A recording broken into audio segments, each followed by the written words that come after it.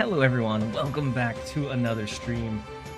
Today we have drops that went live. We're going to have an announcement at some point soon regarding series drops and what cards. They said it's going to be the largest one they've ever done. So hopefully we see some pretty impactful cards dropped down to the point where they are more accessible to more players. And then we have Redwing that's releasing later. I'm not 100% sold on Redwing yet, but maybe he'll surprise me. He can't be much worse than Thaddeus. Thaddeus has had very little to no impact on the metagame thus far. Like he can sometimes fit into like a Hella deck, but that doesn't mean he's amazing in a Hella deck either. And then Angel, welcome in. Hopefully you're having a good day so far. While we're waiting for people to filter in, I'm gonna go ahead and just jump in. We have a very control-heavy build that just runs like the basic early game kind of tempo cards. We have Sam Wilson, which is great at grabbing tempo early. We have Kate Bishop, which is much more control-heavy. We have the Mockingbird Sasquatch Mysterio, and then we have our counter tools, and then the buff-ups with Galacta. Ooh, it's your day off after working 13 days. That is crazy, Angel. Hopefully you get some much-needed rest and relaxation. Hopefully you enjoy your day off. And then Akshay, thank you so much for the resub with your Prime for 7 months. Very much appreciate having you here. And M2814, thank you so much for the Prime sub as well. Hopefully you're having a great day. Whoa, I can't tell you how long it's been since I've seen World Ship. That is wild. What time is the series drop announcement? I would think it's probably around reset time. I actually haven't gotten any information on like when an ETA, other than it should be today, and so we're waiting to see. Your guess is as good as mine at this point. And then Murdoff with the Prime resub as well. Welcome in. Hopefully you're having a great one. So World Ship makes this first match kind of awkward. I was hoping for a clutter card, but no such luck.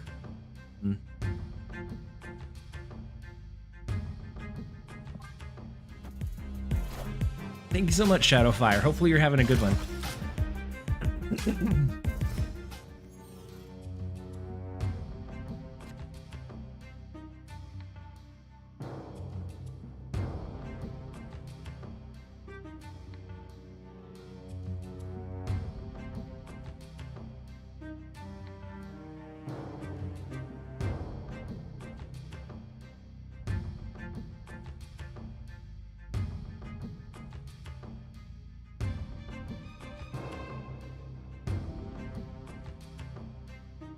All right. We probably end up retreating out of this game, but I'm going to play it slow.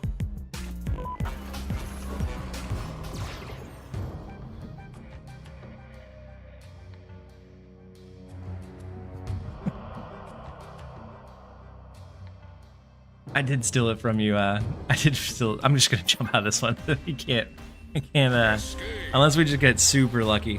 Too much. Focus on your match. Yeah, I probably should have. Raccoon, welcome in. Hopefully you're having a great day so far.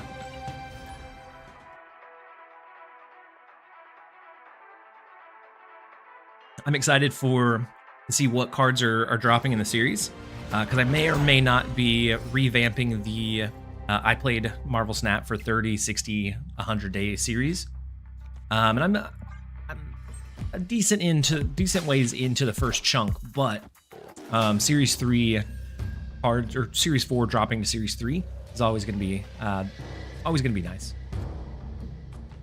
And then Cold Sean, welcome in. Hopefully you're having a great one. And so this time around, a lot of the changes they've made have been kind of small, but it has made a really big impact on that early game experience.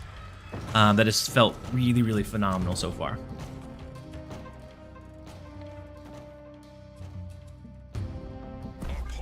And so, like alliances, we have the Galactus web pool.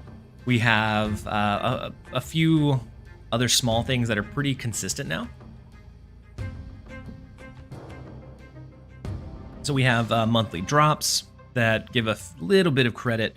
We have the booster shop, which helps. We have the increased consistency on Series 3 cards in the caches. All of those feed into a much smoother curve into that Series 4-5. And so it feels much, much better so far. And then Boosty, welcome in. He said, Twitch says I've been following since February 23rd of last year. Almost the follow anniversary. Now I have just enough points for one. Ooh, so with Wave, they could do Galactus, couldn't they? They're running a Galactus deck.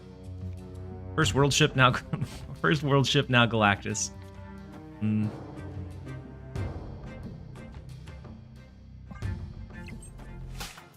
then Sargeny, he said, Yo TLSG, yeah, it is Galactus. Yo TLSG, good to catch a stream early again. I just made it home from work, so I need to sleep, but I'll be running your stream in the background. Absolutely appreciate it, Sargeny. Hopefully you had a good day. Hopefully you sleep well. And I don't know that I'll be live whenever you wake up. I'm gonna go as long as I can, so probably like 6 or 7 hours. But depending on what the numbers look like, I may do an overnight stream as well. Why won't Redwing be able to move himself? I don't know. He has wings. You would imagine that he's able to move himself, but he can't. And so I don't know why. I don't know why that is, unfortunately. If we grab priority, we put ourselves susceptible to a null.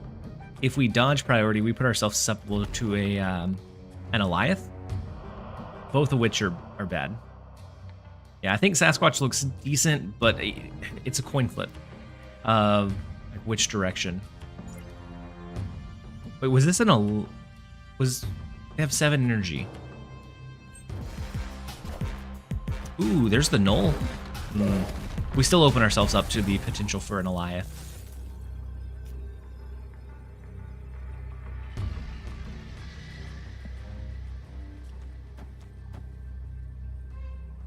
So we would just have to hope that they don't have it, and I don't think that's worth risking 2 for.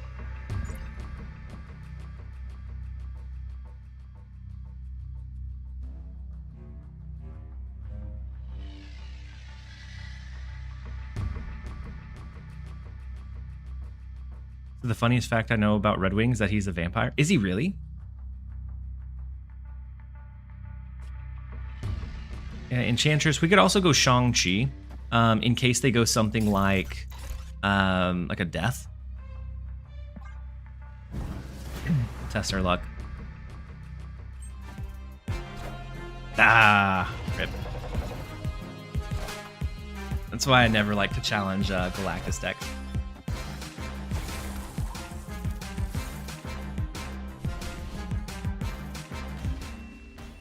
So basically 2 world ship games in a row. Fortunate. Especially a Galactus that snaps. We definitely should have retreated there.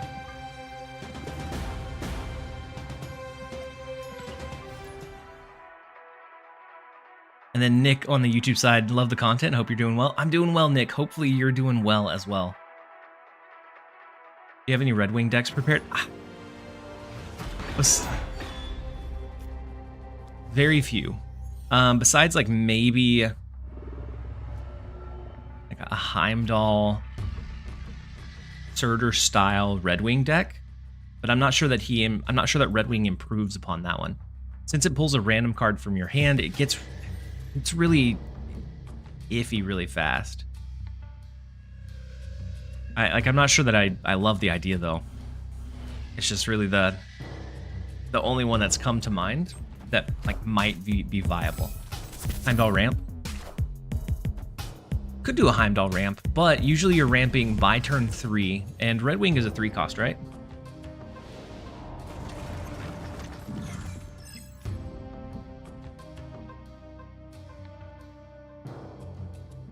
I guess they stopped updating the new cards. The 3-4. Yeah, so usually with a ramp, you're wanting to ramp on turn 3 and do a 5 cost on turn 4.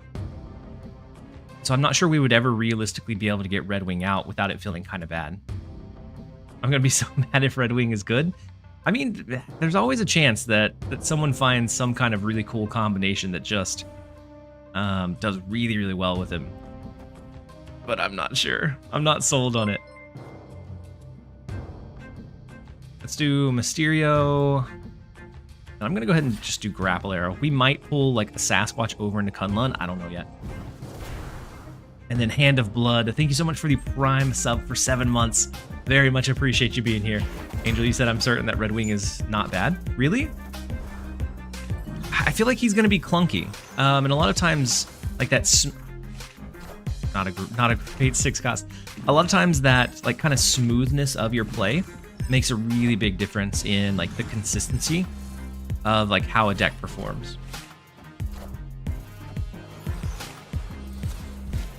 Oof, okay. Maybe Living Tribunal is better than their Taskmaster. So if we Galacta pull into mid, throw a... kind of want to do Sasquatch though, because otherwise he's going to be what? He'll be 4 cost next turn? That's fine.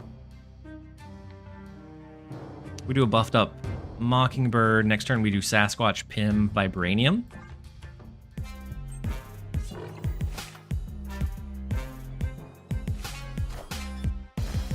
Redwing was bit by Baron's blood, now has vampiric traits without the downsides. It's super interesting because he's one of the characters that I know almost nothing about. Like an Aranya Web. So are you leaning more into the move package? Yeah, I get the point of mana cheat. I guess my... Oh, it's not even turn 6. I guess my hesitation with it, my really only hesitation with it is that to achieve that mana cheat, it's going to be a random card from your hand, and so it's really hard to control what value you get from it. And so I don't know. I'm not sold. I think anytime you get extra value, it more often than not turns out good. But the RNG element of it scares me.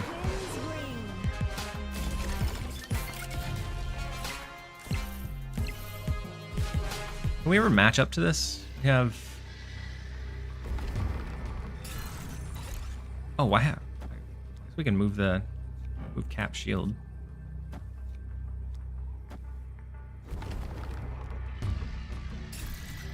We can do Pim Arrow. I don't think we ever match up to the right. Maybe mid, but if they have a Spectrum. No, this is an Arrow version, so I don't think they have Spectrum. They could have maybe a Cannonball.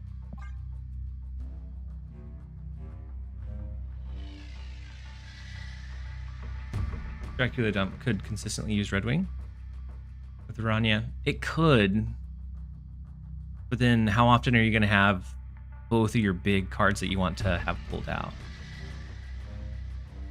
Is it 18 on all locations? So right now it's 13, 10, 11, 12, 13, 14, 15, 16, 17 extra. So 17 divided by 3 is about 5.5, 5.6. So it's about 18, yeah.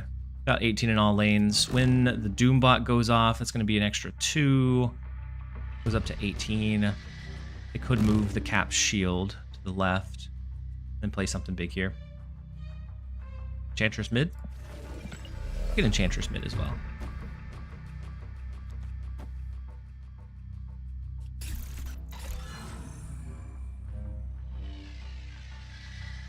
That might be the play. And then Crack Snap, welcome in. Hopefully you're having a great one so far. I joined Snap at the end of July. Was there ever a Goose meta? If so, it was a very, very small one. We had a little bit of time where Goose was decent. I wouldn't say that it broke the meta, but he was definitely very, very relevant.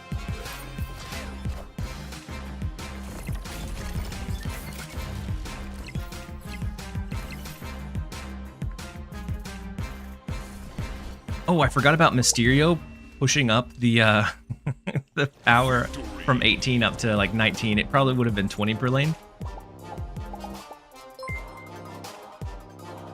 Yeah, Lockdown Cerebro was a thing too. But it wasn't like dominant for long. That was back whenever they heavily influenced and shifted the meta pretty often. And so I don't think it ever made it very, very long. And then Sunny Day JJ, thank you so much for the Prime resub. Very much appreciate having you here. Hopefully you're having a great day so far. Let's go ahead and split old Sasquatch. I'm at the credit cap, and so I can't claim my daily missions until I split something. Goose Surfer was a thing too. That's true, Wizard.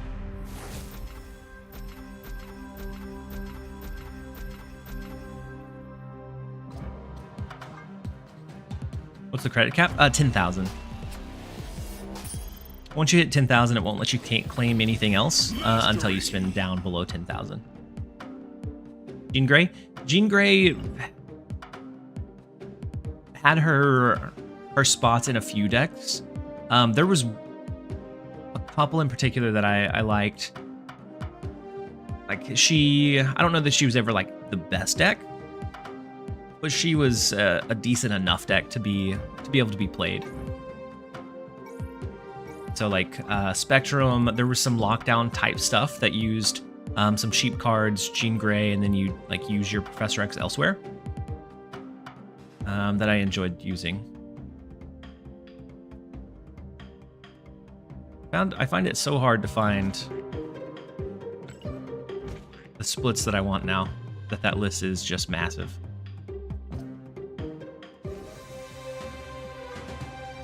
Why is there even a credit cap? I don't know. I guess so that you can't just hoard forever and then one day decide to spend them all. I don't know.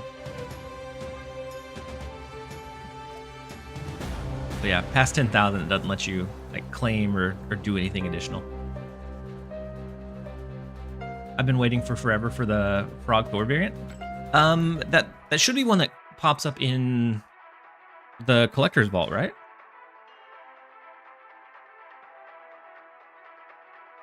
I feel like the past few over theirs have been a bit boring. This last one just made Adam Warlock good in a deck that was already fine. Yeah, it feels like, so I think it's kind of twofold, the reasoning behind that.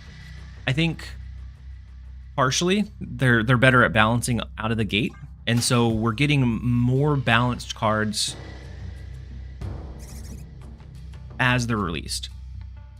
I think also they're focusing a lot more on like the new cards and making sure that those are what like people want to acquire, and so those are always tuned a little bit higher instead of focusing that manpower on like changing or tweaking the cards that people already have. And so I think it's a little bit of both, but I agree. The over theirs used to be, and they used to feel pretty impactful. At least they felt pretty impactful to me.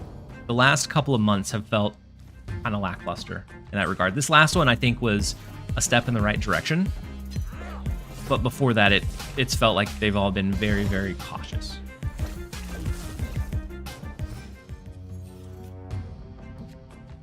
Don't tell me there's also a gold cap. No, there's not a gold cap. There's not a gold cap because they would have to, they would be wasting money, and so that would be silly, discouraging someone from buying something. And so no, you can have as much gold as you want, as far as I know. I thought they were gonna rework Loki. They did a couple of times, and then they just kind of left him. Right now he doesn't feel all that great, but they kind of left him where he was at.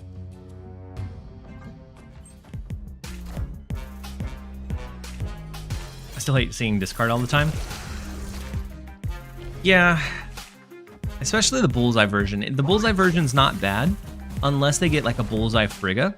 If they get Bullseye Frigga or like Nico Bullseye with a Bullseye copy or some way to get multiple, then it gets really frustrating. Otherwise, I don't think it's all that bad.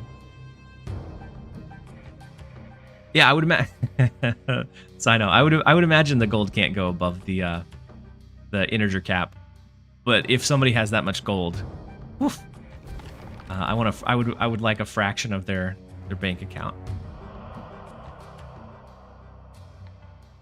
So we can snap Mysterio, but Hydro Bob's not going to jump until afterwards.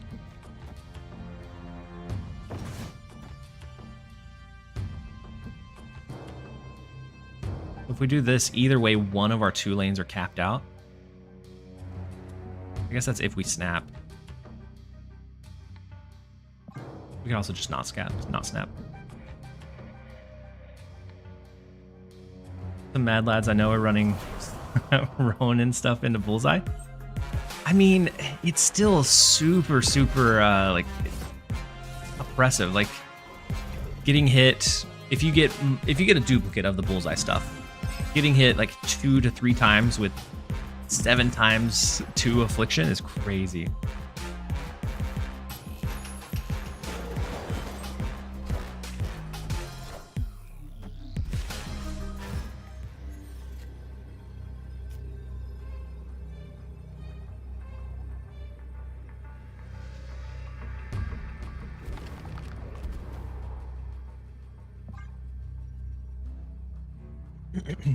So their Dakin is going to be huge here, so it's fine that we can't really impact this. Just a matter of if the left lane is enough. Character Mastery should have rewarded players for using a... Yeah, I agree. That's what I was hoping it was something where, like, win 100 games using Sasquatch, or, like, if even into, like, the flair of the card itself, I thought would have been really, really cool. Something kind of like League of Legends used to have. I don't know if they still do, where like the more you use it and the better you perform with it, the higher that rating and ranking goes. As is, it's just depending on how much money you've spent or how long you've played, how many splits you've done, you get some progress, but the progress doesn't necessarily feel meaningful either. And I think that kind of pulls me away from like leaning into the mastery. It feels like you're going to have a huge array of splits. The odds of getting like a particular one that you want are feels so much lower. I don't know if the numbers actually support it, but it feels so much lower that I don't even really interact with it all that much. The new game mode doesn't come out today. No, it was scheduled for today, but they said they ran into some kind of like bug or glitch or error, and they're delaying it for a week. So it should be next week, and it's still going to run for 2 weeks. But yeah, you're right. It's not this week. Mastery is just an ad for the variant shop.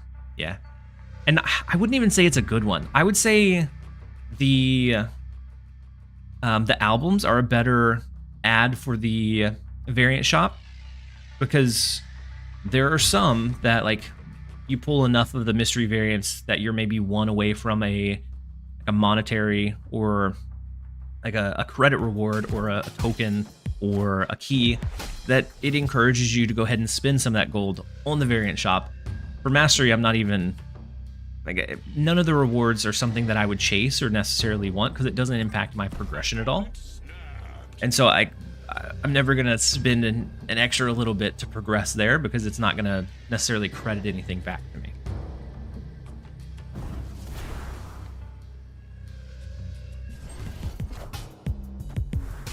What do you think of the? What do you think of my idea of Redwing in Surtur with Heimdall, and Ghost Spider to move Redwing? I think some kind of Heimdall synergy with Redwing feels like where we'll probably end up. My hesitation with it is that 3-cost slot, you're competing with Surtur, and so if you ever have both, you're obviously going to be leaning much more heavily towards the Surtur line than anything else. And so I don't know that it like curves in naturally well either.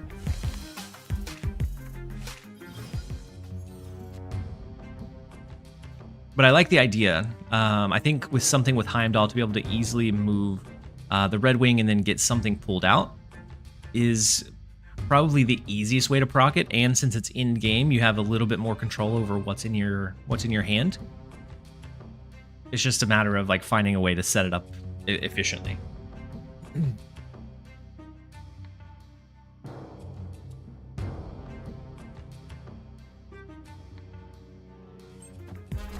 I don't think the 10 pulled from hand will activate Surtur. I don't think it will. The idea with the Redwing is that Like when it pulls a tin down, especially now, because Surtur is capped to 2 buffs. But the bigger idea of it being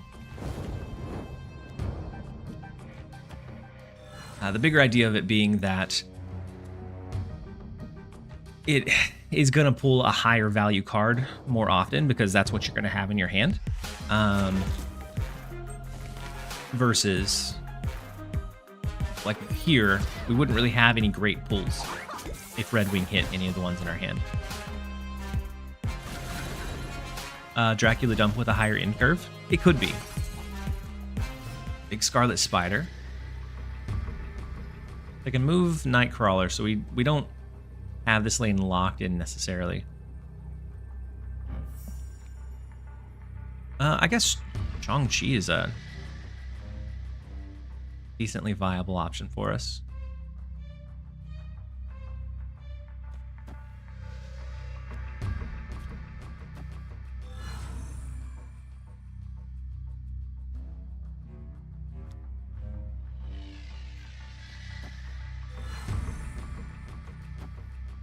I think we're going to try this. Kate Bishop to the left gets the +3 from Galacta. And unless they move Nightcrawler and then stack here. Oh, okay, they do. Right.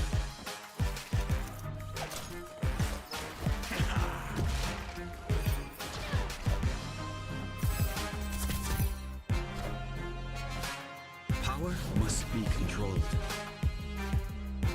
Could we have won mid with Shang-Chi left, Kate Bishop? Yeah, we could have. Shang-Chi left, Kate Bishop mid would have been our play. If I get the bird, I'll give it a shot. I think Redwing would be one that I would be hesitant to pull. Unless, I mean, I'm going to pull it today because we're streaming. But if I wasn't, or if I wasn't creating a video, I think I would be hesitant and like wait to see what the decks did before spending on it. Does the new Hela work with Pixie, or is it original cost only? Oh, it looks like, yeah, original cost. And Hela is in a decent spot. It's not anywhere near unusable. It's just not, it doesn't slam as many high power things now. Find Acid Arrow. They've already dropped their Killmonger courtesy of Sakaar.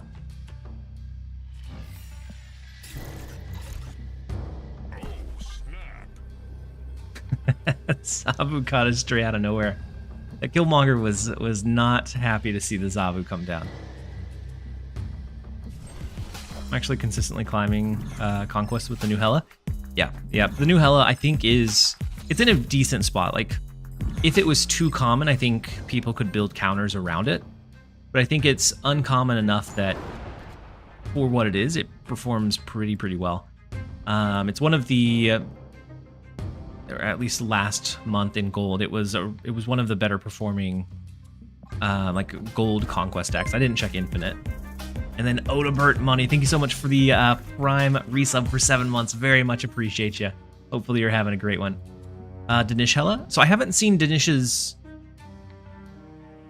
Hela deck. I don't know. I don't know how much or what he changed in it. But I know Danish is always cooking with Hela. Oh, I already snapped Angel. I snapped once their Killmonger came down on 1. I do assume that this is maybe more of a mill style and that they have a Shang-Chi. So we have to be careful or cautious of our Sasquatch here. But I do still think it's fine. I'll snap. Oh, it's okay. It's mill, but they... Whoa! Maximus?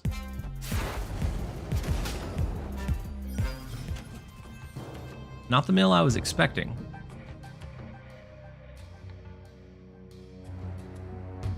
Yeah, it could be Ronin.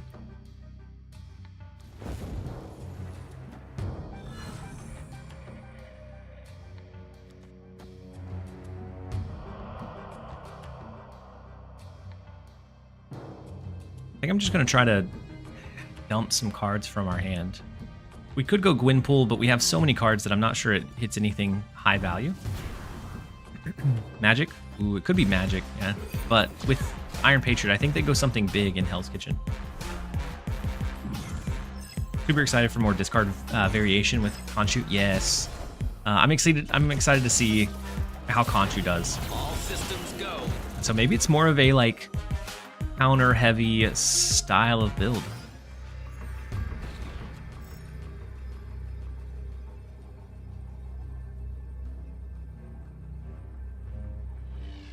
If you played Mysterio to the left, one would get buffed. The one to the left would get buffed, but the one to the right wouldn't. We have Prio. Heck, Ronin? Yeah. Yeah, not a mill deck. We already have the real Mysterio to the right. Enchantress buffs it up to 9. Mockingbird. Captain Marvel? Or Captain America?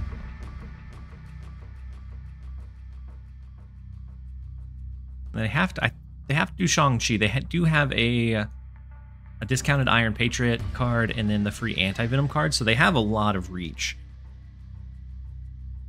And then Codename Jaw, welcome in. Hopefully you're having a great day so far. Khonshu and Hawk. I've seen a lot of... Wait, Khonshu and Hawk to revive the 5 cost?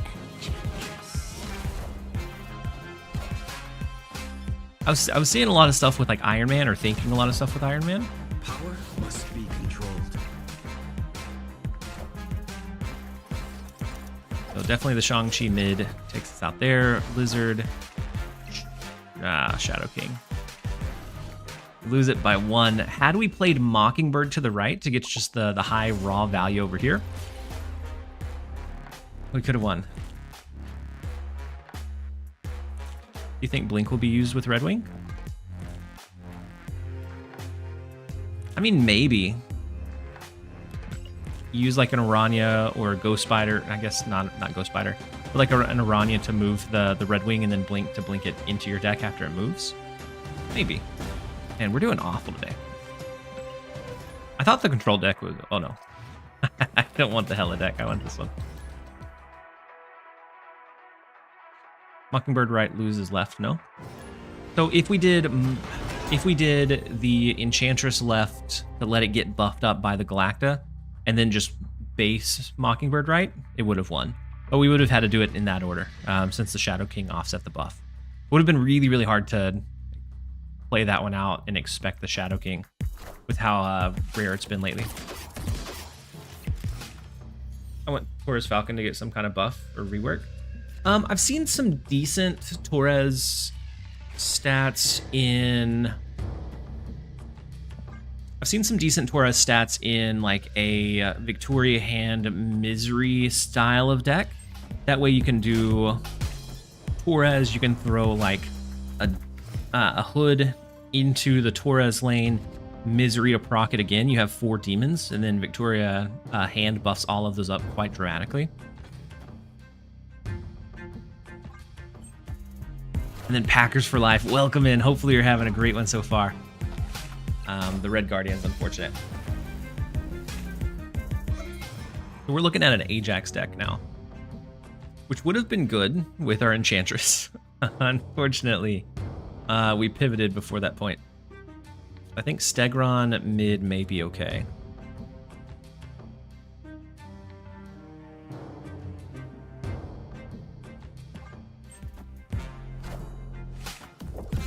And then Ram Ham Bam 95. Thank you so much for the Prime resub.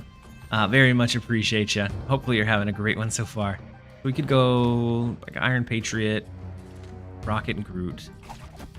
Go Spider-Man, Rocket and Groot. Not sure either one is fantastic. Akari is a good Redwing card. Friendly neighborhood Spider-Man here. Within your hand. I could see that. Clogged their left. We had to play in the left lane because of Avengers Compound. Otherwise, yeah, I think we clogged their left lane.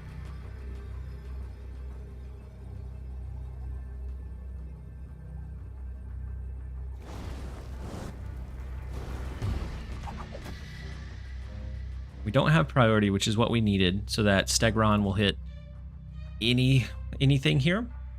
We're just gonna gamble a little bit with Cannonball.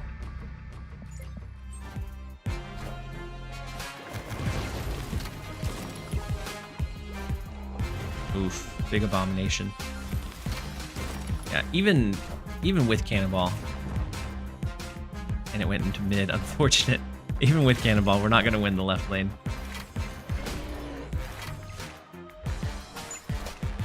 We do slap the Ajax away. We hold down mid, we just didn't quite get left. Had they not Red Guardian the Craven, we would have had enough power.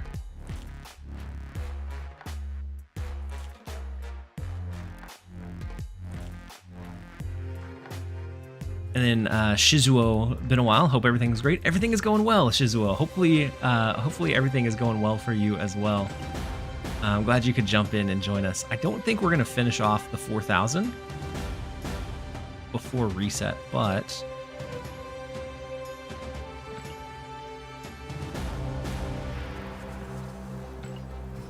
somewhat close. And then Calibrex. And then 2Place on the YouTube side dropping in. How's it going? It's going well, 2Place. Hopefully it's going well for you as well. How do you feel about a Dracula Dump style Redwing deck with all the 1-cost movers? I think it could be okay. I think you would want somewhat of a higher curve than normal rather than just like the Infinite Red Hulk or whatever the double like big drops we have these days. And then L also, you asked when the series drop was. We don't know for sure. I would expect around the daily reset. That's usually... No, the drops are out. About 10 minutes ago, I think. No.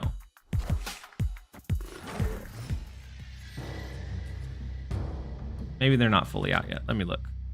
No. They're not out yet.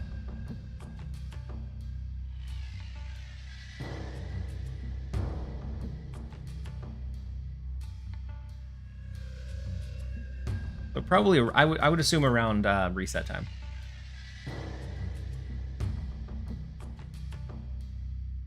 All right, so we can look to try to maybe cap out their left lane, which would be nice.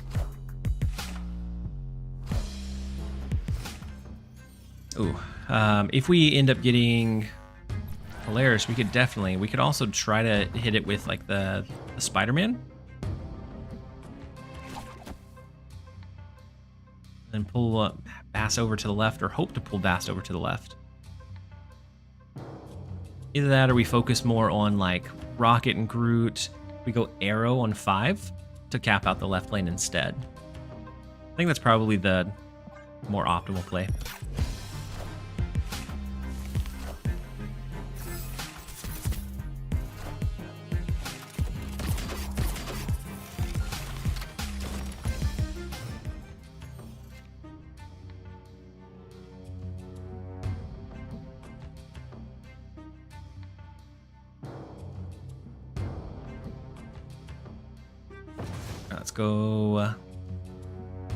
Let's go Sam Wilson. We're gonna go Spider-Man here, depending on which way it pulls. We either do Arrow next turn, or maybe we pivot off that just a little bit.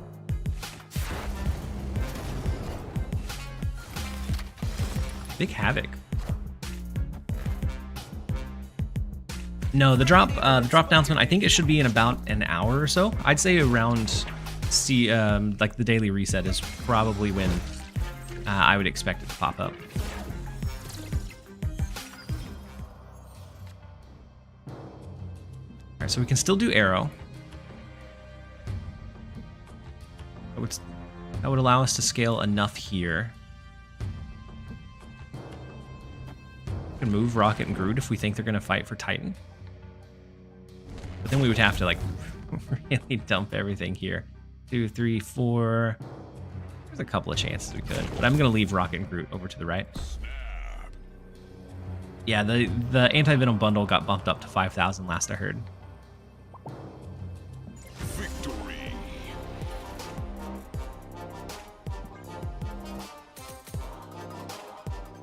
Redwing only procs once. Yeah, it should be kind of like a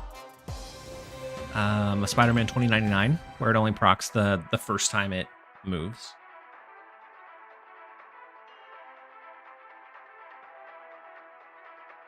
I had the gold, but then the Brian Gonzalez, Sarah was in my vault. I'm a sucker for Sarah Baron. Sarah did just recently get a buff, and so I'm not blaming you at all. Really close. I dropped a couple hundred the last couple of days, unfortunately. But so are you hovering around like 500 as well?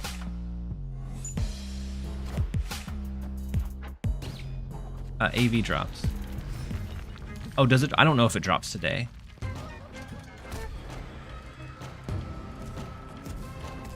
Murder-World's unfortunate. Also, Spider-Man getting nabbed is unfortunate as well. Let's go Rocket and Groot and hope that it goes to the left. Beautiful. Symbiote Spider-Man resets Teenage Negasonic Warhead. He can reset Redwing. Does he reset Negasonic Warhead?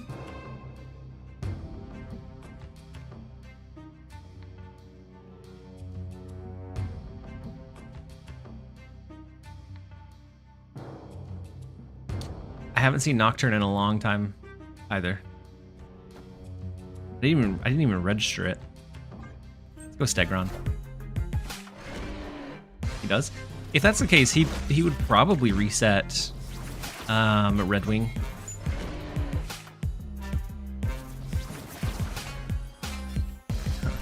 no double up for them. Unfortunate for you, Fran. And then Galacta popped here. Can I always arrow it away?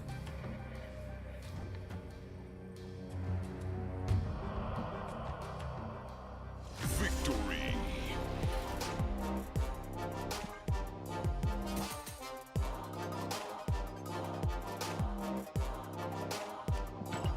We're winning a couple. We need to pad our rank a little bit because I assume that I'm gonna do pretty poorly with Redwing. The only thing Symbiote can't reproc is activated cards. That's true. And so, yeah, he'd be able to reproc Redwing, but it's a lot of setup to be able to try to like make that worthwhile.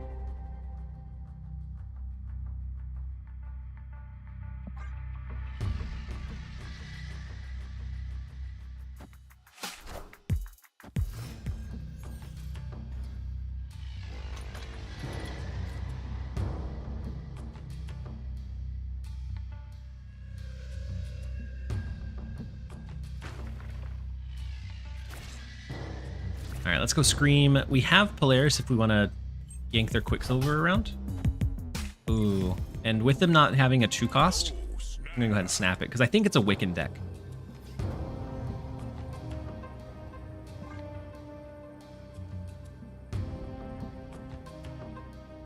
I've been stuck in the 80s. What deck did you use to get to Infinite?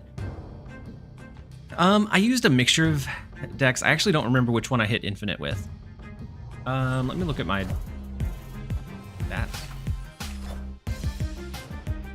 Oh no, the Gladiator. Gladiator Wombo. Fortunate.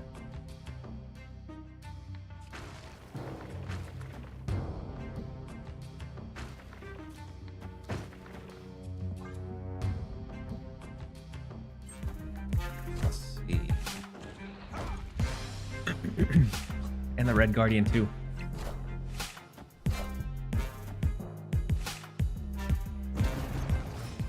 I used oh, that was after. I think I used a mixture of like a Wiccan Control, a Bullseye discard, and then like a Doom 2099. But I think the Bullseye one was the one that kind of pushed me over the edge, if I'm not mistaken.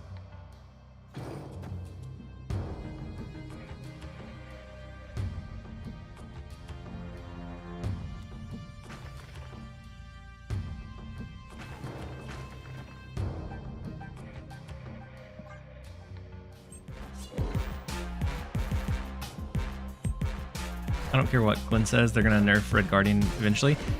I feel like he is too splashable. Scream plus Doom. I haven't tried Scream plus Doom since the patch. but I know that it was very good to climb with. Can't believe we won that one after tanking the Space Throne. Ooh, did it just drop? Huge.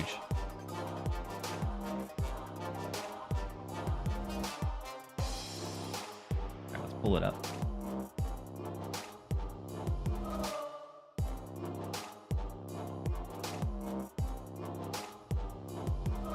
This one, right? Yeah.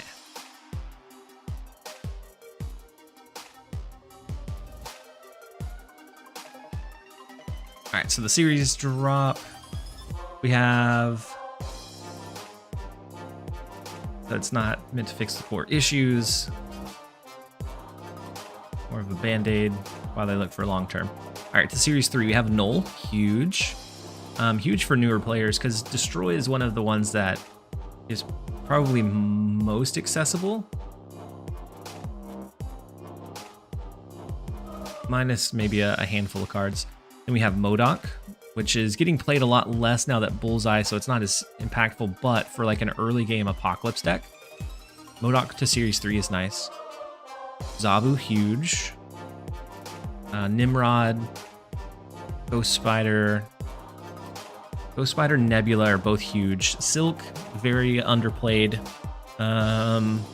but it's nice to have it down there. I think Nebula is a huge one. Ghost Spider, especially for move type decks, is a huge one. We have Mobius. Mobius is a huge one. Then Hercules, he's a bit harder to use, probably an underperformer. But with a little bit more accessibility, maybe he shines a little bit more early game. But yeah, the Mobius, I think, is the biggest winner to Series 3. Followed by like Ghost Spider, Nebula. MODOK and Null, I think, are really, really good for like some of those earlier game. If you pull those early, can really help build out those decks that you otherwise wouldn't really have access to until you got deeper into Series 4 or 5. And then to 4, we have Blob, really only used in Arisham. Loki, very rarely used. Sebastian Shaw is a decent one to have a little bit cheaper, because he really helped build out some of the more successful Surfer lists. Elsa Bloodstone hasn't really been used as much, but not a bad card. Miss Marvel, Werewolf, Scar. I like seeing Scar drop down. I guess Surtur is still high up there, and then a few of the other ones, but it makes that deck a little bit more attainable. Black Knight, Corvus, Full Obsidian mixes in with the Scar. Cannonball's nice. Seeing Cannonball drop down, where once he was just like this meta monster. Ever since the Professor X change, he hasn't been as good, but still definitely usable. And I think early game, earlier on in like your collection, he's even better. Overall, a pretty big one. Looking at it, we still don't have Hawk, who's been in Series 5, right? I don't know if he ever dropped down to Series 4. He's been in the upper series since his release, like a year and a half ago. But it is nice to see some decent cards come down. I think a lot of those are easy for new players to like pick up, understand, run, and like slot into a decent variety of decks. He's Series 3. I wonder if he's always going to stay Series 3. He was the first release along with Null. Yeah. Yeah, unfortunate. He's probably going to stay there for a while. I think because it encourages a somewhat of an anti-fun type of build with the rocks and like just the junk. Maybe they don't release him down to Series 3.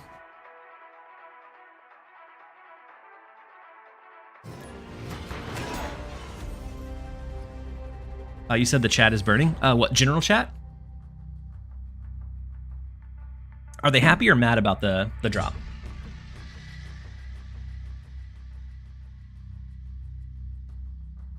Only missing 8 cards. Spent tokens on Spider-Ham. Oh no! Spending tokens on it about a week ago is unfortunate. Definitely thought you were hitting a vape, by the way. The straw looked... Oh, no. No. It's just... It's water.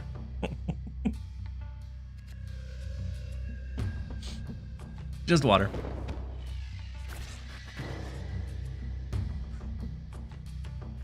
Let's go ahead and set up a Scream. I think with Fisk Tower and our anti-movement stuff, we should have a good case to snap.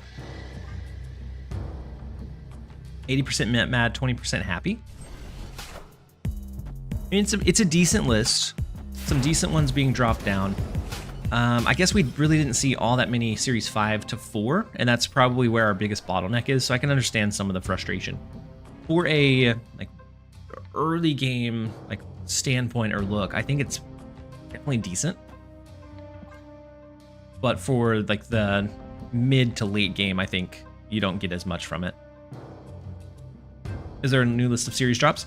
Yeah, Cosmo. So it just released on Discord. Let me see if I can grab the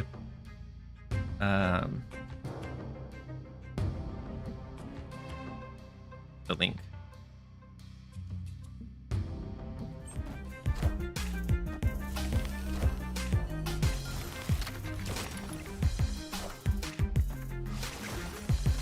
Speed feels like such an S4.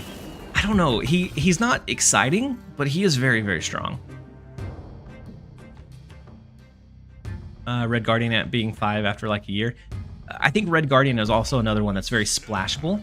And so I think they're trying to, maybe they're not looking to bring cards down that are versatile. Maybe it's more so like the rigid like archetype builders. And then the versatile ones they're leaving a bit higher up.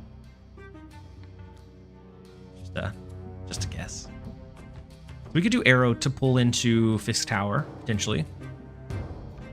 We could also go ahead and go, what? Like, Craven.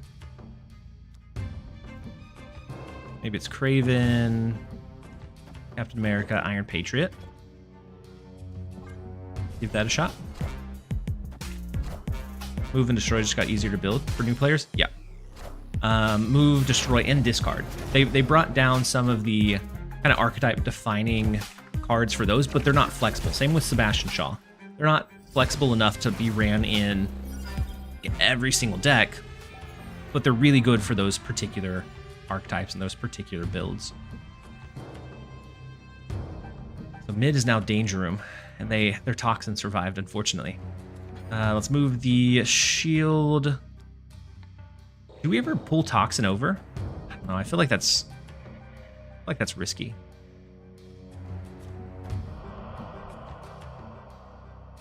And I do think they build up big in the vault, so maybe it's this.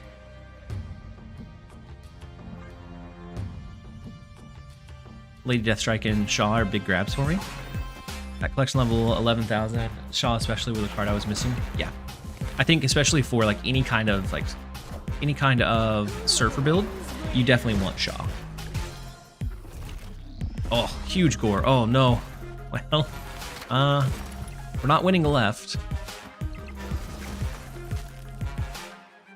Huge Iron Patriot card.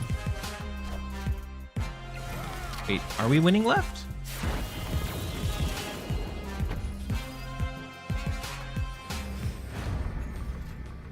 At least right now we're winning left. Shield lands in Danger Room. Spider-Man 2099. Not 2099. What are we talking about? Regular Spider-Man to pull a card out of here. But that does pull into Danger Room. Maybe we don't want to do that. Maybe it's more so this. And hope that they have bad luck here.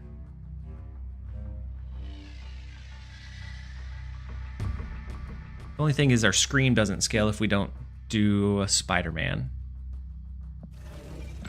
I guess we could do something kind of silly like this.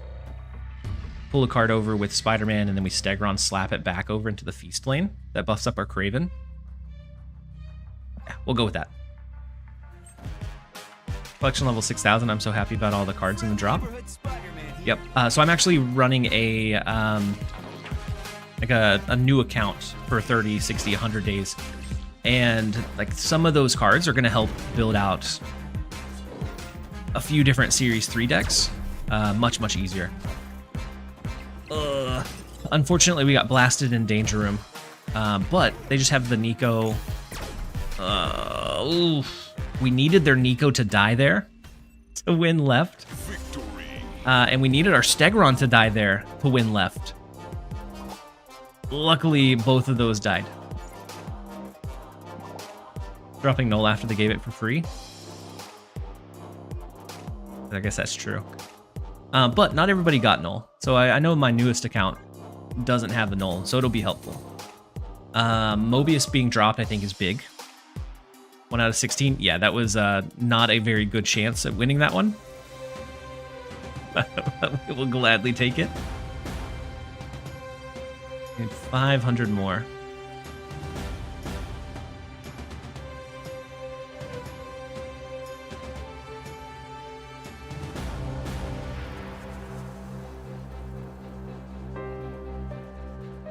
Couple of 3-cost cards. I think I'm going to do the 5s though. Legendary. Oh, we're going to drop the 5s. All we need to do is complete that one. We'll have the border. Do you have any ideas on how to fix the card acquisition? With its current state, no. So I think the card acquisition system would have been fine had it been you hit a kind of an equilibrium point, and as you release cards into Series 5, you drop as many into Series 4 and then therefore as many into Series 3. And like they would have to keep up with that cadence. But it definitely hasn't been kept up that way. And so I don't know. I don't know like the best way to fix acquisition other than like completely revamp the system entirely.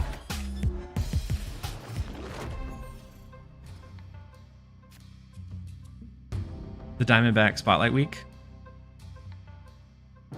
Does it have... It's mainly Series 3 cards now in there, right? Series 3 is already huge. It is. And they help to alleviate that a little bit, Hobbit, by doubling up on the speed that you get Series 3. And so before it was... You get... I think it was... I want to say it was 2 cards for every 9 caches in groups. And now that they've changed it, it's... you get 4 for every 9, so it's almost the same as like your first 400 collection levels into Series 3, which felt, having gone through it a couple of times, felt a lot better than hitting that gap where sometimes you're going to go like 3 days out of the week without a single new card. It's still not like it's sustainable long term, but I think it feels a lot better now than it did. It's just a matter of how do they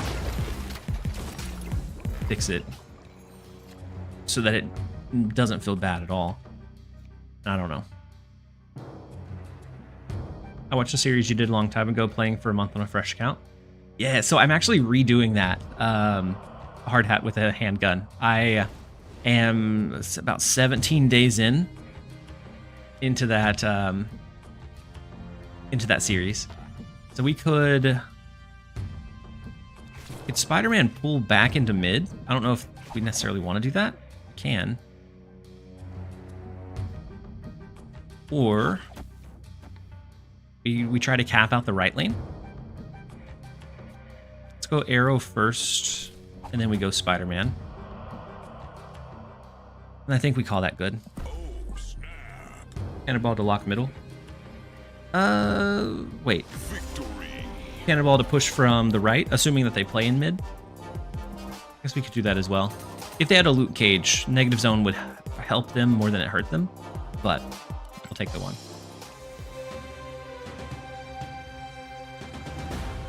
Always playing with the season pass card. I was running this, and I went 1 for 5. It was a control heavy. The stats on it are generally pretty good. I also ran, I didn't run this today, but I was running this one off stream to complete the weekend or the weekly time limited missions. It's just the season pass card is super strong right now. And then Rush Limbaugh, thank you so much for the resub with your Prime for 8 months. I am doing fantastic. Hopefully you are as well.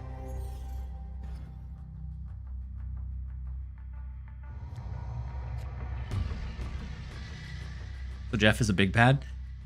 I feel like he is much less effective now than he used to be, because we have so many cards that move.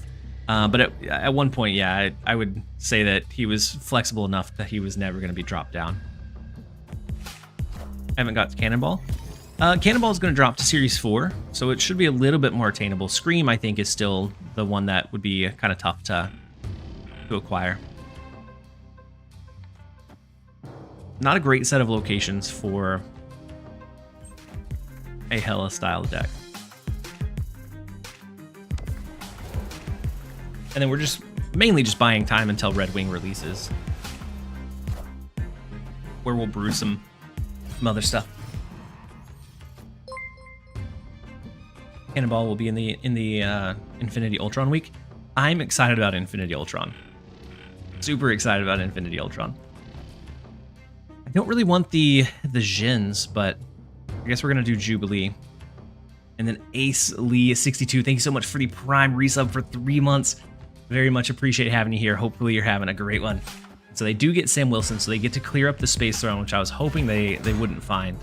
And then with armor, Zabu, it's going to be our like Surtur style. And they actually outshine us, unfortunately. Lady Sif gets rid of our death, but we are going to start running pretty limited on spaces for these resummons pretty soon. So Jubilee would flip into nothing.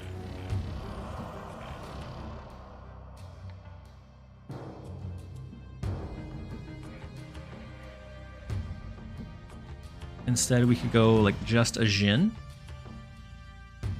That would allow us to at least do like what, Blade plus Hela.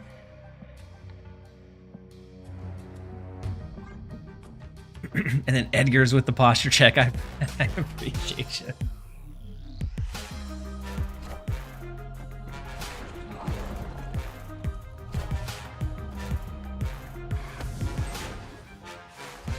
And I don't necessarily always follow like the new card release. Like I think I was streaming a few weeks ago and I didn't use the new card at all. A lot of times I do enjoy using the new card. But the season pass one is especially strong, is the main reason that I'm using it.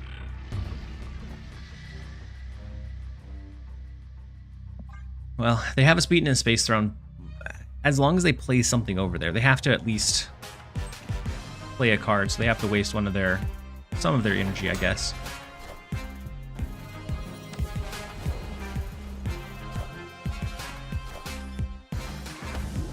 We dodged the Cosmo. How do you like Thaddeus? He fits perfectly, I think, in Hela. I think he's decent in Hela. I think in general he's just okay. Would you ever stream Marvel Rivals? I enjoy Marvel Rivals. I don't think I'm good enough that I would garner much of an audience there, but is Thunderbolt worth it? I'd say no. I think he's one of my, besides Bruce Banner, which is an awful card. He is one of my least used Series 5 recently. Was there a reason you didn't blink the Jin? Having already played Lady Sif, we could have. We could have blinked it. I know that we were getting low on space, though. It was one of the big things I was looking at. I guess we could have flipped into Black Cat or Hell Cow, and it would have been nice. Love Ross and High Evo with the Hulks. Yeah. Slipped Up said, I definitely watch you play Marvel Rivals. So I played it a bunch when it released. It's one of my first PC shooters. Most of my shooting experience was on PlayStation with the Call of Duty 4, Modern Warfare 2, and all of the Black Ops. And so it's like a lot of the movement and stuff is easy to pick up, but it's just the accuracy that's coming with time. And then Devin, welcome in. Favorite COD? So Call of Duty 4 was the first one that I picked up and played a lot of. I think in terms of like gunplay, it was pretty balanced, where like the snipers felt strong, but they didn't feel like silly strong. But I played a ton of Modern Warfare. It had some really good gunplay.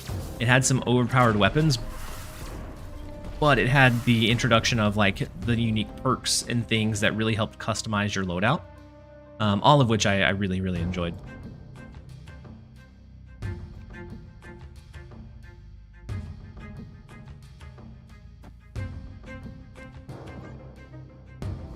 And so I'd say probably Modern Warfare 1. Modern Warfare 2 ended up, like, it leaned a little bit too heavily into the, like, all of those systems, and there was a bit too much that was too broken. And so I started falling off a bit there, but I think both of those I played the most of. For zombie content,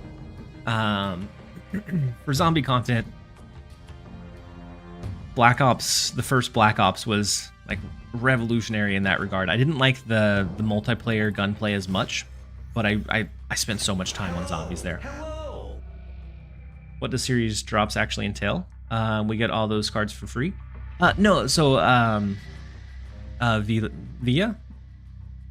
Villa. So those will drop down to the lower series. So the ones that were in Series 5 dropping to 4, those before would cost 6,000 tokens to acquire. They now cost 3.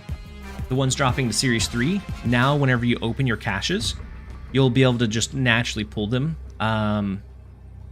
You'll be able to just naturally pull them from your caches instead of having to spend tokens on them. So you don't necessarily get them for free, but they're much more attainable. You said Nimrod is dropping, so there is a Series 3 card in the spotlight. Yeah, Nebula, Nimrod, both are dropping, and so there's going to be Series 3 in it. I think it was they had the Series spotlights set before like the card drop got finalized, so they weren't able to change it after the fact. But Victory. My brother-in-law is trying to convince me to get the new Black Ops. I'm no good at shooters, but enjoy running with the squad. Not sure I want to drop 70. Yeah. So the last, I didn't buy the last Black Ops. The last like Modern Warfare revamped or whatever it was that came out, I had just like a week where I was feeling like playing Call of Duty again. And I have enjoyed them in the past. I played it for all of a week, maybe 2, and then never touched it again. Like, it was fun enough, but it just didn't have the same like long-term appeal. I really dislike the like the pass style of gameplay. I think Fortnite was the one that kind of brought that up into like commonality, where they like shifted towards like grind as many hours as you can and you can get the same currency back that you spent on it. Marvel Rivals has the same thing. I don't really care for those. It's more of like almost FOMO effect where it tries to draw you back in continually, which eventually gets me to the point where I'm like burnt out. It takes me from wanting to play it because I'm playing it, and instead I'm playing it to complete the missions. And so eventually I get burnt out with those tactics. Playing Call of Duty is basically competitive 24/7. Yep. Yeah, unless you're playing like zombies or something else, the main draw of it is the competitive.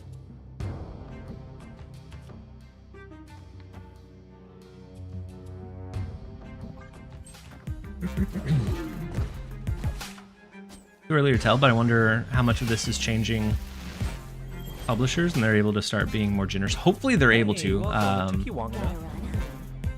Lord, I'm hoping that that's what it is, because we've seen a decent amount of kind of extra generosity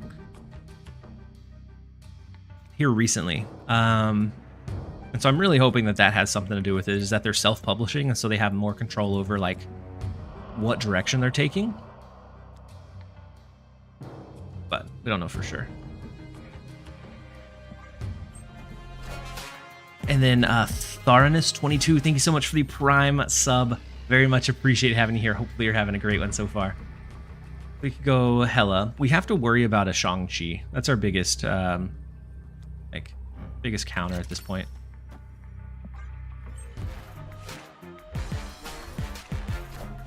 So that's why these game mode events with must-have rewards stress me out. Yeah. Ah, big cannonball. Rough.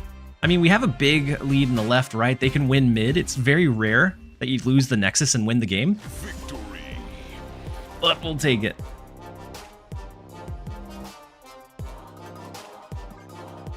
Yeah, the mobile style of like, don't miss this or you're never gonna get it, stresses me out too. Like it makes me less likely to grind a game for hours and hours. Because I get like, if it's, you know, feels unattainable or just outside of reach, then I'm gonna spend less time playing because I know that it's not gonna go towards like unlocking that reward.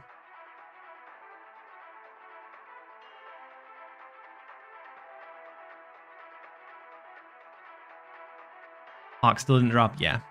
He feels like Hawk feels like it's gonna be in Series 4 forever at this point. And it could be that Hawk encourages a less fun style of gameplay or gameplay for your opponent. And I know that recently they've been pretty focused on like nixing all of the like anti-fun stuff, it feels like.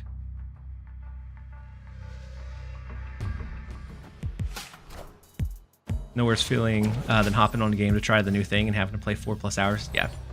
Where's the post? So the pinned comment in the chat should take you to the Discord that has the new series drop announcement. Hey, and then Lord Kelv, thank you so much for the Prime sub and support. Very much appreciate having you here. Elsa shouldn't have dropped to S3. Almost everyone has her variant. That's true. I forgot they gave her. Same thing with Null. They gave it away right before dropping it, which, you know, it is what it is. But I think that definitely encouraged them to use that as a reward rather than use something else. Excited for 4 random S4-5 now that I require less S4 cards. Yeah. I'm excited for that. I'm curious how hard that grind is going to be. Because from what it feels like, they opened up that shop enough that it's much more meant to be like giving the player agency rather than allowing the player to unlock everything type of thing. And so I think it's probably either the S4/5 cards or some of the newer cards. And so for most players, unless you're close to in-game, I think it's going to be more worthwhile to do the randoms. But it just depends on like how easy that acquisition is. I'm still going to get Hercules. Hercules is one of the ones that Hercules is fun. It's just, it's hard to consistently get the value just because you can't control like where that card is going to end up. So it makes it a little bit harder in the long run. As it stands, I'm about 44 to 46 cards from complete. These drops only affect 2. Yeah, I think the series drop definitely helps mid-game players a lot more than late, or I guess early to mid, rather than like mid leaning towards late game. With Nimron dropping, do you think they'll change the spotlight?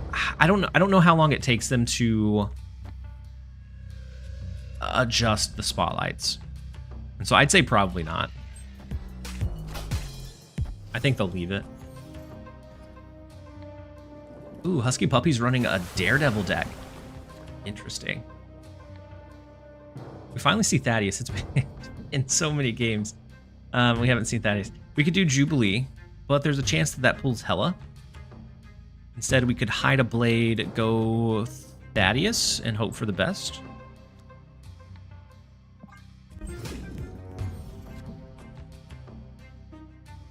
You said you're why everyone is playing this deck. I don't think I'm the only reason. I played this over the weekend to finish my time limited missions, and it does okay. It gives me a fun reason to use Thaddeus, and that's about all. That's about all that it does. So Jubilee could still pull Hela, which would be unfortunate.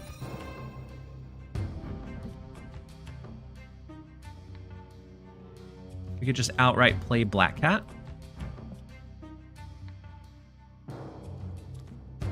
You can always try Jubilee and then I guess a Blink in Dark Dimension. 1 out of 5 for Hela. Daredevil and Hood. Husky is a pretty big clog enjoyer, so it wouldn't surprise me. He's also a really big, misery enjoyer as well. Get death. Beautiful. Yeah, Thaddeus just makes you more consistent at finding your Hela. Definitely not needed. And so now, if we blink out over here, it's guaranteed, but... Actually, this isn't turn 6, is it? I'm just going to play Hellcow over to the left. And then we can... If we don't hit Hela, then we just play Blink in mid. It'll flip the blade into the Hela guaranteed. They answer they're not changing Nimrod Spotlight. Not enough time. Makes sense.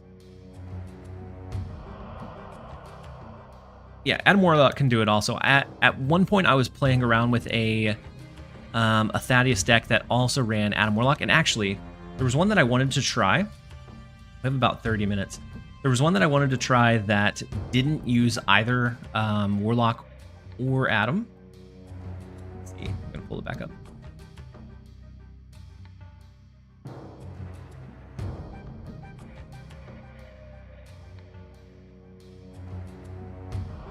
It didn't use either one, and it's been performing pretty well. Win rate. Opponent snapped.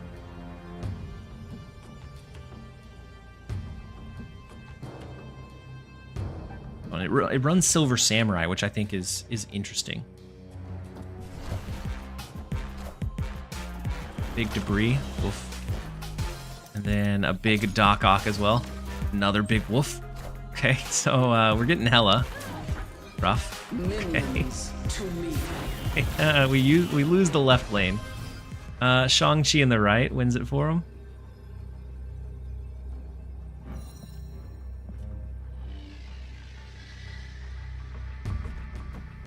Can we ever win? I go Cannonball. We hopefully pull it over with our arrow. Oh no. Yeah, we hopefully pull it over with our arrow. Would be the only way that we have a chance to win here, right? It's Husky, so I'm gonna stick it out and hope. Ah, they used their 1 cost here. So they still win it by 1. And then Shindig Cage, how's it going? Hopefully it's going well. Thank you for the resub for 24 months at tier 1, by the way. It's going incredibly well. Hopefully it's going well for you as well.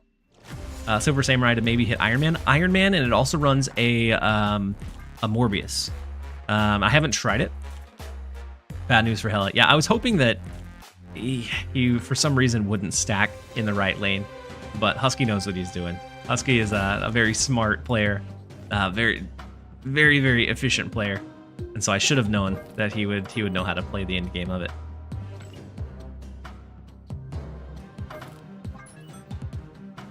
All right, so it's very, very similar.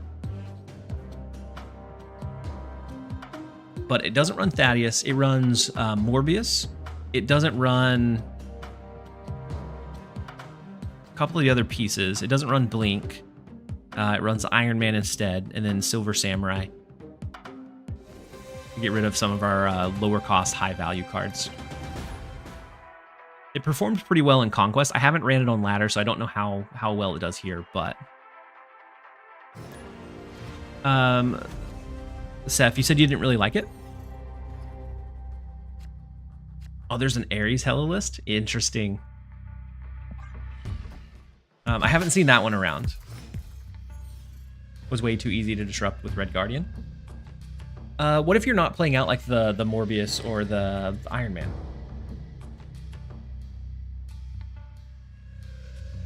They downgraded Scar deck pieces. I don't think it's due for a nerf. I think it's more so that it'll sell pieces of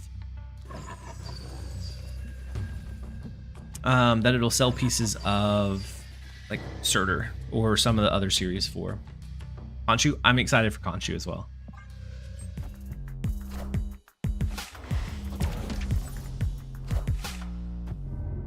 And I do like that it's no longer just a like straightforward Apocalypse. I think the Bullseye discard is a bit too overtuned because it's completely overshadowed the Apocalypse stuff.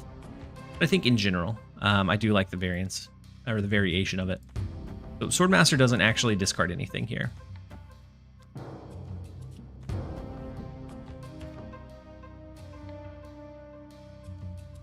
Could always go Silver Samurai. Next turn, it'll discard our Hellcow and our Swordmaster.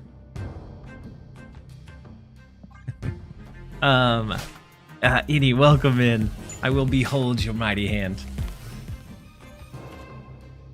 Which, with the Ant-Man, that's what I thought this would be. It's not looking like it. Silver Samurai, it's the lowest power card, right? So Swordmaster, Hellcow? Or do we just go Hellcow?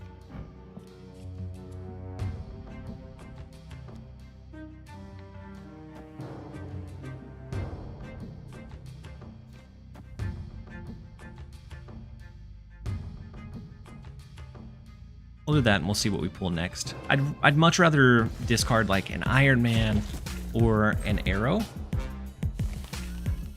rather than the Hellcow.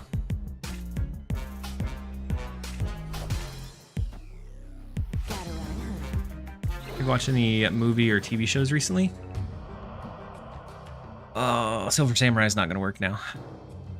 I guess we could singular Silver Samurai for the Swordmaster.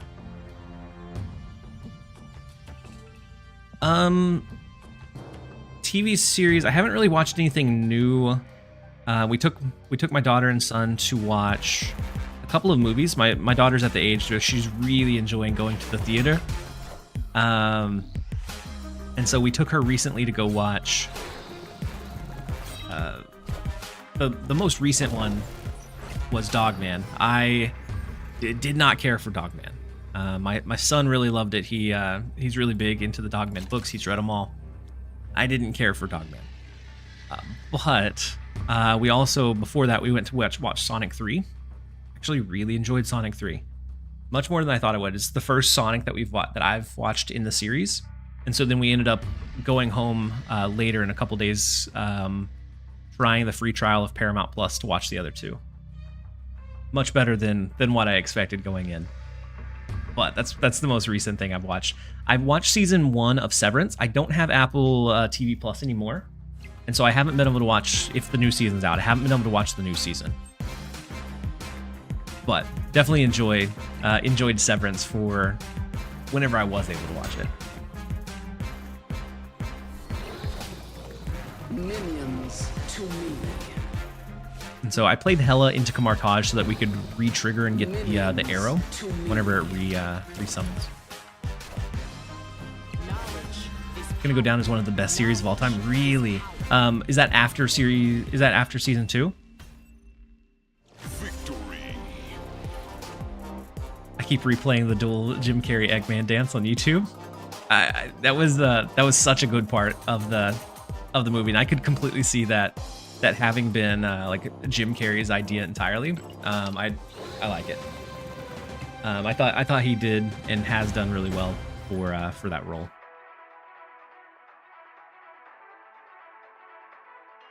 Look at What If season.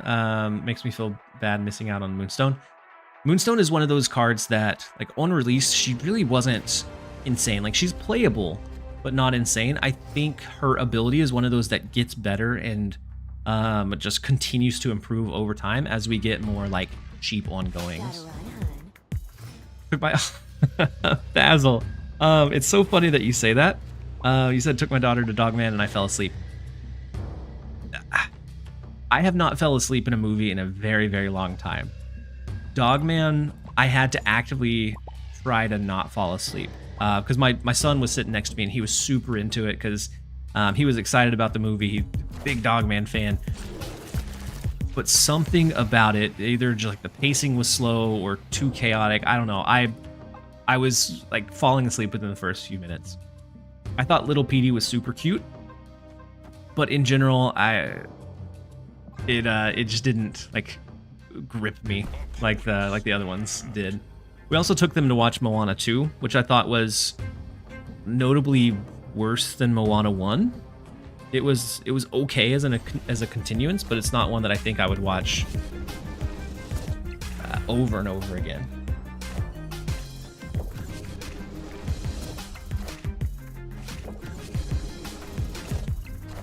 I think Catman probably would have been better.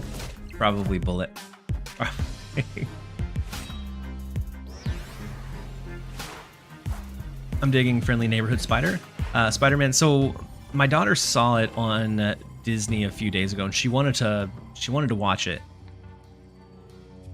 I don't know if we ever full send the Silver Samurai. She wanted to watch it. She watched a couple episodes, and from what I watched, I was enjoying it, but we haven't went back to it yet.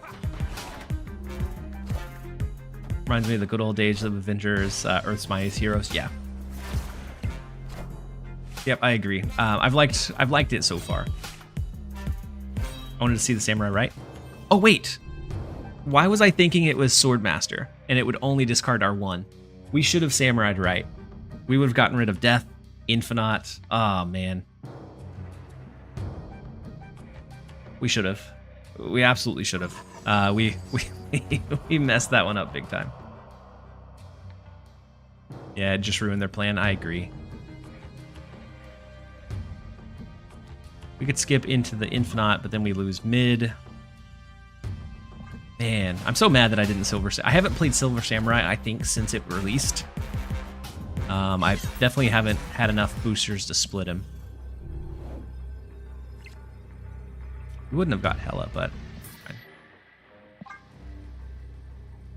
And before no Hela pull, yeah. And that's the reason I like Blink in the deck as like a backup, to be able to like pivot into a guaranteed Hela. In the Thaddeus version anyways. And Thaddeus or Adam Warlock helps you draw additional cards, giving you much better chance or odds of pulling into Hela.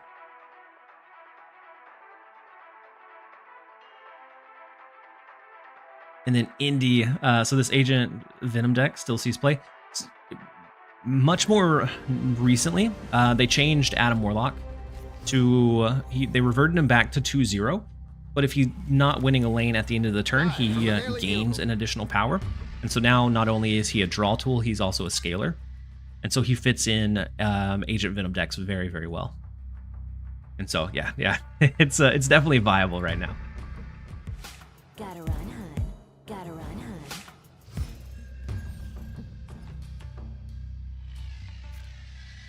Wait, is it mirror match? Both Hellas. They have Red Guardian? Interesting. I started playing in December, but right now I'm stuck in Vibranium. Vibranium... Is Vibranium 70?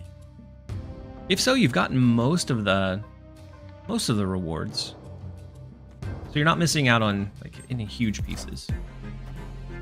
They took your Black Cat? Yeah. No value to me. It didn't. But it took theirs as well. Oh. They drew our Black Cat from Daily Bugle. Never mind. They're not running a discard deck. I see what you're saying now. And so Silver Samurai, Iron Man, or Morbius, both would be fine. And then that dude, though, thank you so much for the Prime resub for 6 months.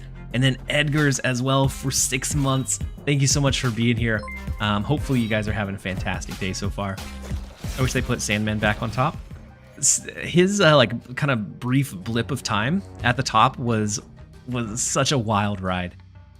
So if we go Morbius, we know that they have a Red Guardian, but we can force them to have to play it, I guess. And we've discarded decent cards. We go like a Morbius mid, Swordmaster. We force them to have to play Red Guardian while we do Hela on the last turn. Trying to get a good destroy deck. So depending on what your collection is, Lori, they just announced that they're dropping like Null, Nimrod, and a few other pieces, which should be helpful. I often chill in the 70 to 80s rank after I get my 500 credits. Yep. I mean, the gold is great. The gold is a huge benefit, but your initial like surge of progress, I guess it depends on how you use your gold. For me, on a newer account, I typically use the gold just to Hey, refresh welcome. It took you missions. Unless I'm planning on playing it for a very long time to be able to build up for and like purchase like the She-Hulk bundle that came out recently or the Anti-Venom bundle that's coming up. But for the most part, I like the additional Series 3 cards earlier. It gives me more like tools to be able to play around with earlier rather than waiting like, a long time for them. I feel bad for negative players now that Mobius is S3. Yeah. When is the series drop? It's typically 2 weeks from when they announce it. So I think it's on the March 4th patch, if I'm not mistaken. Is today the new game mode? It was going to be today, but they actually ran into some issues with it. And so it's, instead of today, it's now going to be next week is when it should come out. Ooh, you don't have Venom yet? Yeah, Venom's a big piece of Destroy. And so if Destroy is like your big push, I would look for him in the rotating S3 pool in your shop. I would just kind of check every refresh to see if I was able to pull it.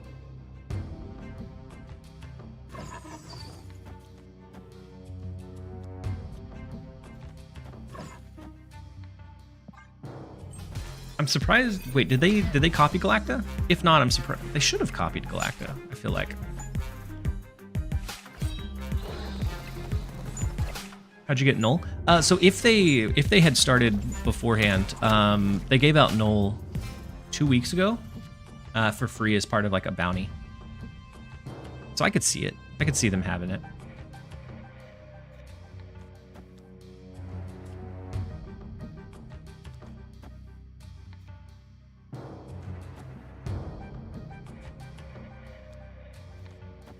All right, let's go Blade right, Silver Samurai left. You got Thena in your pull 3 rotation. Wait, is Thena already pull 3? For some reason I thought she was higher up.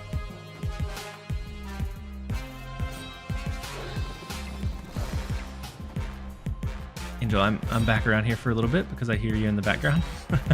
Well, welcome back, Angel. All right, so we capped our left lane on accident, and the right lane is just unwinnable. Hela's not gonna do us any good.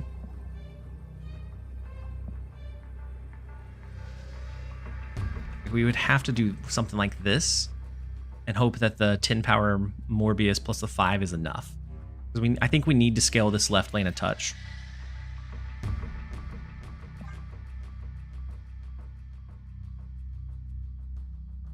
For the people who are in who are low in collection or want to get new cards, save your points for the event up.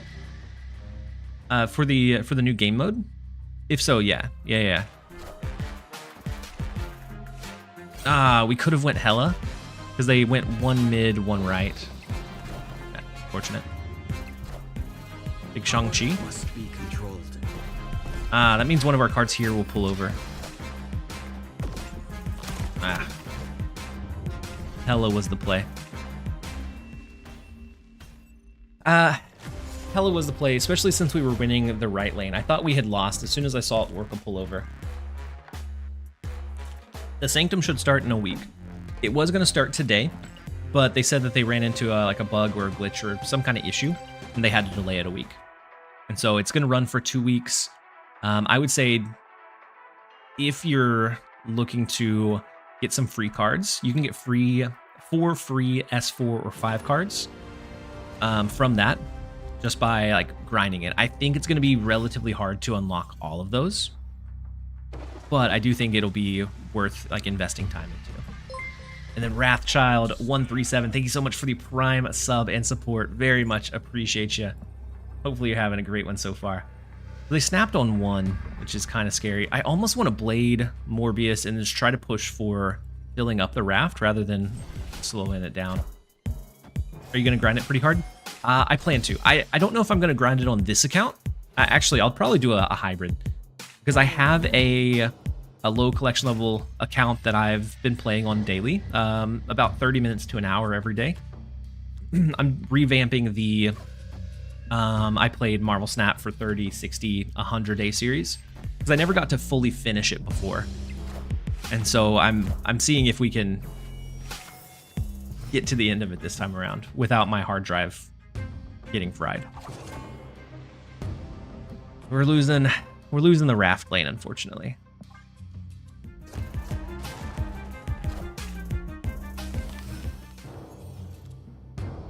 Said I saw it was like if you have a 50% win rate in the mode, you will still be missing one of the new cards. Yeah, this man is gonna do it twice. I am gonna do it. I'm gonna do it twice. I don't know how hard I'll grind on each one. So like this account, I'll do it. I don't know. It depends on what kind of decks I find, but I do think it sounds like a very, very fun game mode and that I do want to invest a bit of time into. So they had the Wiccan energy. They've had a miraculous curve, unfortunately.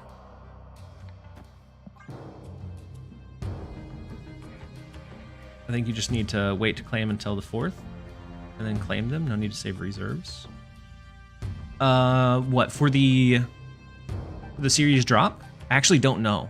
I know in the past they said if they've changed the contents of your reserves, then it would be like from that point on, it wouldn't be retroactive. I don't know about how series drops interact with it. So I don't know if like your old reserves that you just haven't opened, if those will kind of get buffed up or not. Are the 3 new cards going to end up as S4? I don't know. I actually don't know.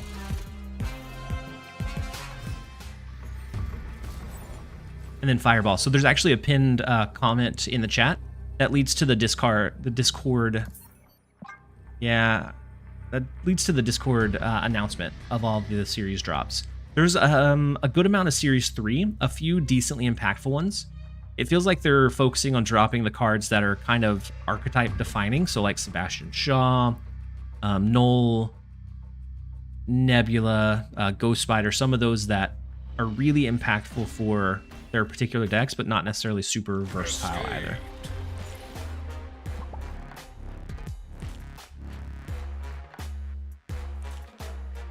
I'm unlocking Zemo today. I know you like Mill. What deck should I play? So the Ares one is I like, but I actually think there's one that uses. Do you have Misery? I guess is a big question. Because if you have Misery, the best performing one right now actually runs Misery instead of Ares.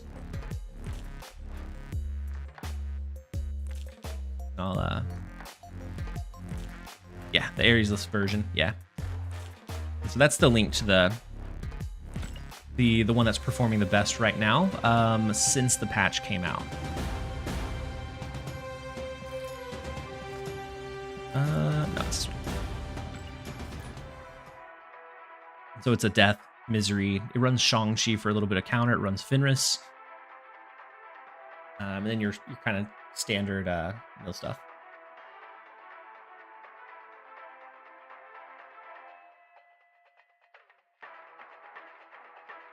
It's a newer one that's popping up. It has the highest win rate with the highest number of games.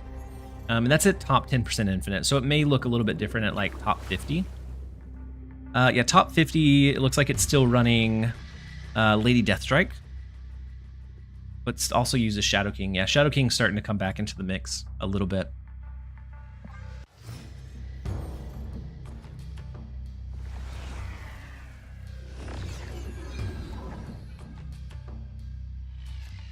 The free cards is all the cards, or only the 3 they're going to release.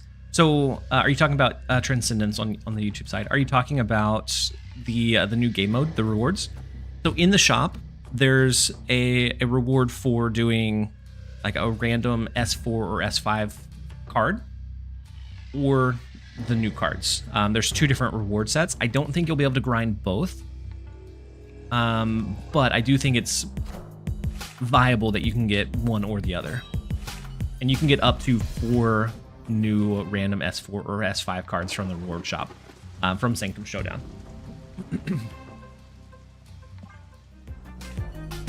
Yeah, a lot of Athena stuff, a lot of Havoc, Just a lot of like scaling. Same thing with like Sam Wilson. You can offset that a little bit. I think we got away from Shadow King largely, and then a lot of decks started pushing towards the buff components, and so it's able to come back in like full swing now.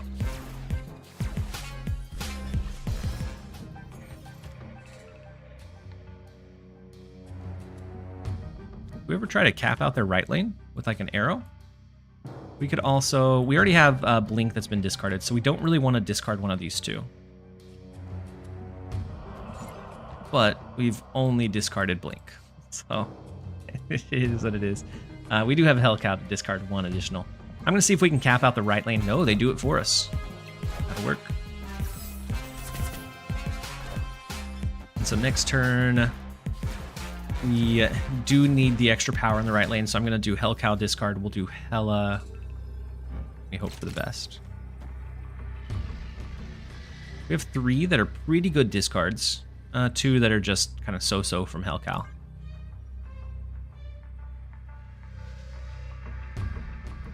So many nice rewards. It's a shame it's a limited one. Yeah, they have a lot of nice rewards in the shop. I think it's like a test run of like a new reward structure. So like Conquest. The expectation is that you can unlock pretty much every Conquest reward if you wanted to grind it. I think this is much more an attempt at looking at what the reception is of like having more agency over what rewards you can pick, but in those rewards, picking and focusing, like having to pick and choose which ones you want, with the expectation that you can't unlock everything. I get so frustrated playing against Hella. It can be. I think it's much less impactful now, because typically what I'm seeing is you get to revive like 3, maybe 4 cards, versus before you'd be reviving like 8, it felt like. And then Zol Bug Buddy, thank you so much for the Prime resub for 7 months. Very much appreciate you. Hopefully you're having a great one so far.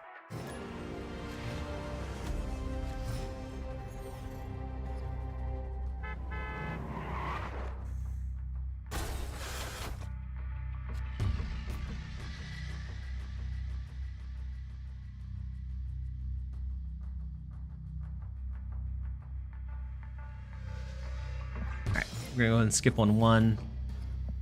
We do have Thaddeus, which we haven't seen Thaddeus very much.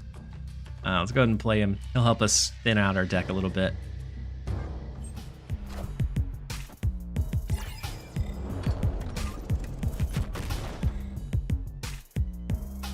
Gotta run, hun.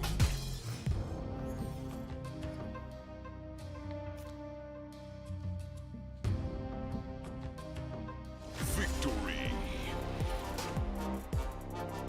Any idea when we'll hear about the series drops? Yeah, so there's a pinned comment in the chat that leads to Discord for their series drop announcement. And so they told us which cards, and it should be on the next patch, which I think is 2 weeks from now.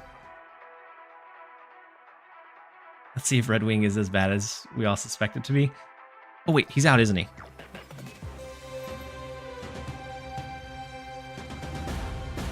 Oh, we have 30 seconds. All right, I'm actually going to run to the restroom real fast, and then we'll be right back. So I'm going to run a minute and a half of ads as I run to the restroom, and then we'll pull Redwing. Be right back, you guys.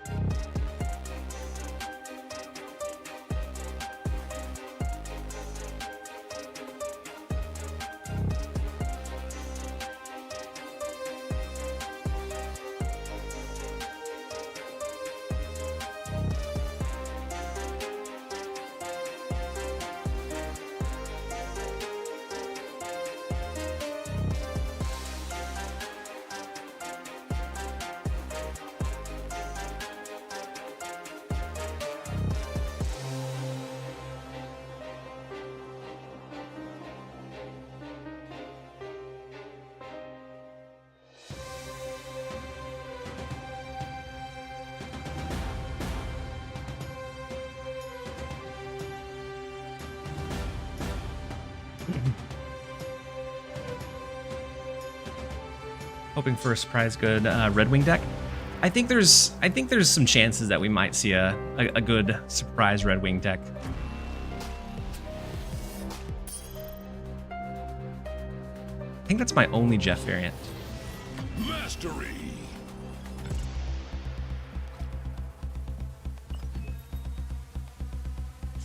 Anything new? We have Nocturne, not super used anymore. Also not paying $50 for it.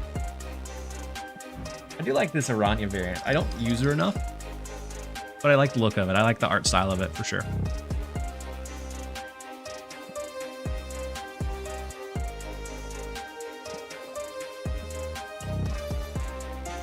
Alright, let's grab our credit. And then I have a few keys. I'm going to use keys to unlock it because I have plenty. And I can push for more if I need to. I wouldn't be mad if I unlocked the Baron Zemo variant. I'd rather get Redwing in one, though.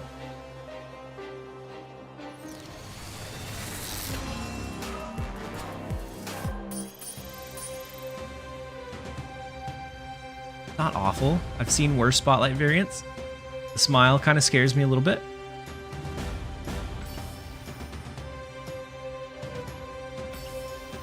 Definitely going to be using the Avatar. Mastery. I spent 4 keys on the Zemo variant. I mean, I like it. It's kind of like the Annihilus one that came out a while back. 4 keys for you too? Ugh. All right, we got it in 2. So no Zemo variant for us. It's fine. We can live without it. All right, and so I don't really have a great starting spot for Redwing.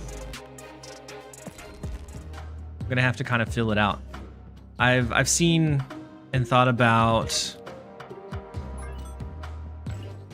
in a Heimdall style synergy.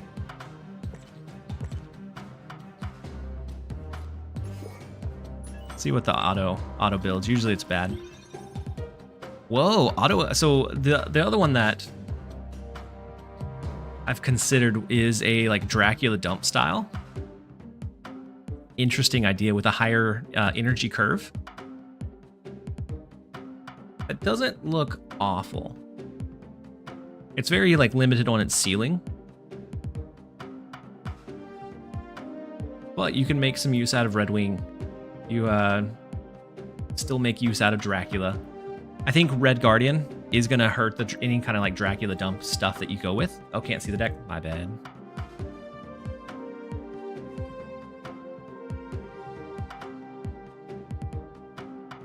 There we go.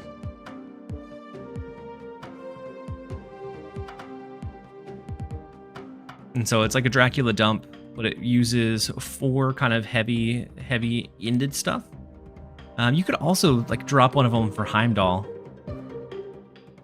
but I feel like stacking everything into like left mid sometimes becomes problematic too.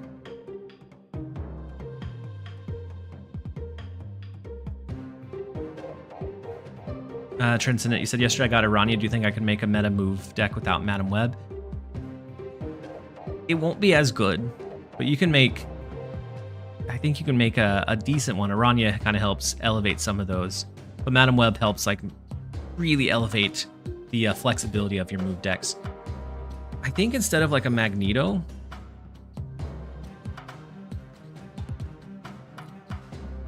you go Heimdall. That way, as like a backup failsafe, we can always move Redwing that way, and we can like reproc Human Torch, Dagger, whatever if we needed to. I'm not sure I'm sold on like running the Human Torch Dagger stuff without a way to like pull it in or copy it with like your Frigga. But maybe it's there. The other one was like a Surtur style. I'm actually okay starting off with like a Dracula dump. See how it goes. Otherwise, there's like the pure move aspect where you can just look to do pure move, but I think the curve of it gets kind of clunky. You can do Surtur, but with competing costs for like your Surtur, unless you're doing like a turn 4 where you're looking to do like an Iron Fist Redwing or Redwing Ghost Spider. I'm not sure that it pays off to do it in the Surtur stuff necessarily.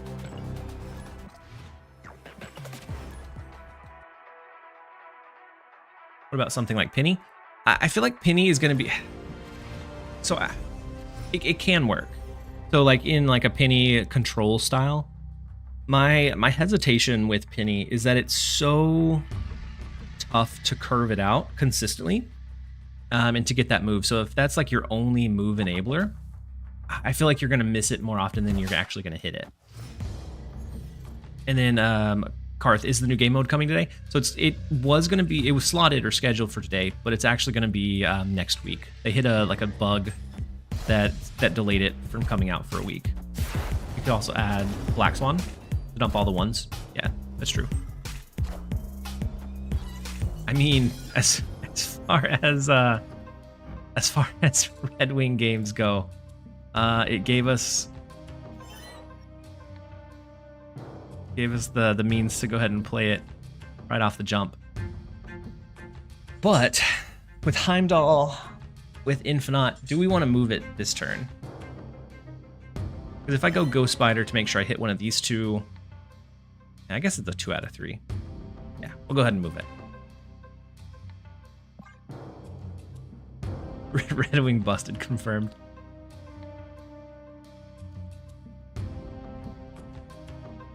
How could you add Black Swan to dump? Oh wait, no, you already said that. Could add it, yeah. If he pulls the Infinite, he is 10 out of 10. 10 out of 10 guaranteed. Heimdall. I see. No. It's fine. It's only once per turn though, right? Or once per game? That's the first time, yeah. Alright, so we can go... Moves it to the right. So Aranya doesn't help our dagger here, but...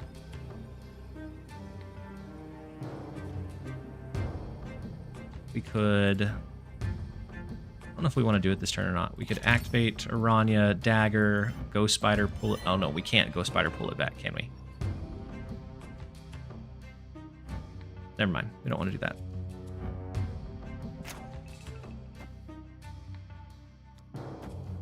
We'll just go ahead and throw the dagger then.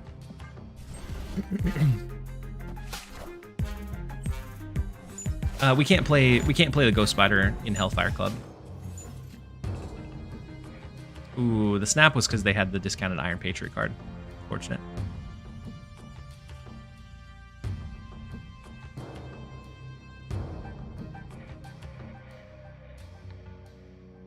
Well, we didn't get a lot of our enablers, so we're kind of sitting dead.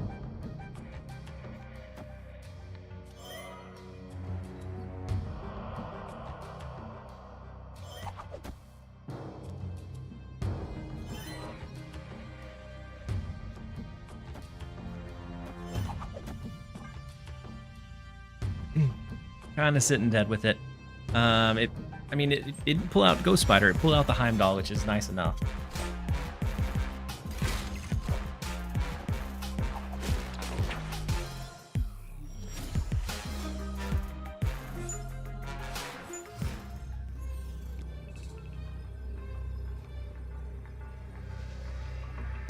But do we stay winning in mid? Probably not. We can Giganto push it into mid, but if they do really much of anything over there, lose it. Use my 6,000 tokens on Moon. I'm holding there, or wait until Wiccan rolls around and buy him instead. I for some reason I thought Wiccan was showing up in a spotlight soon. Am I wrong?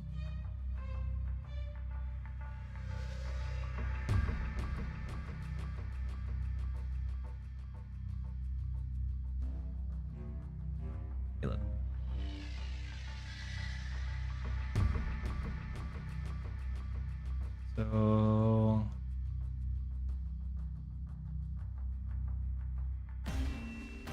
we have, yeah, Wiccan is supposed to be around on March 4th.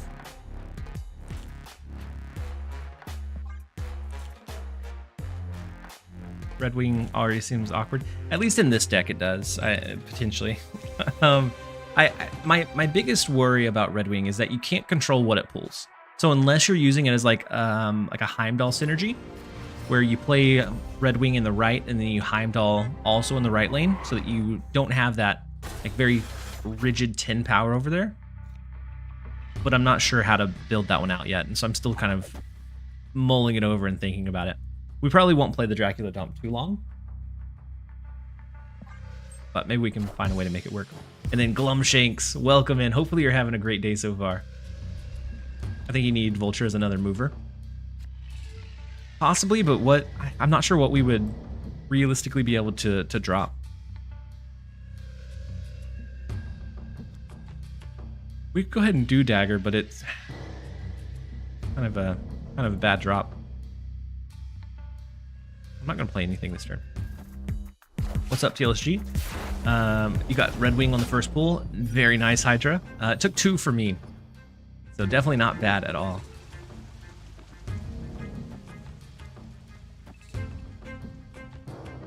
Can't quite fill up the right lane yet.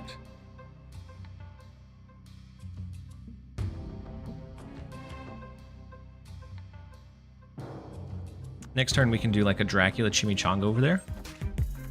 It'd be alright. We'll just give up the Iron Patriot lane. Oh no, what are we doing? Iron Fist pushes to the right. We didn't, never mind. We didn't give up the Iron Patriot lane. He gave up the raft. That was not the intended play. It was intended to go over here. That's how much I play a move. Let's go Dagger or Dracula. Next turn we can go hopefully something plus Chimichanga. And then Hydrate King. I appreciate you. Oh my goodness, look at that flood. Yeesh. Big Gladiator. I was hoping it would pull out our Giganto. No such luck. The Zemo variant? The Zemo variant, it was one of my favorite. Is Untapped down? I actually haven't refreshed Untapped. Are you talking about like new information? And then we pull Giganto. Oof, what a rough draw. All right, we skip here. I mean, we could skip into like a Heimdall left to shift the Dracula into mid. Not awful.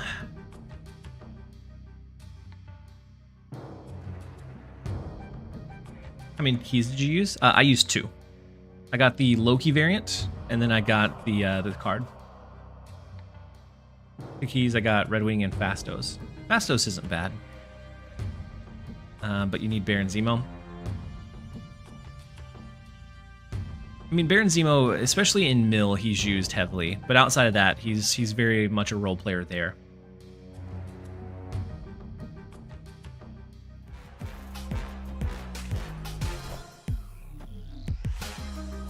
Ooh, yeah, we could have Ranya. Hello. Good. Ranya, Chimichanga, Heimdall? Although they shifted into mid. Hello.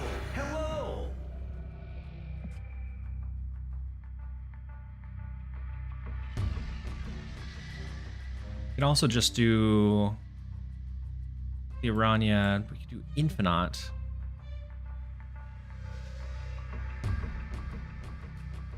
Just assume that we're going to win here, but they could have Red Guardian. If that's the case, do we ever Heimdall right? So the dagger is what moves and then moves?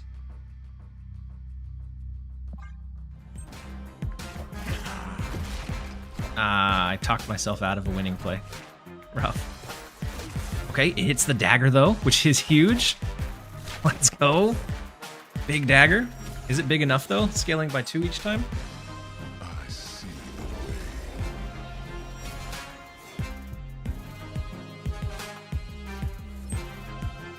What an ugly win.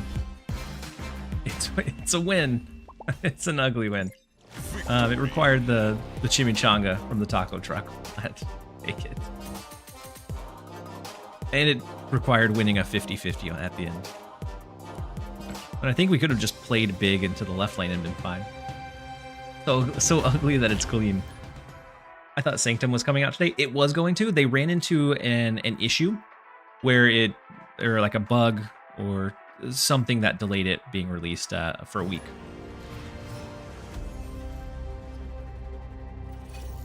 My build deck is complete. I play with Black Bolt and Stature. But you love Baron. Gotcha. Yeah, I do enjoy Baron Zemo quite a bit. All right, next up we have Blub. We have the Aranya. We have Madam Web, which is huge for us. See what we can make happen.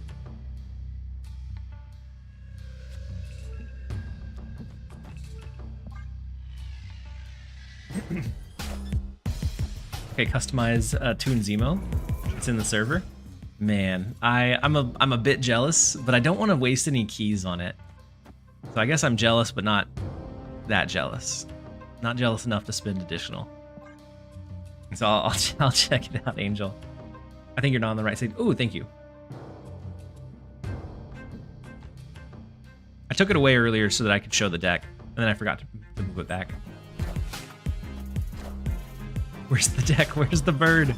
The bird's right here. Right here. Let's see. Oh, a big Heimdall.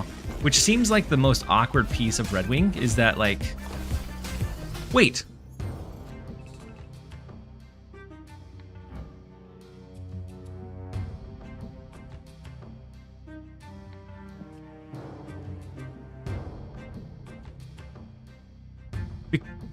Because it moved twice in a turn, it pulled twice?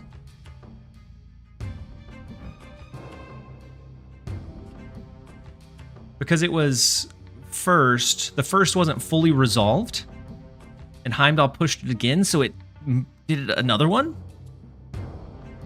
That is wild. Yeah, so it moved twice in the same, like, resolve parameter, but it does feel like a bug for sure. Oh my gosh. Wild bug, but hard to exploit. Yeah, I think the only way to exploit it is specifically to get Heimdall pulled. It's a bye.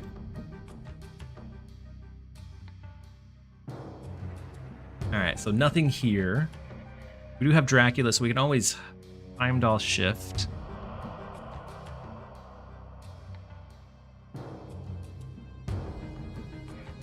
I guess we could have played Dracula mid, so we could have kind of dictated where it went. Nina and a few others already posted about it. Interesting. Hello. Do you think Iron Fist on... Oh. Torres would work? I do. I do think it would work. We pulled Redwing just a touch too late. So, like a dagger move. Heimdall move?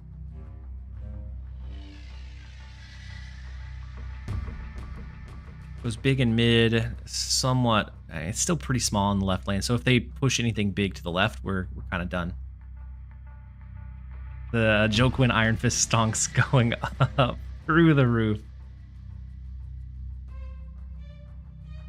Aranya Redwing? I mean, we could Aranya Redwing. And then we're hoping for what, Heimdall? Hello.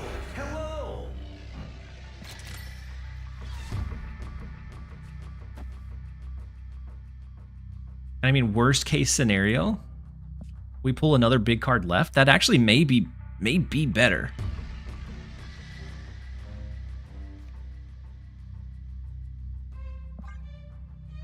Ah, man, they didn't let us play it out. I do think the Aranya Redwing was probably the more proper play.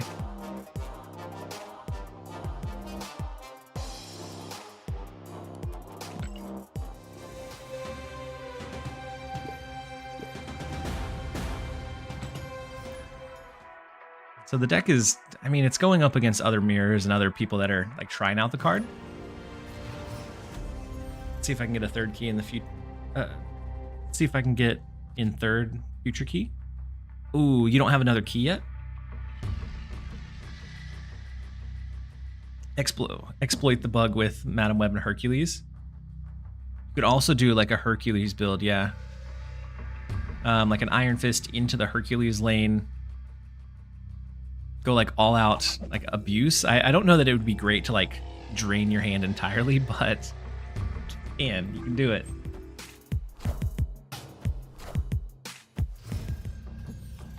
Thoughts on Redwing? Well, very, very early on. It feels like initial impressions or days are going to be very, very tough because people are going to be like, you're not going to get a true sense of like what it's going to be able to do when you're facing like a normal meta. So a card really skews your meta like heavily into like mirror matches and like either mirror matches or counters to that card.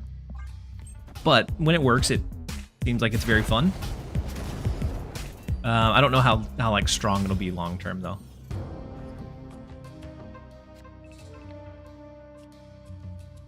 We don't pull over to the. Actually, we could do right and then left. We would be hoping for either a Ghost Spider or a Madam Web to be able to pull it back into the Nexus eventually. And then Lord Kelv with the posture check. I appreciate you. Oh my gosh.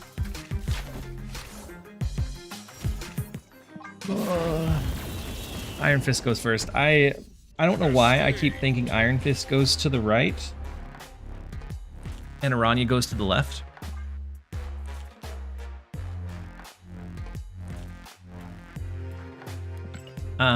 Sorcerer, where can I send you the Ares Hella list? You can shoot it over to me on Discord. No, we couldn't alert you in time.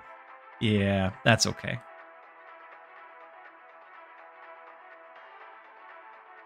Someone just Redwinged Galactus on turn 3. It's gonna be wild. What are the drops? So Kratos, let me copy this message over from Twitch and I'll pin it in the YouTube chat as well. So their announcement was on Discord. All right, so we get their swarm. So they're running a discard deck. Redwing Galactus is evil. Altar of Death should be decently easily winnable, I think.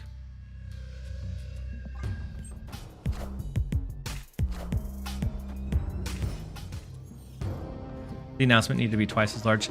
Yeah, so I don't know why, but in my head, when they were talking about it being the like biggest series drop that they've ever done, I built it up in my head to be much bigger than what it is. Like it's still a lot of cards, but I was expecting it to be like massive.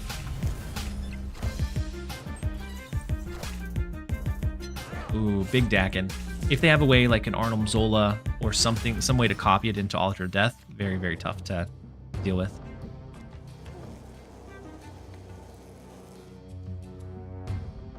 Opponent snapped.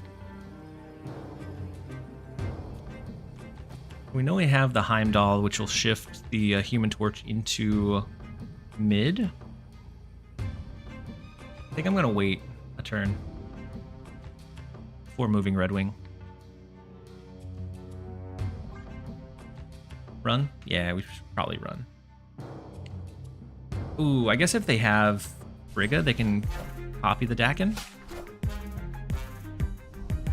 Gambit. And it hits Swarm too, which is huge. Or rest in peace, Madam Web catching strays. So Redwing is not going to be moved, unfortunately. Let's go Swarm, Iron Fist, so 2, 4, 6. 6 extra. We can do a Heimdall and a Red Hulk. And then whatever we draw, we're hoping for like Infinite, Giganto, something similar. Ooh, they're doing the same thing.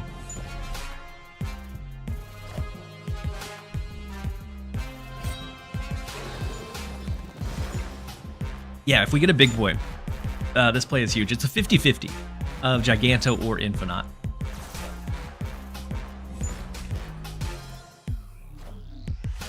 And then Iron Fist will already proc, so we don't have to worry about the card like moving somewhere weird or random.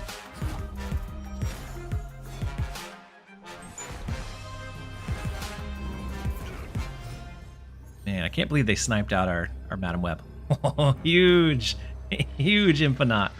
What, like a Red Hulk Heimdall? We push Human Torch mid, and we just go massive in this left lane. We do get the biggest. We get the biggest of boys. Yeesh.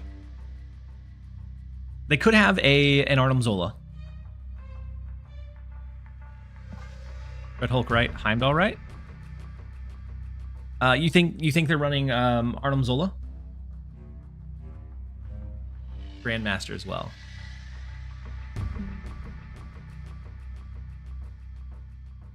Zola loses? That's true. Zola loses because it pushes 13 here. Because they're not going to get rid of the shard, true. And then the left, we'd beat it as well. His energy. He does have 6 extra energy, so he could do... Oh, very true. Actually, super scary. Zola shard. Discard, yeah. Or even Zola shard. Oh, never. Zola Modok. Yeah, lose.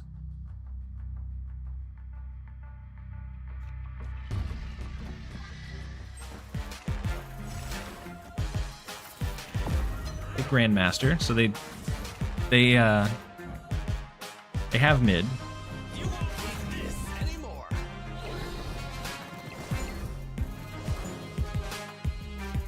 I think it should be okay, depending on how high this scales. Like, we have a really big left lane.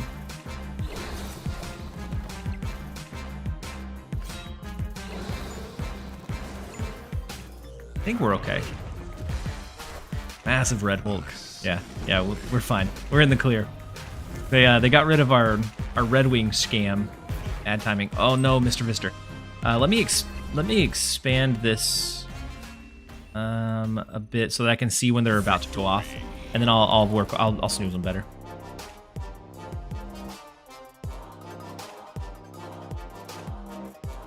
We can take down the Dakin. My goodness. The deck doesn't do much until like right at the end, and then it can have like some crazy explosive plays. I'm sorry, Pikmin fan. I'm sorry, you guys.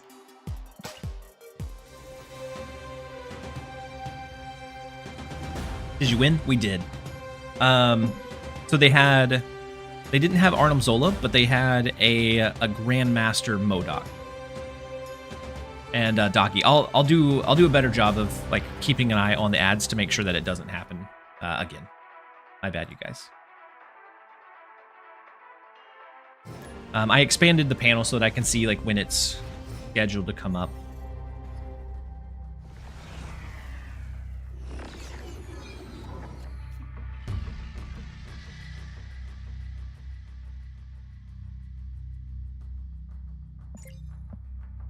All right, next up we have Ramstex. The first location, Great Portal, gives us a Red Hulk, or Red Skull, not Red Hulk, Red Skull, which is not awful. Can we go ahead and use Human Torch? Since we don't have Madam Web, I'm gonna hold it. Chat just scammed Dara to moving Redwing twice. No, they didn't. Like as a just try and see, or how, or what? Ooh, wait. So with Redwing,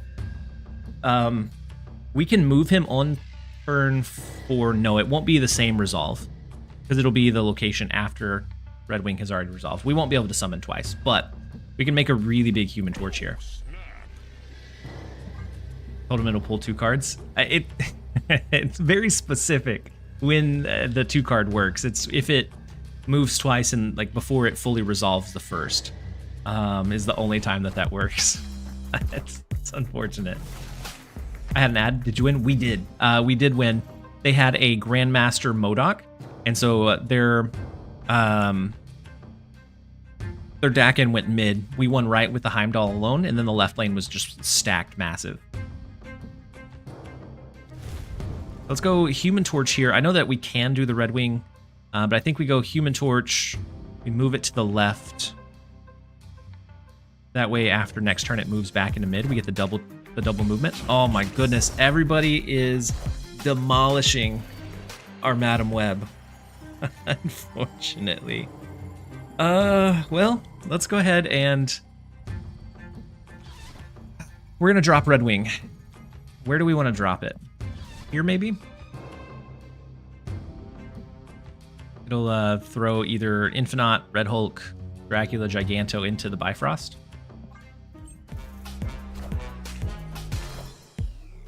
So Tuma plus Yondu, they take out our Ghost Spider.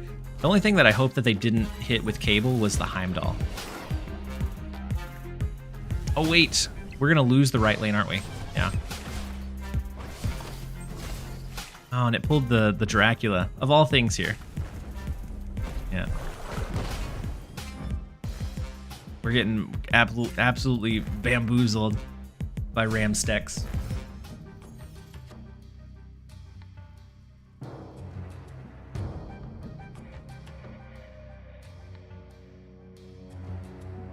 Opponent snapped. We could do Red Skull. We have decent enough cards, but they're running like what I think is a counter heavy. I think they're going to be... Wait, no, they're running an Arisham deck.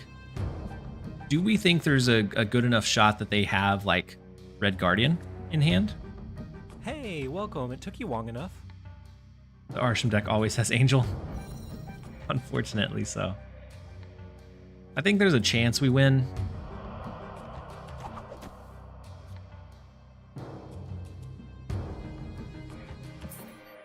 But we're going to give them the 2. Escaped. And then, Jew's Good Tea. Thank you so much for the Prime sub. Very much appreciate the support and appreciate having you here.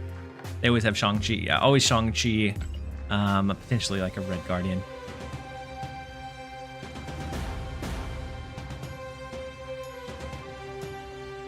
And then Forceman, you said with the NA Marvel Rivals dev getting laid off, who were working on a massively successful game, why would anyone go into game dev at this point? I don't know. I didn't know that there was layoffs, unfortunately. But maybe there's more behind that story. I don't know. But I know if you go into game dev, a lot of times you can choose like that indie option. You're not likely to make as much initially, but you have a chance to like really work on something that you have passion on. And then otherwise, if you just really enjoy like creating and working on games, then I think they'll always be able to find something else. Yeah, and they do all right if their game pops off for sure.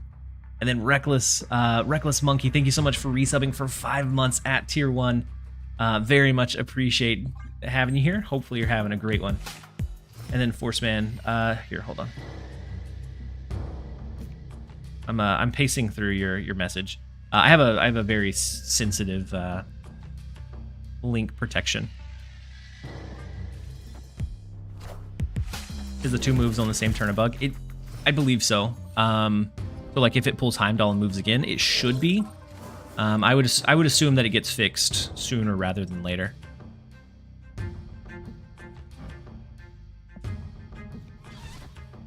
So if we pull Heimdall here, it'll pull a second card into the mirror dimension.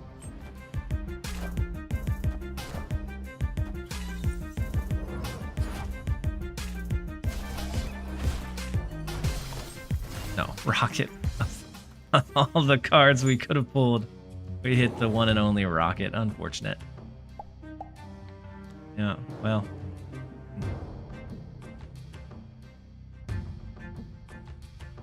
Let's go Dracula. We always have the Heimdall to stack our 2 monsters here.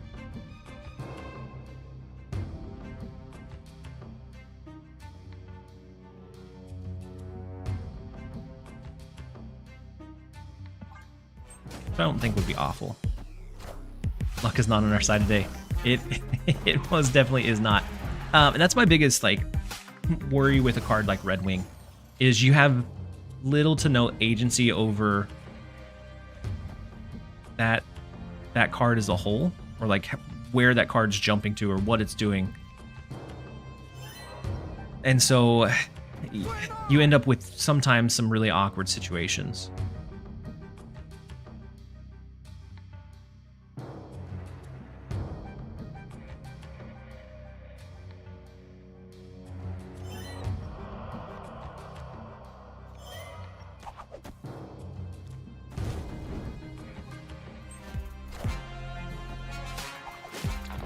I'm going to go ahead and pull the Dracula to the left. We're going to cap it out somehow. We might as well cap it out with like an unknown amount of power to them.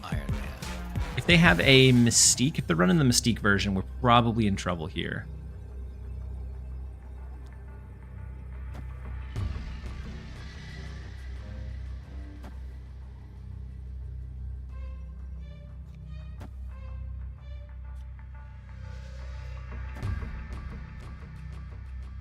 Also, Heimdall to the right doesn't feel great.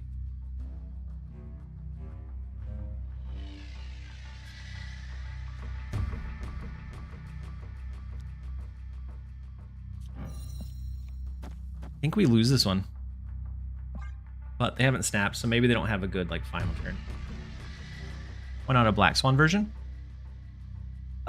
Black Swan taking away from the amount of like big boys we're able to pull, I think lessens the chance of getting a good trigger off of Redwing early. And so, like, I don't know. It felt like this would be the more ideal option. You get less on the board early, but you have big explosions on the lag towards the end of the game. If it pulls Ghost Spider, would it pull Redwing again and bring another card? Or would it pull the last cards you played before Redwing? And so it would pull Redwing if that was the last cards you played otherwise. Because Redwing was moved by... I guess it depends on what you use to move. No. So if you did Redwing and then let's say you did like Heimdall, whatever, some kind of move enabler, and then Redwing pulled your Ghost Spider, Heimdall would still be unresolved, and so it would pull the last previous one that was fully resolved, which could potentially be your Redwing.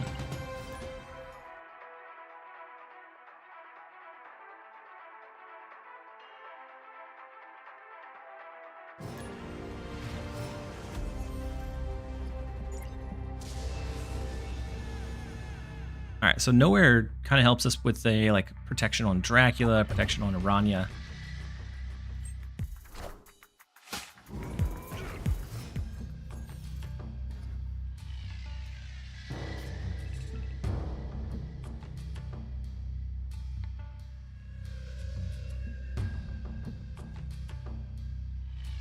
We do get Redwing, so we could always move him. We may wait a little bit later in the game to move him, so that we can play out some of our other cards. Series drops announced. Yeah, on the... So there is a pinned message.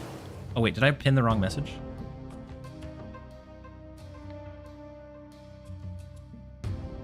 There we go. There we go. I have the link to the Discord. It's pinned now. So we could go ahead and play Redwing. I'm not sure if it would...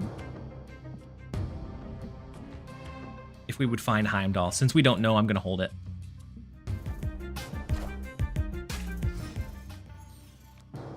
Because the later you move Redwing, the more control you have over it. True. All right, let's go Dracula left. And we can pull pretty big into Necrotia. We know that Heimdall is somewhere soon. Same with Madam Web. Heimdall, beautiful.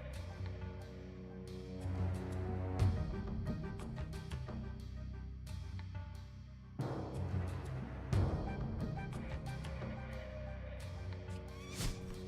was trying to think if there was a way to like Aranya move the Redwing and then move it back, but once Ghost Spider plays, Redwings would be fully resolved, and so it wouldn't trigger again.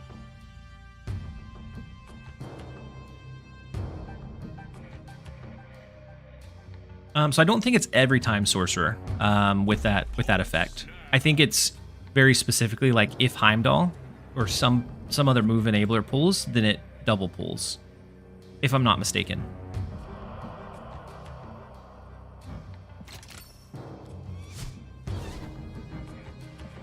We'll pull it over to the right. And do we ever pull it back to the left just so that we have fewer cards?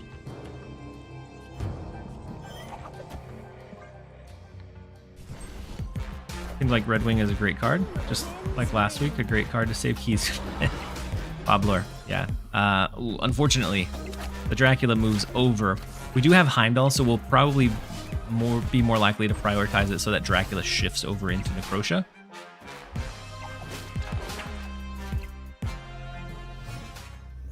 But we do a Heimdall here, shift the heavy power to the left. Dracula, we have a 2 out of 3 chance for the just copy and paste what they said. I gotcha. Ooh, they have Heimdall of their own. Interesting. So they get their arrow back. They do get their Surtur fully scaled. Let's see if we're able to outpower it, depending on what Dracula pulls here. As long as it hits one of the good flips, so the 60% chance, then we are able to hold it down. Victory. And then Brandizzle, welcome in. Hopefully you're having a great one so far. As we're going to jump into the next game, we're going to run just a quick ad to keep the pre-rolls at bay. It's about 4 minutes before our next one auto triggers. So what card do you need for Redwing to work? I mean, it's flexible in that regard. It's just how many triggers does a deck need to warrant or to consistently be able to proc Redwing the way you want, I think is the biggest question mark. This Dracula dump deck is working decently so far, but like, is 4 big bodies overkill? I don't know. I think it's one of those like fine-tuning things that we see. Because with this one, we have several enablers. We have the Ghost Spider, Aranya, Iron Fist, Madam Web, and Heimdall as like a last resort measure.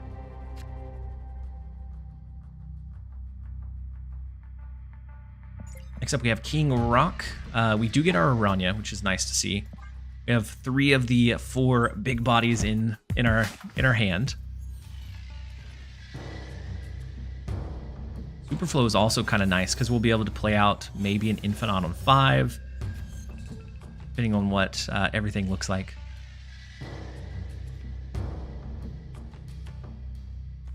I'm just going to dagger in the right.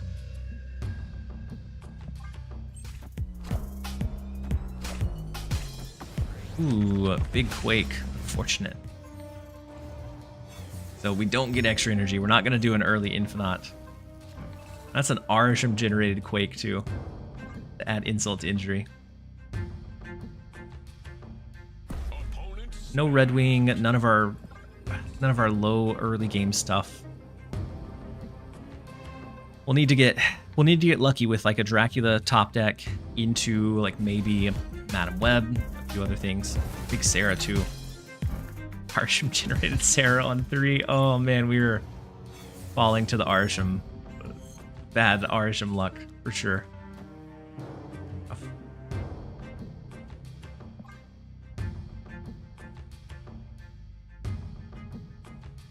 Their output will be massive.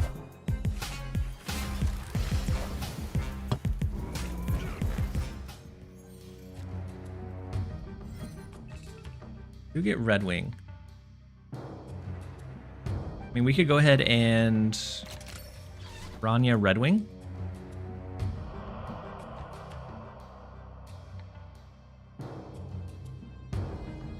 Pulls 1 big body.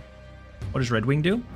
So Redwing is a 3-cost 4 power. The first time this card moves, add a card from your hand to the old location. So with Aranya, it's going to shift over here. It'll pull one of our 4 big beefy bodies into the Hotel Inferno in mid. Oh, Silver Samurai, no Heimdall for us. Rough. Ooh, no Shang-Chi for them. Also rough.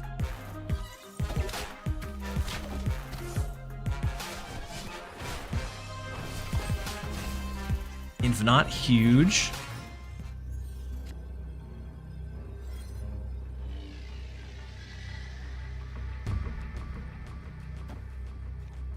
I guess we go something like this. They don't have the Shang-Chi, which seems like an oversight on their end. Was that a... If they have an Arsham generated one? Wait, they can't do that anymore, right? I think they changed Arsham, where it's not able to generate cards that you have built into your deck.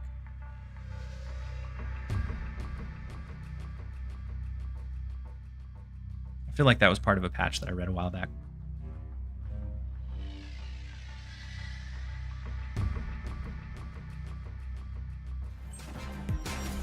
Ooh, huge in the left lane. Worth it. 6,000 tokens are a lot. I'd say early on, no, not necessarily worth it. I think it's a card that, because of the element of RNG that it has, like we got lucky that we had 4 big cards in our hands, so we were guaranteed a good pull in mid. With the element of RNG, the need for the like additional enablers, it can get kind of awkward.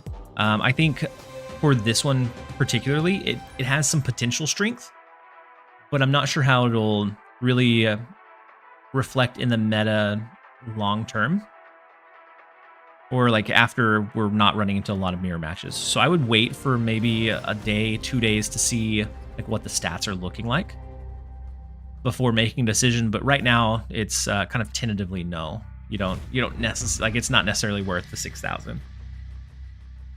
Unless you just find it like a really fun dynamic or card, then at which point, yeah, I think it's decent enough to play, but not to just have to shoot for immediately.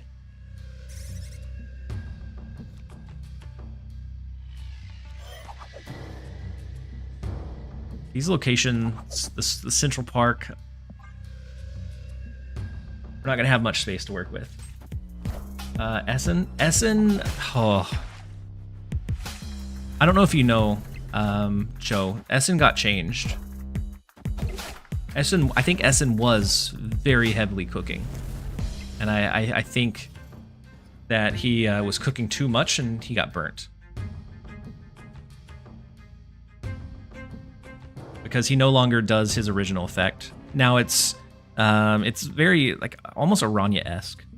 Khonshu, yeah, I think Khonshu is going to be pretty cool. Is it ever Aranya to move the dagger, or just dagger outright here?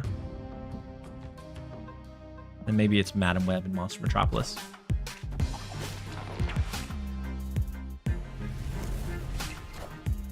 Oh, as an Arsham Maniac? Oh, okay. Yeah, as an Arsham Maniac, you're probably excited about it.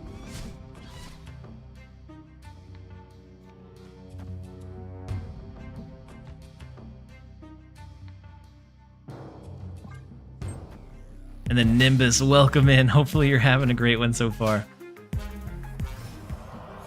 Firehawk? I think Firehawk sounds crazy. Or is it Firehawk or Firehair? I'm a Mill junkie, so I wanted Zemo. Yeah, I'm right there with you. I very much enjoy Mill, and so I don't blame you at all.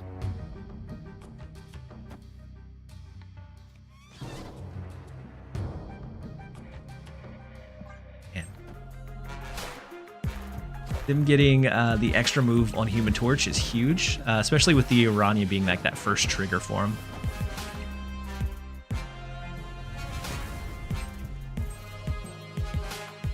We do get a decent positioning on it. Like if we just leave it here, we win the right lane.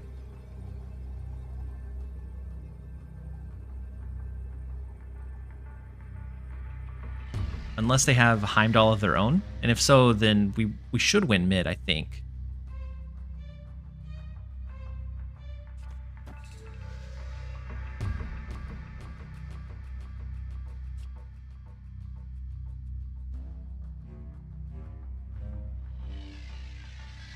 If we could Heimdall, I'd move a few, but I don't think that's ideal. We could also just Red Hulk. Do the Aranya Red Hulk and leave it be.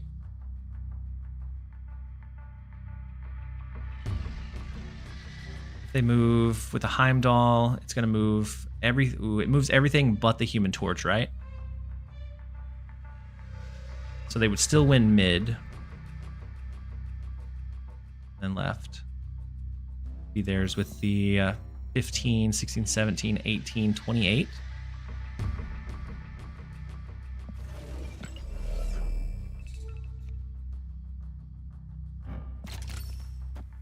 This would move these two, and so these would still be in place.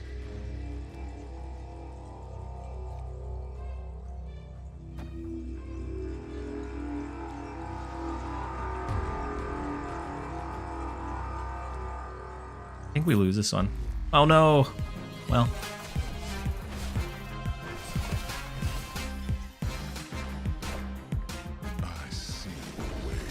We knew the Heimdall was coming. I was trying to figure out a way. Oh, and it's the Vulture. I was thinking the Human Torch left and not the Vulture. Yeah.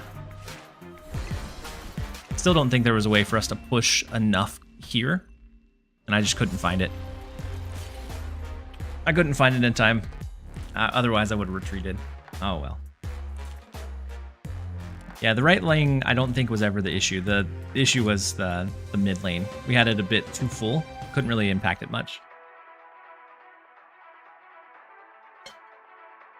Baku? Absolutely boofing.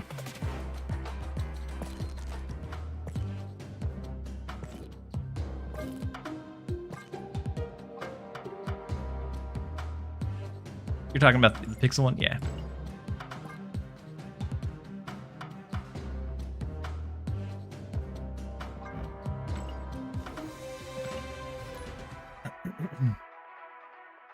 I'm saving all my keys for the Ancient Avenger season, or Prehistoric Avengers.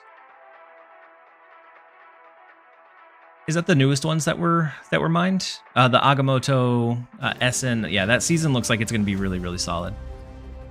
Same thing with the newest ones that came out. I think they have a lot of potential.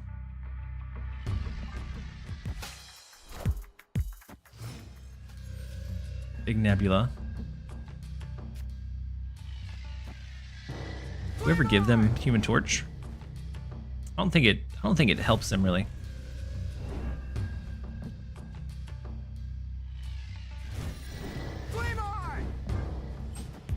Is Surfer better than Mill? I think Surfer is a bit more maybe straightforward. With Mill, you have to really try to play around the opponent and to know like when to snap and when not to. And so I think it's just very different. I don't know that it's necessarily better or not. I think it's just more so a little bit different. Current season is not so good. Yeah, I'm not super big on many of the cards this season. Like Thaddeus was an all-out dud. It doesn't show, so it doesn't mention once per game, which I think if that's the case, it's wild. Ooh, Luke Cage is big.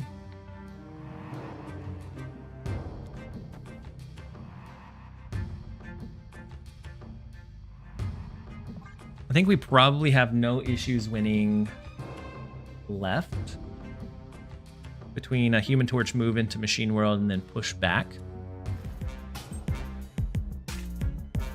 Can I keep destroying? She keeps activating. As far as what it's listed, that would be my assumption.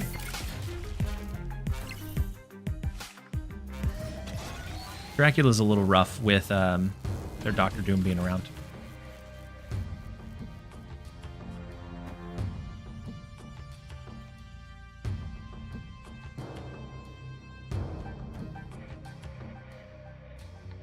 I'm going to go Dracula mid. We have the Heimdall to shift back into the left. Win that lane. And then with Heimdall mid, we're just hoping for a good pull from Dracula.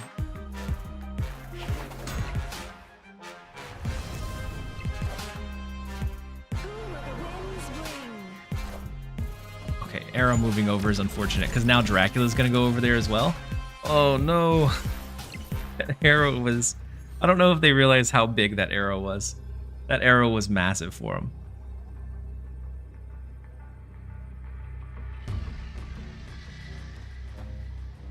Now our Dracula goes with it, which is just bad.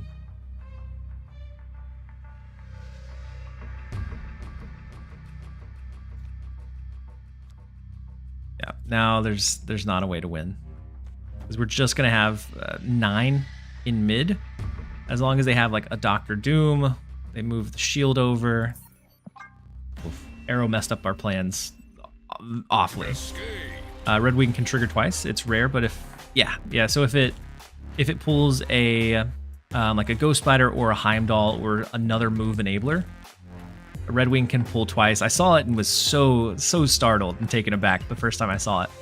But there is a rare chance. You could also, if you wanted to like really abuse it, which I would assume that they fix this pretty quickly. If you wanted to really abuse it, you could try to build like a deck specifically around trying to make that happen. You have your Iron Fist, you have your Ghost Spider, Torres,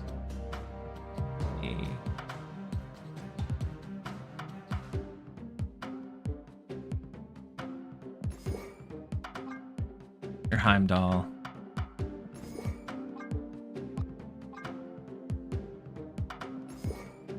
New Redwing. And then was there another enabler on it? Whereas the Infinite, I thought there was another one that we were thinking of a little bit earlier. But I know that like an Iron Fist onto the Torres into the double move of Redwing would leave behind 2 cards. Hercules, true. Yeah, that's right. Hercules, and then you would pretty much want to go like a couple of movement cards. I think.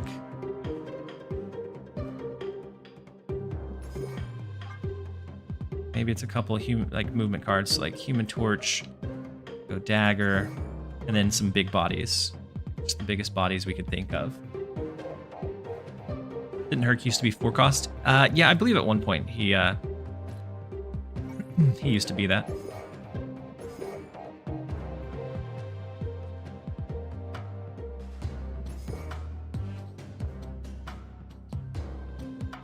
And then, do we throw in Aranya as well? Yeah. We could also do Aranya. My troll senses are tingling. I don't think we do Aranya, actually. Because Aranya wouldn't let us, like, double trigger as easily. I think we just go with, like, some super big stuff. You could do Penny, but I think Penny, like, her curve is going to be pretty bad into the card itself. Madam Web? Yeah. I think Madam Web is probably the safe play. Oh, but we want Dracula, right? Do we ever take out one of these guys?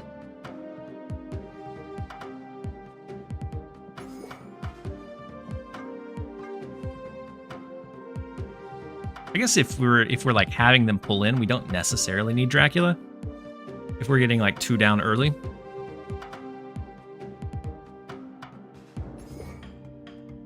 Dagger's been just like late game with a Heimdall shift, she can be big, but early game she's pretty weak. Yeah. We're gonna bug troll for a second. Don't really need Torres. Yeah, we definitely don't. I think as an optimal build, yeah, you don't have Torres. You don't try to like really manipulate this. Oh wait, or you just get Kamartage.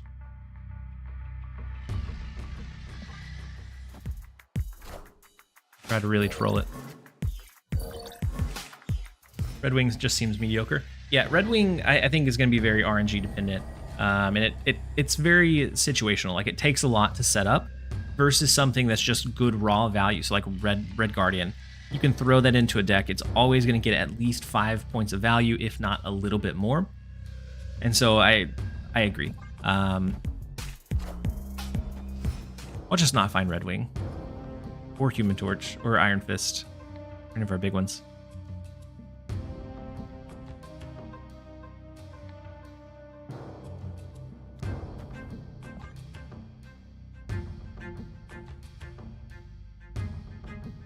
Bug troll to get Kamar first. Yeah, but I think just for giggles, it's gonna leave our Redwing at the bottom of our deck.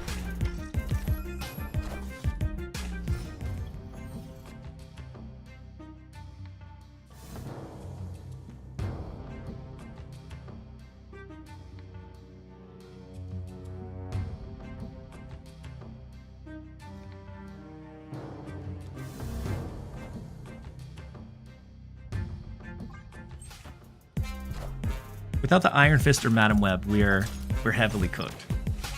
But their Doc Ock pulling our Dracula is very welcomed. Not necessarily the Human Torch, though.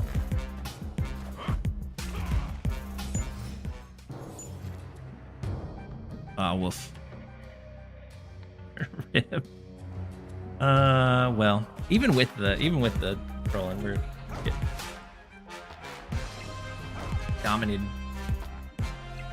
So I think we probably definitely need like a Ghost Spider or something else. Unfortunately, the trolls we're not having it. Bobby, you said, just wanted to say I really appreciate how positive you are. Your streams are a great place to hang. I've seen people complaining about the series drop. I can see some frustration with the series drops for sure. I think a lot of people, especially like late game players, were probably really wanting something to like impact them. But I think the big thing to keep in mind is that this is more of a band-aid fix while they're working on like their acquisition system overall. And so it really helps the early game and like early to mid game experience, but late game it's going to be much less impact. And so I think they dropped some decent cards. I think they dropped a decent amount, but with them like prefacing it as their biggest drop ever, I thought it was going to be huge. I think it gave me the impression that it was going to be much bigger than it was. Like, it's still very, very big, and I'm very happy that we're seeing some high impact cards come down. I think it's just with the way that they kind of phrased it early on, being the biggest, I was expecting it to be like monumental. I'm still happy about it. I think because I'm right now I'm doing an early. I played Marvel Snap as a free to play player for 30, 60, 90. I'm 17 days in, I think. 17 days in, and the Series 3 drops will help a lot. But that's me as an early game player. As it gets later, it's less impactful for you. The Series 4, you're still pretty much going to have to pull them from the caches unless you want to spin tokens, which becomes a bit trickier. Wait, we have the Torres, Iron Fist. We're going to have Hercules set up. This could be the troll run. Do you have any red deck with we got the Wombo, no combo yet. We have the Wombo, no combo for sure. Let's go ahead and go Hercules, stage out an Iron Fist. Worst case scenario, it moves the Human Torch like a gazillion times.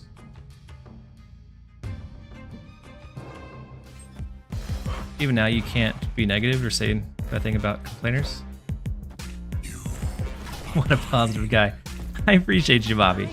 I mean, I'm here, and I assume you guys are here because you enjoy the game, you enjoy playing the game. And so, are there things that I would want to fix? Yes, definitely. But if they don't, like, I still enjoy playing the game regardless. All right, so without Redwing, we get no Wombo to our combo. We could hope for like a big Human Torch move into like a Shang-Chi left and hope that that was like enough to win the left lane. Ooh, big Venom. Magic, helpful. I'm here because I enjoy Marvel Snap has some. I don't know if you're trolling or not. Marvel Snap has some fantastic music for sure. So we can now skip into Human Torch double/triple move into a Heimdall or into an Infinite. I don't know if that's enough though. We could also Human Torch Madam Web. But I think they're probably saving like a Killmonger for us. I think we could just wait, yeah.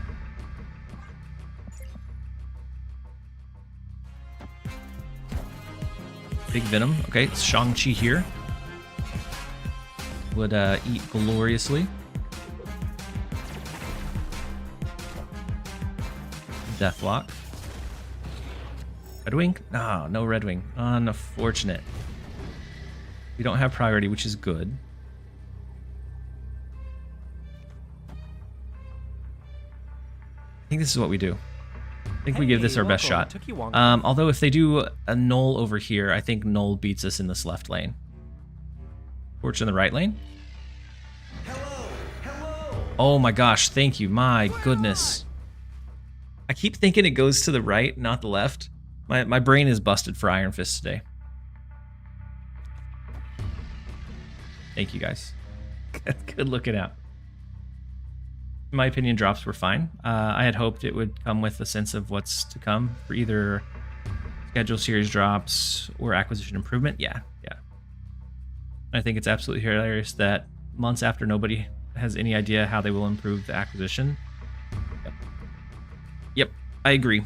I think it would have been much better received had it been. Move in general is brain hurting but fun. Yeah, for sure. Where's Redwing Galactus Cook? I don't know that I have it in me. Okay, big death, big Killmonger that they were saving for us. The X-23 bounces. Let's see. We might end up with Human Torch in mid, which might be bad. Because Hercules could bounce it over to the right, yeah? No, it's just going to bounce it back to the left. Okay. Oh, we're going to have... We can't move one more time, but we could have gotten a 22 power Human Torch, and it would have lost us mid. But we went left, we went right. With the trollest of troll builds we could ever. Epsi, okay. My bad. And then Cautious Display. Thank you so much for the Prime sub and support. Very much appreciate you. I'll do a better job. I'll try and front load some. Like I'll run and get some water here in just a minute so that it doesn't happen on turn 6 anymore. And so, eyes on the YouTube side. I don't have a Redwing Galactus Cook, unfortunately. Not one that I think would be any... I was wondering why I had an ad. Servant of Glocky, thank you so much for the Prime sub for 6 months. Very much appreciate you. All right, so we have Sniper. We do have Madam Web this time around. We have our Iron Fist set up. I'll enjoy watching Regis make a video about Redwing Galactus combo. Only did get Cosmoed in the last game of the video. Yeah, Redwing Galactus, yeah.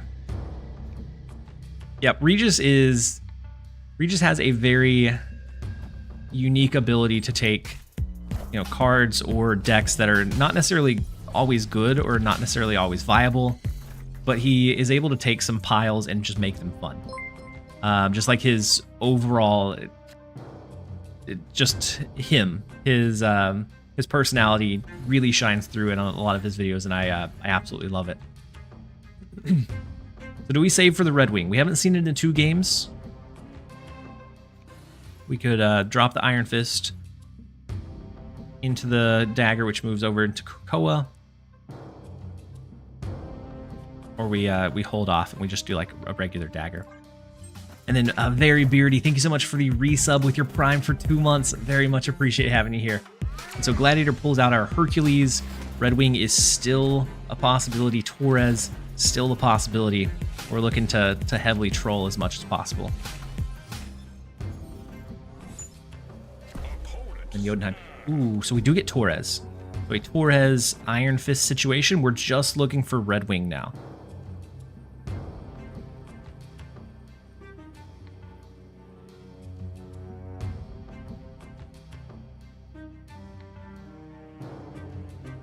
And that would leave behind a trail of just so many big bodies. And if it pulls a Heimdall, I guess it's, unless we have Hercules, it's locked at a max of 2.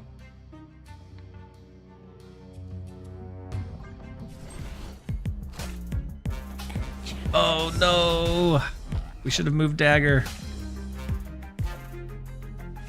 Our poor Madam Web is just taking a beating today, and then we get the Redwing. Oh, well.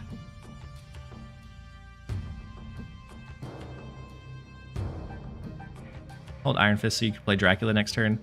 Yeah, probably should have.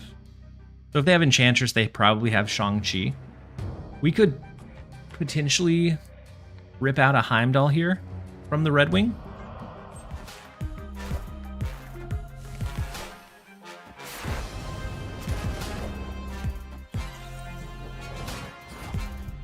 Doesn't get to move twice, unfortunately. Just the once. We do rip out a Heimdall. Opens up the right lane. Not that I think we can win right, but it does open up the right lane.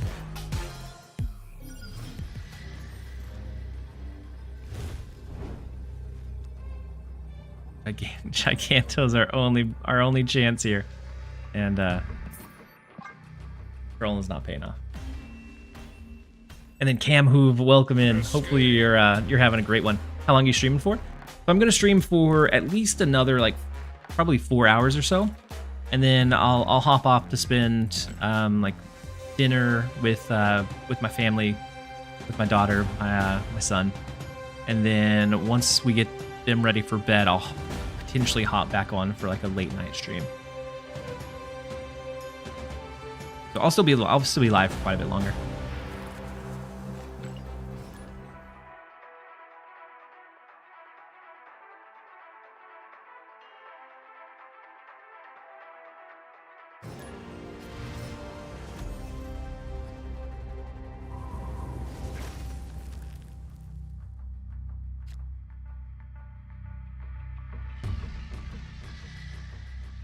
Next up is Poetically Psychotic.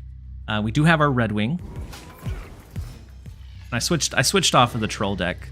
I feel like when that one pulls, it could be really fun, but for the most part, it's gonna be more taxing than anything.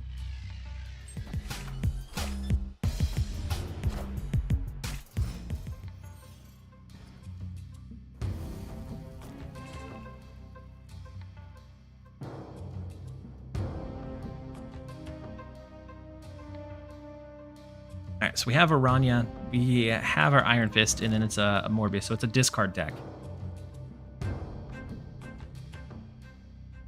Would this work? Would an Iron Fist into the Aranya double movement of Redwing, would that work? Because it wouldn't fully resolve. I think we can get the double pull from Redwing. We just had to switch off of our troll ways.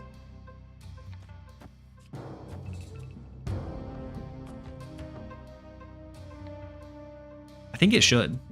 I just rewatched your stream from a few days ago when you talked about how you got your name. Cam Hoop, I'm so glad that you saw that one.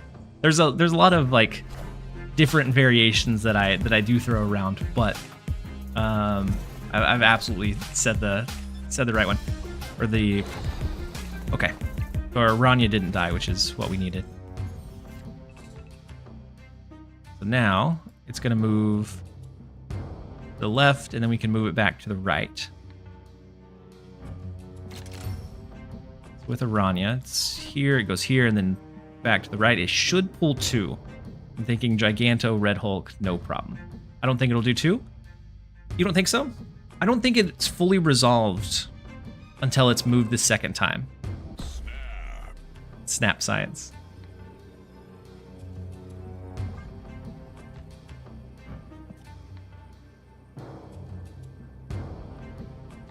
He has infinite name backstories. I do. I'm trying a crazy Hello Redwing combo. Interesting. Oh, they duplicate their Gambit. So 1 pull and move. Red Hulk, beautiful. Aranya shifting it back. Oh no, it didn't. So unless the card that Redwing pulls moves it again, then it's resolved enough that that it doesn't do it. I thought for sure it was gonna happen. That's all right. We still have a pretty decent last turn. We have the Giganto for the left. We can shift Red Hulk over if we want to. Or if we need to, we can do Heimdall as well.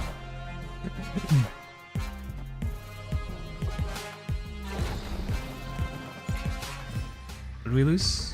Redwing. Redwing's fine. Victory. So probably like the Red Hulk into Giganto. Red Hulk mid, Giganto left is probably the play. But I'm gonna run to the restroom real fast. I'm gonna refill on water. I ran out and I don't have a refill up here with me.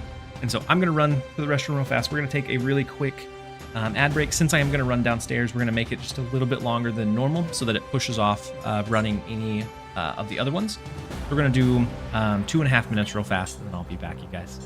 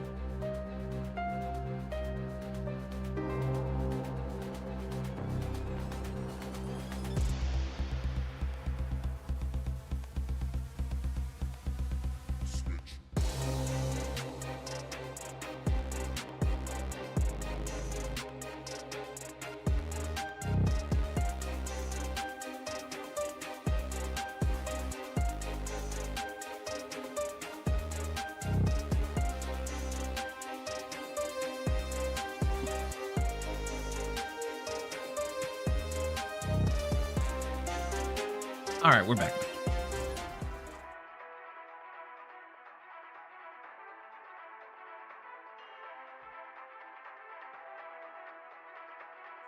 Roman said I'm partial to that lonely sniper guy. I'm a fan of that one too. I will say that I have told the real origin. I have told it on stream. It's just mixed in a mesh of like other ones that are also being told. Which I think is the fun of it.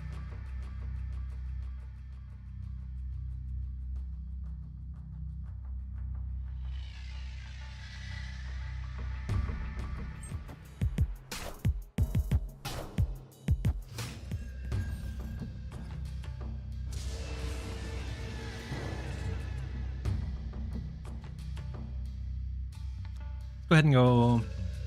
Yep. I mean, it's another discard deck, but I think we have a pretty good like lineup for them. Soon we're gonna start ranking the season menu music. Sometimes the season menu music goes like way harder than what it should.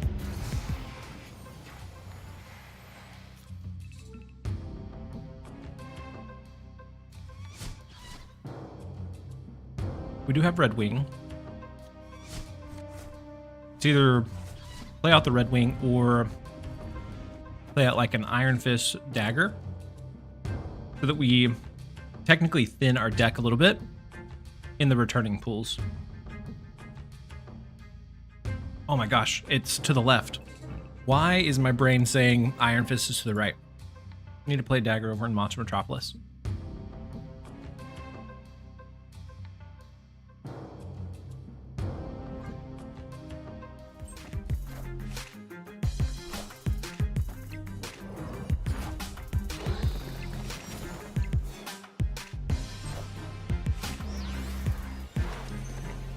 Big bullseye.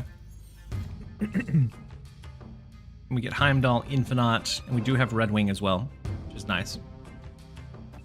I'm gonna go ahead and play, I think, Dracula just into nowhere. We can always shift it over into the right next turn if we want to, but at least they don't know exactly where it's gonna land. The double scaling here is a bit scary.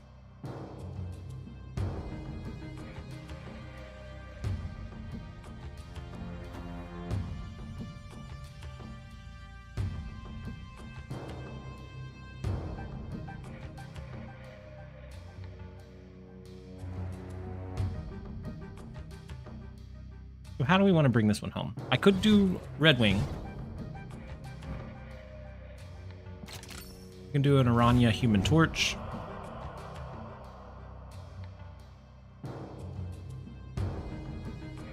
And then don't know exactly what our in-game plan is.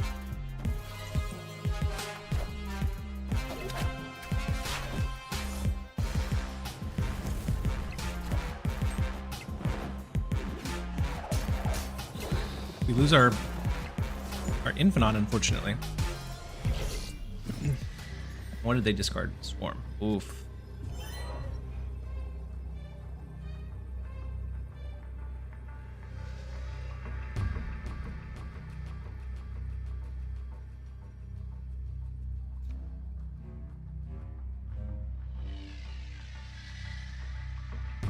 How big do we think they go right?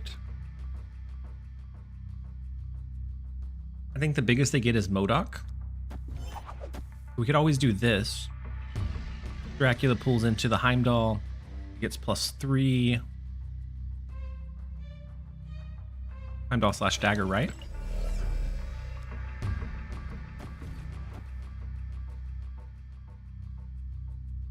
But Human Torch wouldn't move, would he? He was one of the last ones into nowhere. And we would pull Ghost Spider out. And so Dracula's relatively small. Do we think we outscale them in mid with the double dagger move?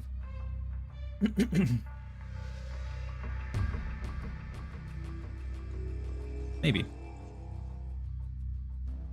Because Human Torch is going to stay in mid, dagger will scale twice. And then as long as we beat, what, I guess, maybe not even the 8.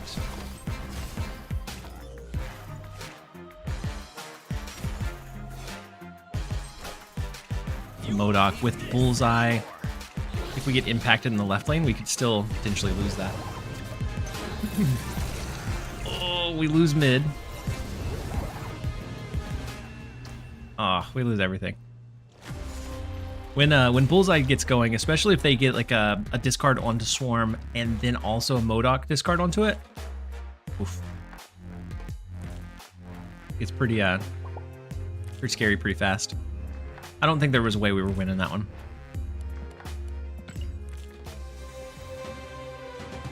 Bullseye's OP. I mean, he takes a very specific setup to make happen. And I think it gets to the point, kind of like the old Galactus, where of like, if you see a Bullseye plus a Swarm discard prior to turn 6, then you probably retreat. Mill him? We could mill him. It's fun but overpowered. I do think it's definitely overtuned.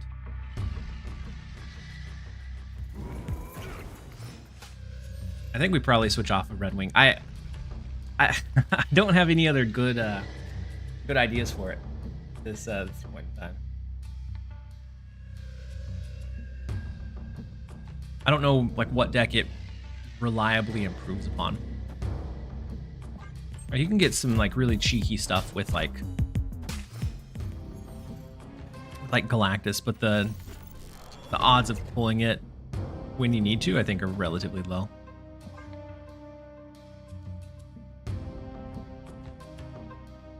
This may be the same Hela deck I was running a bit earlier.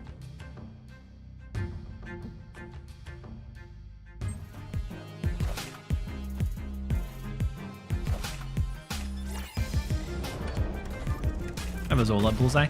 Yeah, I think Zola does just about as decently. Oh wait, Zola Bullseye, not Zola Dakin. I always enjoyed Dakin in mine. When I saw Thaddeus, I was thinking it was a Hela deck, but this could be a...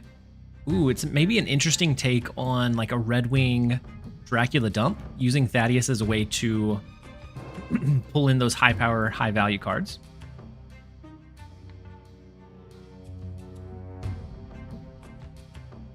A smaller package for Redwing. But, I mean, maybe. What else are we doing the rest of the game? Like maybe like the Thaddeus Strong Guy stuff?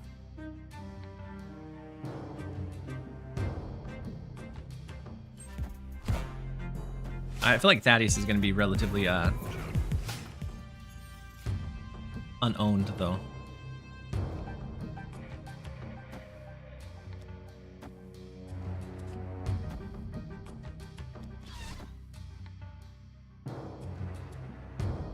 It's like a snap zone list. This one? Or theirs? The opponent's?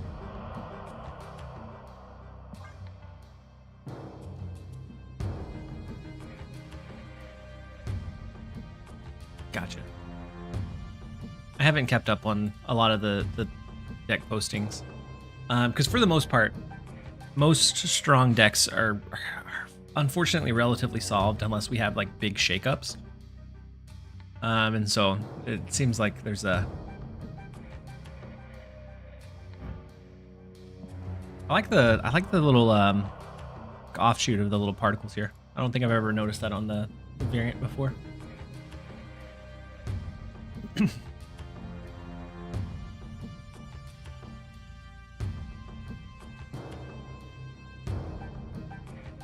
Wait, I'm not watching my own stream, so I'm not getting credit towards the drops.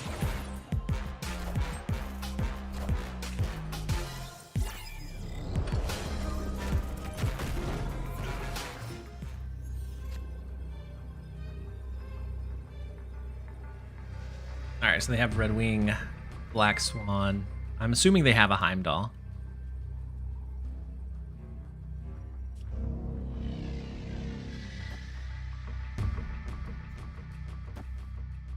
Wait. If we're moving Redwing, we don't really want to play Red Hulk, right? We could always do Heimdall.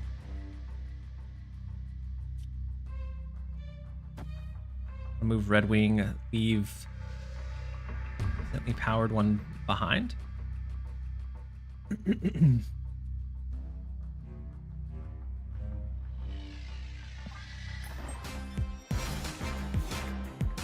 Also, Mill feels rough right now. Can't win games. Oof.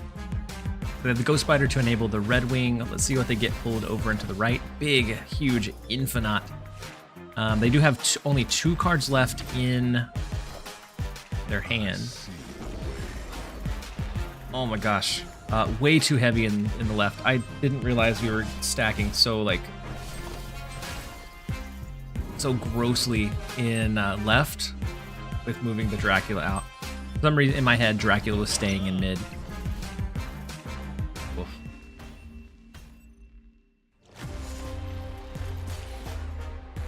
And so they only had 2 cards left that we didn't see. My biggest concern with this is they have very, very few enablers. So I'm guessing like an Iron Fist, Nico, Ghost Spider. And Nico is just like a, sometimes it hits as an enabler, sometimes it doesn't.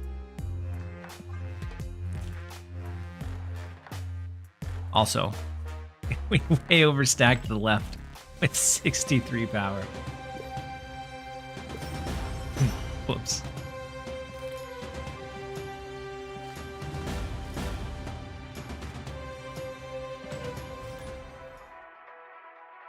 I'll keep thinking about other Redwing decks, but right now I don't have one that I think would honestly be all that great.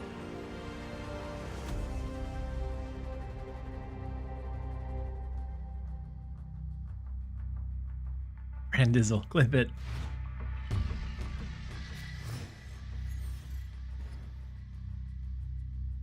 Right, make sure I'm getting progress towards drops. You should run the War Machine Hella list I posted.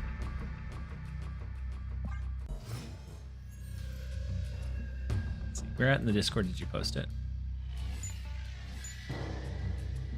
Was it just in general?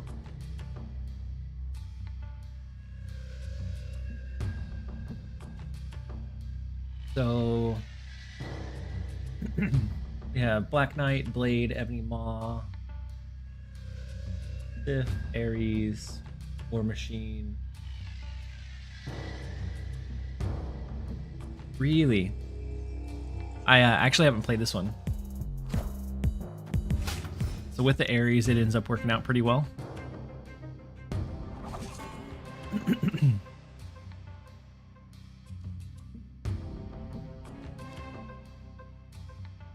All right, with this, it's a 50-50 of if we get to discard Arrow or not, so I'm going to hold it. If they have priority, the fewer cards we have on the board, the smaller impact they're able to make. But everything pulling over to the left is scary.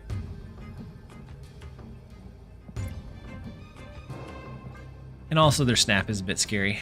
Because if they're able to get their swarm discarded, or just a massive Dakin.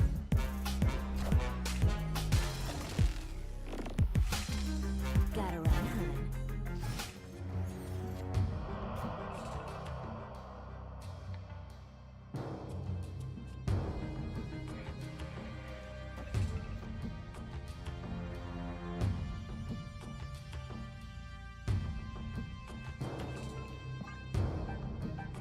Go ahead and go Swordmaster Blade. We'll get rid of Lady Sif and Arrow. It's only what?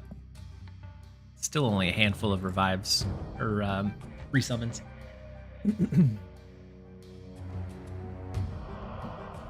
Legionnaire. I don't. So it may just not be my style of card.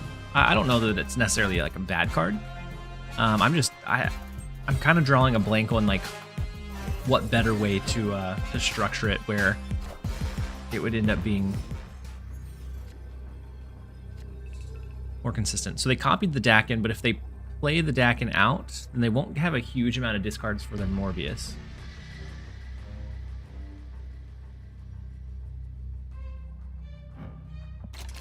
I think there's a decent shot that we win here. But this card can do some wacky things, so I'm definitely not gonna snap into it. Punch is the card everyone is waiting on. I could see it for sure. Brilliant to death, decent. I know their Dakin scales. Do they have? They can't have. Oh yeah, they can. Never mind. Ugh.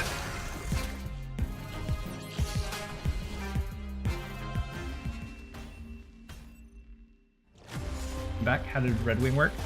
It did okay initially. I haven't really, I don't know that I've ever like just deeply enjoyed like a Dracula dump style of deck. And that feels like where that home kind of gravitates towards. And so like you can get some big plays some of the time, and this one's definitely not going to be ideal for it. It's just with Redwing's randomness, with the movement components, I'm not a huge fan, but I do think it performs decently. I don't think it's bad. I think it's probably better than Thaddeus. Just like finding the right combination for it.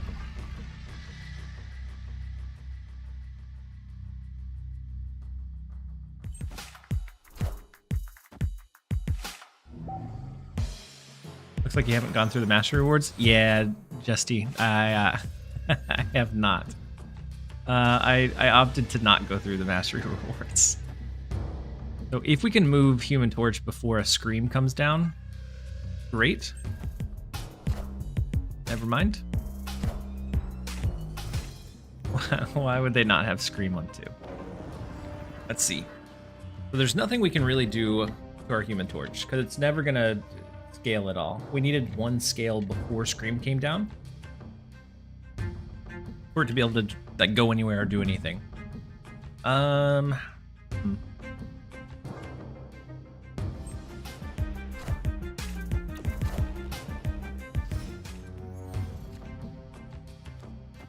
Dracula into Baxter building is decent. We can position an Aranya next turn. If we get Redwing, we can kind of thin our hand a little bit. I don't like the idea of Redwing with Penny. I actually don't like relying on Penny for her like movement potential very much at all. If everyone is playing move, Scream is the answer. I mean, it's not a bad train of thought.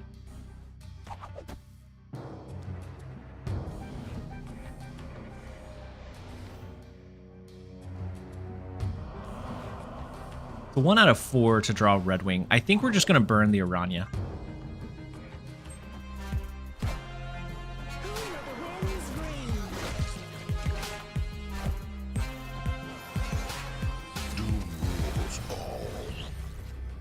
Something, all right.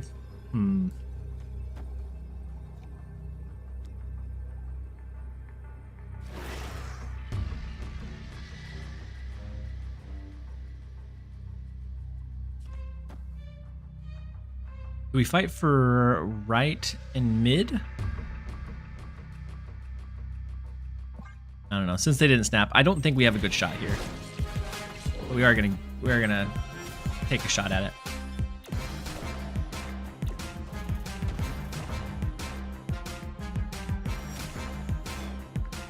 Had Dagger pushed into mid, there's like a small chance that we win it.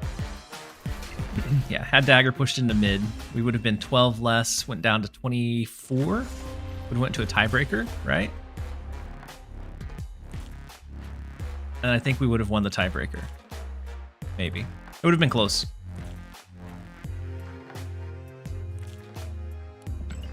Which is another reason I typically don't like experimenting a lot with a new card on release day. If it has a very common counter, or if it's easy to counter, if it's ran in like high volume, then you typically see a lot of that around the upper ranks, which just becomes kind of boring to me as a viewer, like watching either mirror matches or counter matches consistently. It's a little stale pretty quick. And so I don't know how long I'll stay on Redwing realistically.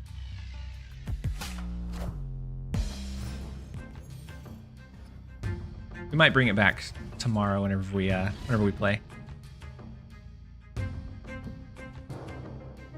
So if we shift Redwing out of Quantum Tunnel and like shift it over into Nor Dimension, it rotates out, pulls a card. I think it'll pull a double card here. Then our hand is pretty decently stacked for it. But we could also try to just wait until later. That would probably require us to rotate in the quantum tunnel this turn. I think we're gonna go ahead and do it.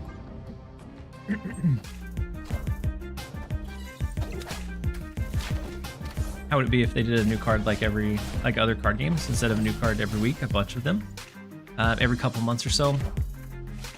So I don't know. Initially, what really kept me like locked in and really enjoying Snap was the fact that they were there were new cards so consistently, so the meta was always evolving.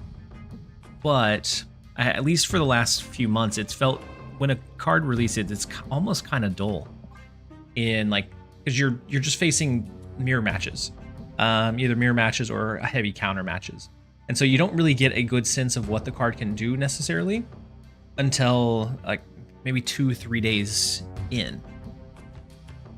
But I don't know how much, like, me personally, I don't know how much I would play each week if there wasn't something new that was at least trying to kind of like shift around the meta, so like a new card drop. Because my highest played time periods is definitely whenever there's either an over the air that changes things, a new card patch. Because I like to kind of go in and try to like learn or figure out the new meta. And so I don't know. I don't know how well it would work.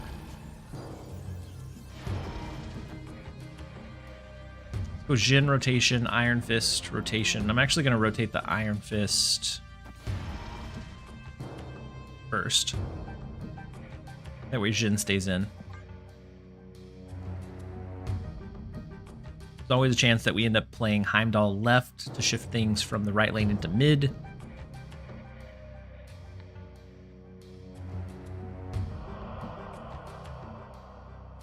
Let's see.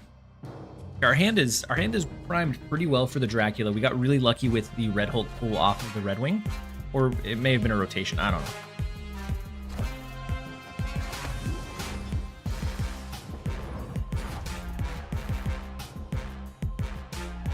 Iron Fist comes right back around. Invisible Woman. The Sandman? Looks like a very heavy ongoing. Besides Sandman. Sandman feels super out of place here.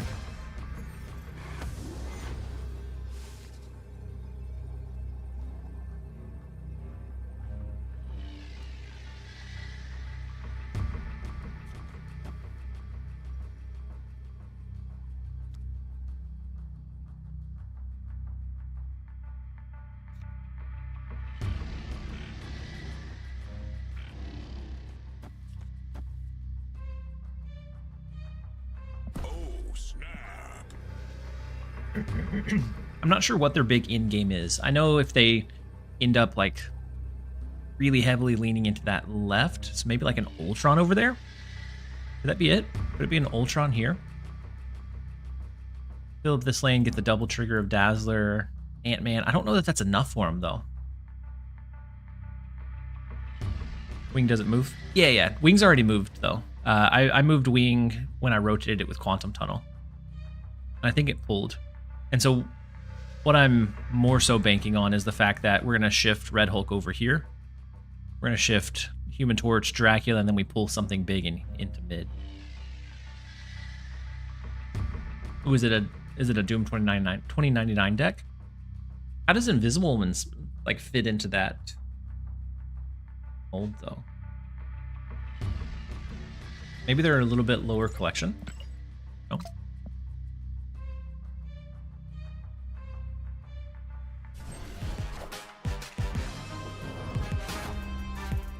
Oh my gosh. I'm glad I'm glad that they didn't play, because I did not mean to shift the Jin over. I meant to, or I didn't mean to shift the Madam Web here over. I meant to shift the Red Hulk here so that we'd push an extra 19 this lane to match like the double Ant-Man. Oh my gosh, we got very, very lucky. We didn't deserve the win. They didn't even play and they almost won. I think they maybe DC'd, like after the snap came in. It's unfortunate. So bad. I feel bad for him.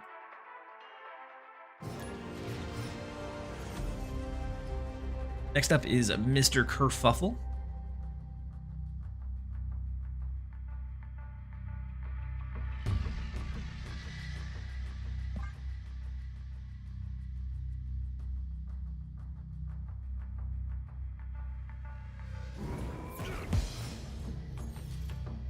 We have a handful of.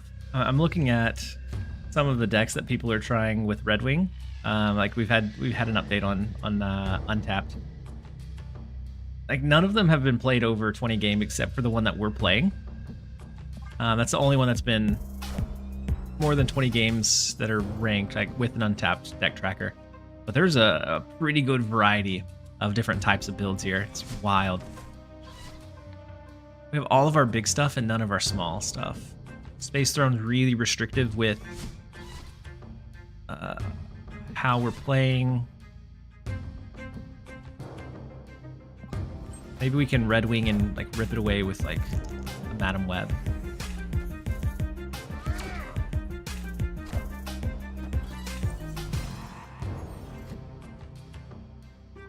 Opponent snapped. Yeah, they snapped because they, at that point, with the Gladiator, realized we have movement components, and that with the Space Throne, we can't really make use of them. So we'll give them the one. We'll rinse and repeat. And I'm not sure if I called this one out, but Orange Monkey 2003, was that maybe when I was getting a drink? But thank you so much for the resub with your Prime for 5 months. I appreciate you. Hopefully you're having a great one. Actually, I was going to show the big variation in like builds that people are attempting with blue card.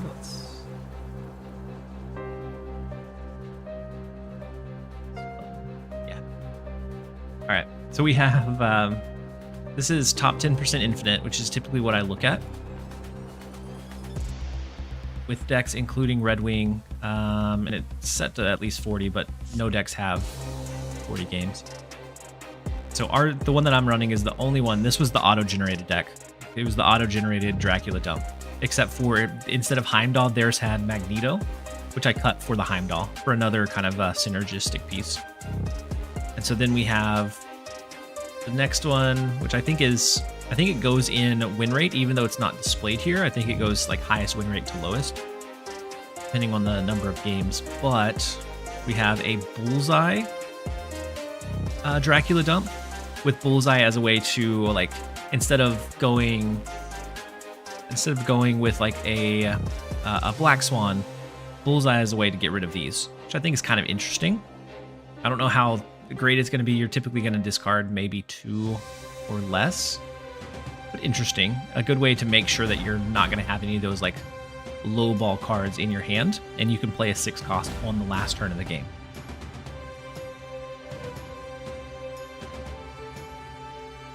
So far, it looks like too much work. I mean, probably too much work to like. It may be a super competitive card, but the movement package is kind of tricky. It's kind of tough to like just run easily. And so I feel like I would get tired of playing faster running a Redwing deck than just something that I can kind of play out and anticipate the opponent and not have to worry about like the RNG elements or which way I'm going to move what. But we have a little bit more heavy move oriented. This looks like more of a true move deck that also runs Redwing. So sometimes you're going to pull something kind of good. We have a War Machine Black Swan style of deck that runs the Ebony Maw. So Black Swan, Ebony Maw, War Machine could play the Infinite plus Maw last turn. Kind of an interesting idea. I don't know that you get too many good hits with your Redwing though, which is the potential problem. Have this, which I think besides the Black Swan is pretty much the auto-generated deck. We have an Ares Surtur style.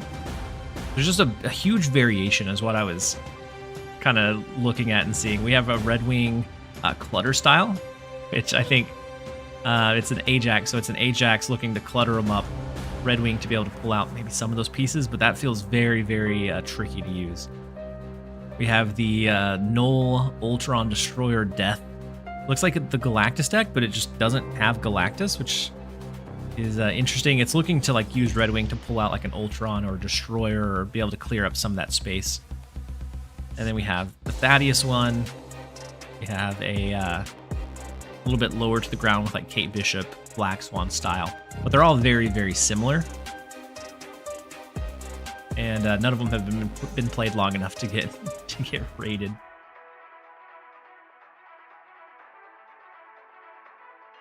I think a normal move deck seems the best way to go, potentially. But then, like the value that you're getting from Redwing, is it really better than running a Vulture?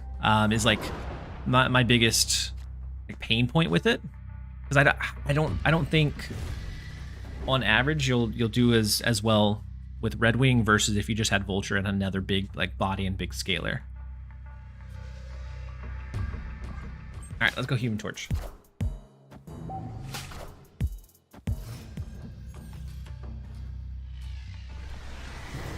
And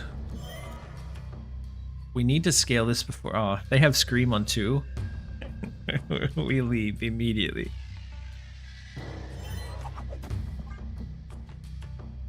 Ready. We're primed. My Bane has been the game itself. Location, shove random card in hand. That too, yeah. That too, or like ones that kind of limit how many spaces you can play in are also pretty tricky. I think there's just a lot of pieces that can go wrong to reliably count on the value that you get from Redwing. Now, that could change. We could have somebody that cracks it wide open, but I don't think there's a straightforward way to like easily do that. Madam Web's nice. Always Madam Web, Iron Fist. We would push Dagger over. Maybe it's just Madam Web over here, and then an Iron Fist. Or we can just hold the Iron Fist for now. Let me cook with Redwing C4. Absolutely. Are there any move enablers that are 4 power?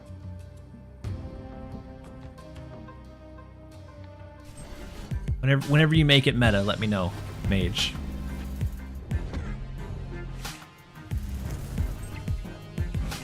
Well, rest in peace to our Human Torch. Rip. Okay.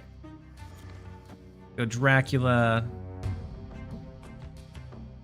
Then we can go Redwing.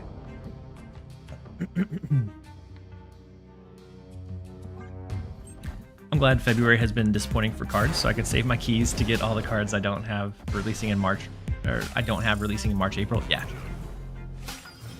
Locust 4 power. Ooh, true busy.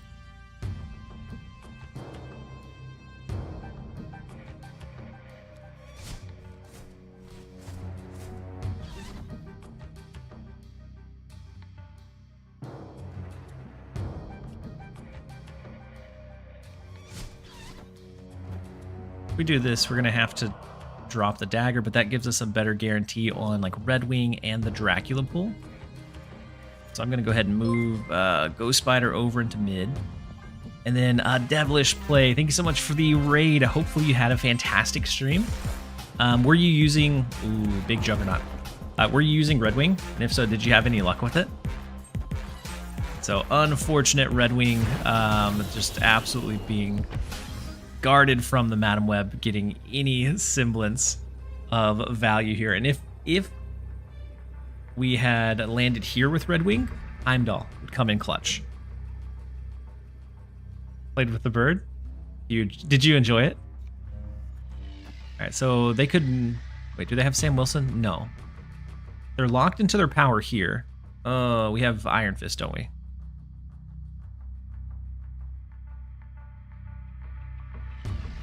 I think it's going to be Dagger, shift over left, let it pull into the Dracula lane. I think it's the best we can do. And they probably know that because they know that our last card played was Iron Fist. So all they have to do is a big card here. Kingpin, yeah, but so Kingpin and Scream, it at least scales to still be 2 here. We could also just go like Red Hulk or just go Giganto. And then it becomes a 1 out of 4 that we get a bad pull with the Dracula. I think that's probably where we go. You learned that you enjoyed Spidey 2099. I really like Spidey 2099, but it's just so expensive that it's hard to get a consistent value from. The cannonball hits our Human Torch, which is fine. Giganto ties us left. We needed the really big pull in mid, which I think we were able to get. What did we pull in mid?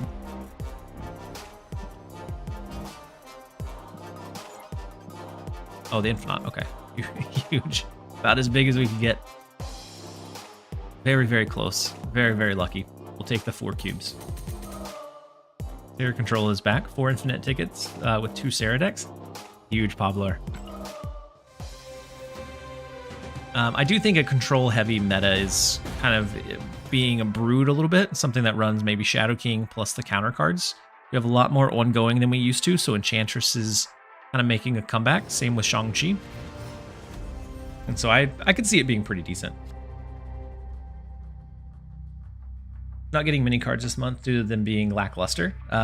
Just makes the season stale though. Yep, that's very true. Wouldn't mind if some of those were straight to Series 4. I agree. I was really looking forward to Sanctum Sanctorum today.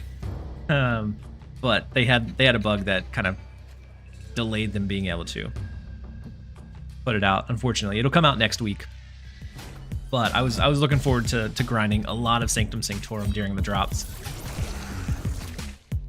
I want to make sure I'm going to have 2 accounts that I'm going to grind it on. One is a low collection level account. And so I'm curious how the matchmaking is going to work with it.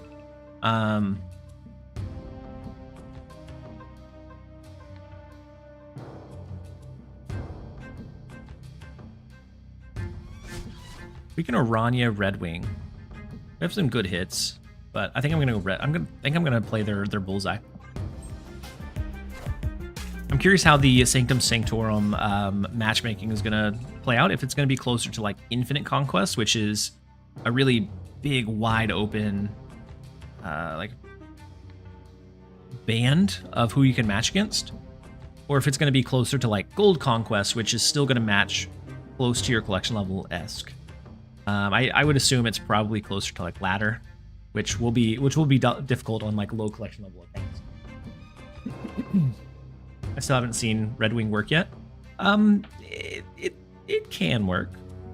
I've seen it work, maybe once, maybe twice. I think we're gonna go ahead and move the dagger.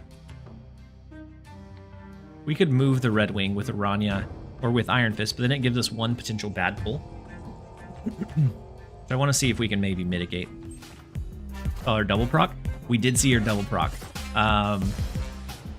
They moved. It wasn't. We didn't get the move, unfortunately. We didn't get the double proc. But the opponent ended up pulling Heimdall. And then on the second proc was Eliath. And then I think it ended in them retreating.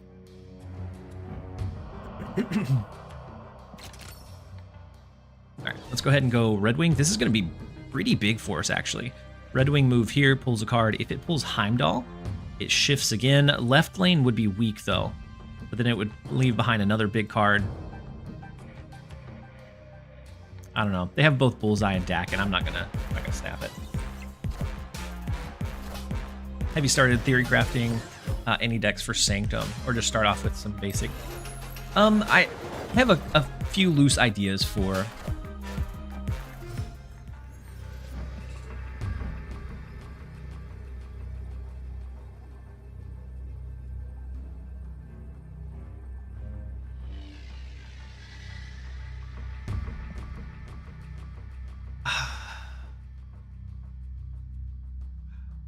Rough.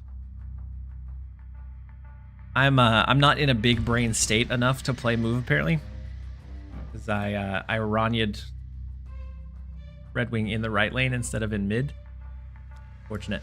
The good news is we do get to let it move.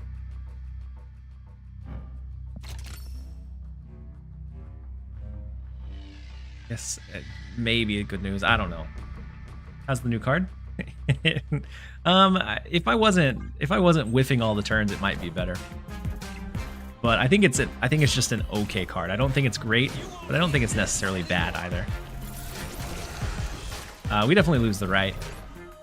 And probably mid as well.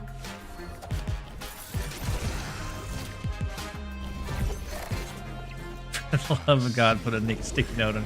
See, but that one wasn't the Iron Fist that bamboozled me like it. Oh wow. Oh well. Fortunate. Unfortunate 1 out of 3. Otherwise, we won. I guess it had to be the Infinite to win.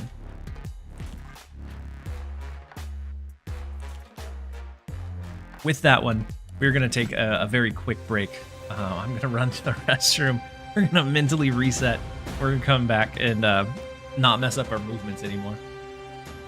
I thought Redwing was a bit better on paper. I'm going to save my key. Yeah, I think... So anytime there's something that is a very specific setup, it's hard to trigger reliably. Because whenever we look at like decks that are consistently good, we have things that like very easily are able to be played out. So Hydra Bob, you know you're always going to get that consistent value. Sam Wilson, it's not huge value. You're not going to like break a game open, but you get consistent value. You get consistent early tempo off of it. Iron Patriot, same thing. And so whenever we look at like cards that perform well, it's very flexible. Like Rocket and Groot, you can throw it into just about anything, and it does what the card wants to do well. Of course, there are like packages that kind of help emphasize it, but Redwing feels like one that if there is a deck that pops off with it, might be very, very strong. But I think the setup of it being as kind of tough to proc as it is, I don't know that we see it be like super meta. But I'm gonna run to the restroom real fast, and then we will be right back, you guys, in a minute and a half.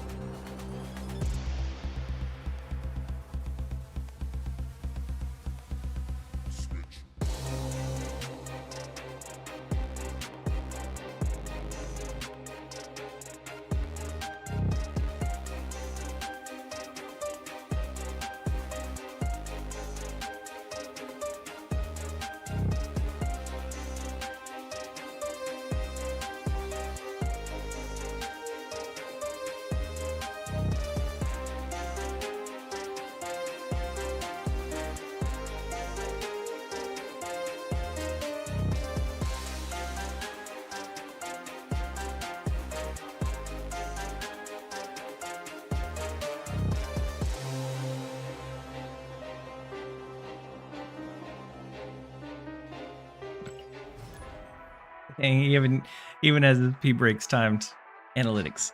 So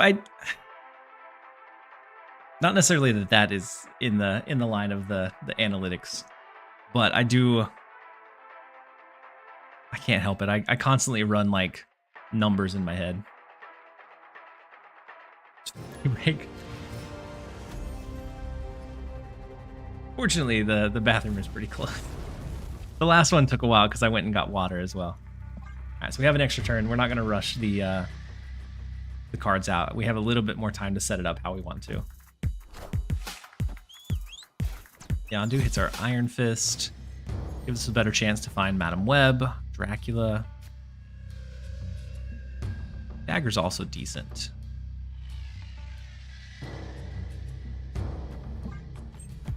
So Redwing blows. I wouldn't say that Redwing is awful. It just it takes a decent amount of like setting up to make it pay off. And so I don't think most people will go through the hassle of trying to set it up outside of like, unless something changes with it. I don't think we see like an insane amount of it. Big gladiator, big ghost spider. Okay, unfortunate.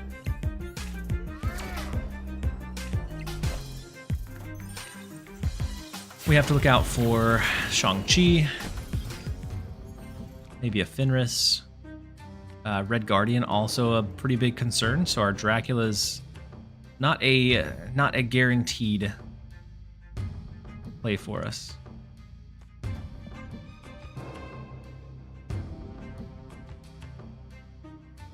Redwing is the new Spider-Man 2099. Yeah, I could see it. It's cheaper, so you get a little bit easier time making it happen, but I could see it.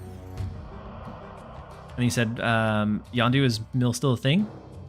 Have I even missed anything besides Surtur? So Mill is still a thing. Misery came out, which is kind of what made Mill somewhat viable again. If you bounce Redwing, can it trigger the second time? I don't know. I would assume no, but I don't know for sure. And unfortunately, we missed our Madam Web. It's at the bottom. I'm sure they're gonna burn it here, but we do get the chance to throw out like Heimdall. Like all of the cards that Redwing will be able to pull will be pretty substantial. It's a bit of an awkward setup, but honestly, I think we're fine. Never mind. Lady Deathstrike hurts an awful lot. Because they're going to have Shang-Chi.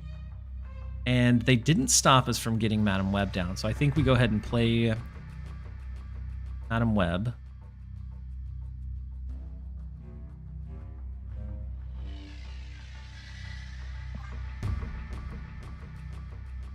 I never thought Misery was so good for Mill, especially.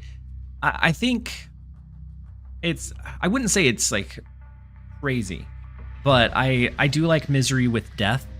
I know a lot of the initial variations were trying to use Null, which Null is just, it's too much. Alas is also using Lady Deathstrike. I don't really care for Lady Deathstrike all that much. I think right now with Dracula Dump being super common because Redwing kind of slots into that like Dracula Dump style really well, I think Lady Deathstrike is probably a good call, but in general, I prefer a little bit lower curve rather than the Lady Deathstrike. Daily gift from the web shop. This is a good call out. If you haven't pulled your daily gift, definitely pull it because it's made a huge difference on the free to play account that I've been playing. A major difference.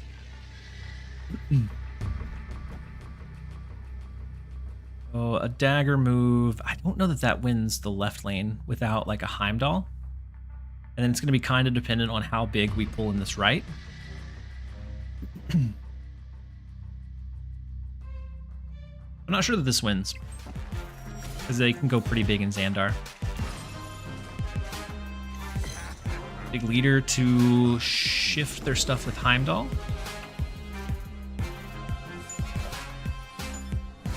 Death, and then the right lane is actually a lot weaker now because of the leader.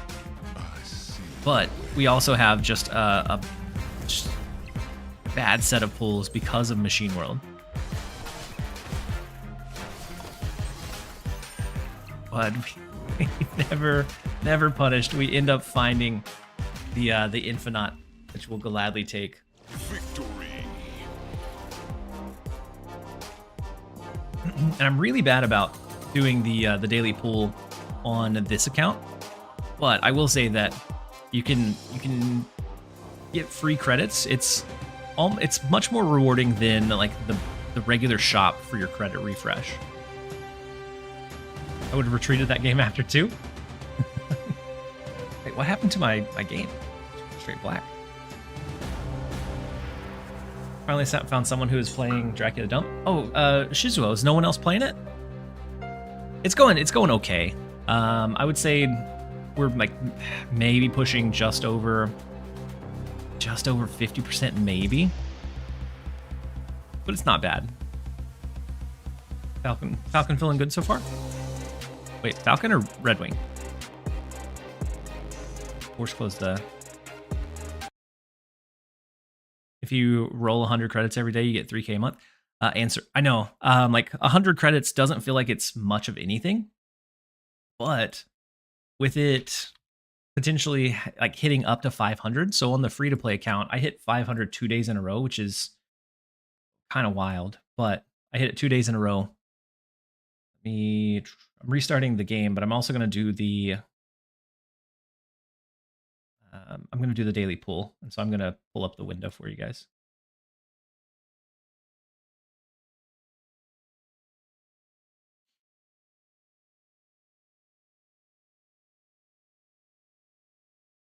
So let's go ahead and do the free draw. On the free-to-play account, I've probably got maybe 1,500 total credits off the pools in 17 days. Like it kind of stinks when you get a border, but it's free and it's daily.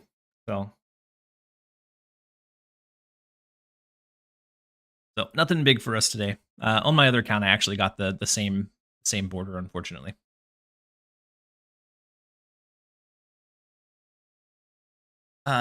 Double A just hit top 500. Huge, massive. I got the other border. I think to me the other border is probably just a little bit better, but both of them are you don't really like to see either one. Oh, you just hit 500 credits. Oh, got you double A. Well, congratulations on the 500 credits as well. Like that's like a high, like finishing your weekly mission type of credits. Like it's easy to kind of overlook the value of it, but the highest reward for the weekly challenge is 500 credits. You of course get 100 gold too, but it's the same amount of progress. So it's a huge value. I did also forget that I need to do missions again because the reset.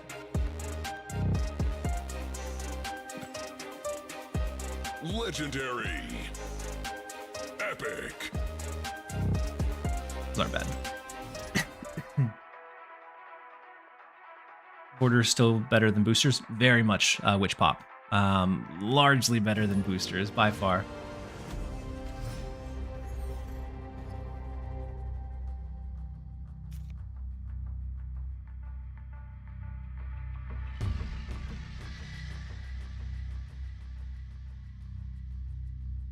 Keep getting 100 credits since the start. Once Red Spider for Ultimate Madam Web. Happy, yeah. Even just the 100 credits every day is huge. Like it's small trickles of progress, but it is pretty meaningful progress in the long run. Are you still working on your free to play? Yes. So not the old one. I'm working on a new one, Shizua, because the last 40 days of my 100-day series actually got fried in my hard drive, and so I didn't get to like cover that, and I didn't want to like try to summarize all of the content and what happened. It just without the footage, it would have been a very tough watch. And so I've restarted now that they've made some meaningful changes to the collection like progress, namely the double rewards for Series 3. So now it's in your group of 9 reserves. You now get 4 Series 3 cards versus before you were only getting 2. And then all of like the small trickles of changes. So alliances is another big one. You get 500 credits a week for that. So you're already doubling what you would have been getting weekly before, as long as you're in a somewhat active alliance. And all of those things kind of trickle in and feed off of each other, which is really, really nice. And so I'm 17 days in right now. I like that there's a button to view your free pull history, so it can quell some of the never lucky feelings. Yes, Butterfingers. Like sometimes you're gonna get super lucky and get some good pulls in a row, but I know whenever you get like 3 days of like borders in a row, it feels bad. You can kind of go back and I probably leave my alliance after ages because people went inactive. Yeah, to get like the value of them, it is kind of tedious.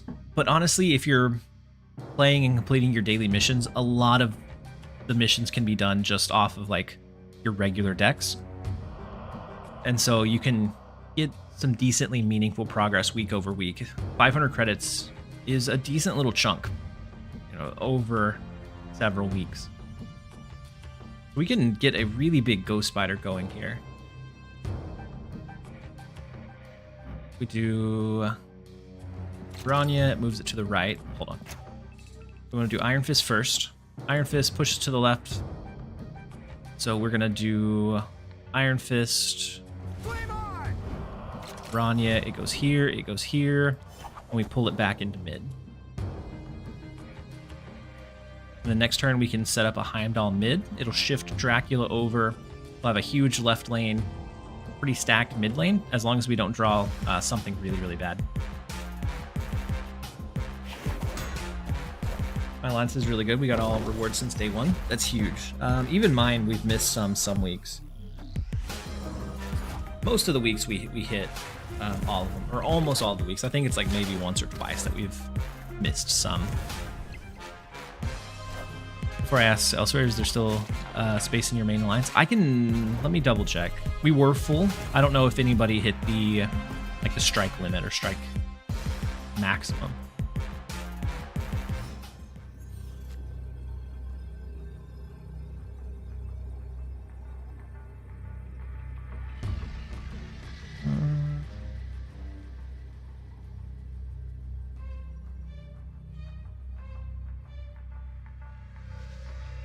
No, we have one that I think may clear out from inactivity after this week, but right now it is full. All right, let's do Heimdall.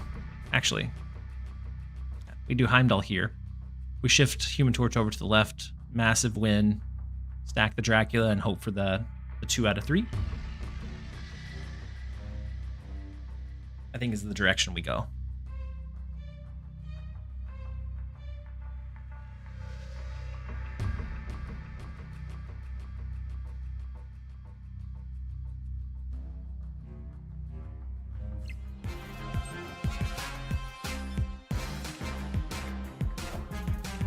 Ooh, big Juggernaut. So now we're going to need something really, really good. Had it pushed our Heimdall to the left, we still would have been in a really good position. We now need the 1 out of 3 to win.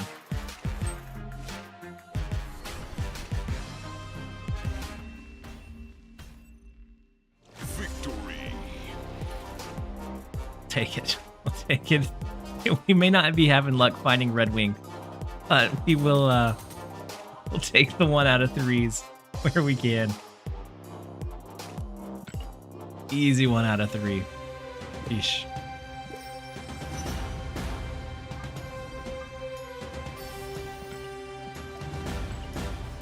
Goodness. Let's look at the stats, because I think we're hovering right around I think we're hovering right around the 50% mark. The deck, yeah. We're still pretty positive in cubes. We're gaining an average of 0.48. So with only hovering around a 50%, we're still gaining cubes at a pretty good ratio. We have Rania, we have Redwing, we have Madam Web this game. Good start for us.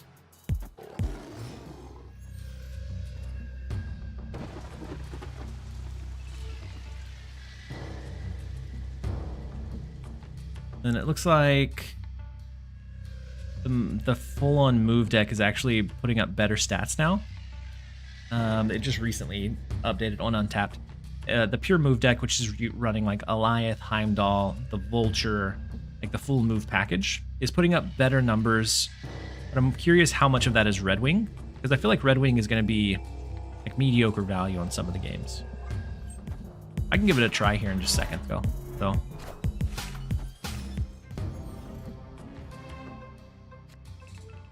If you Rania Redwing out of deep space, that's one of the interactions that always uses me just a touch. Not for sure.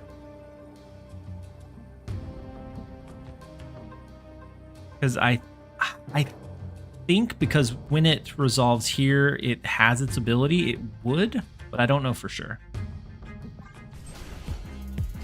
Lockjaw is missing from the deck to make it shine. Lockjaw is definitely a big winner. Fortunately, the Madam Web is toast. We do have Heimdall, which can still save the day. I think we go Rania Dracula? But if Deep Space shifts over into Starlight Citadel, it might be problematic. I'm going to go with Rania Dracula so we get the free 6 cost.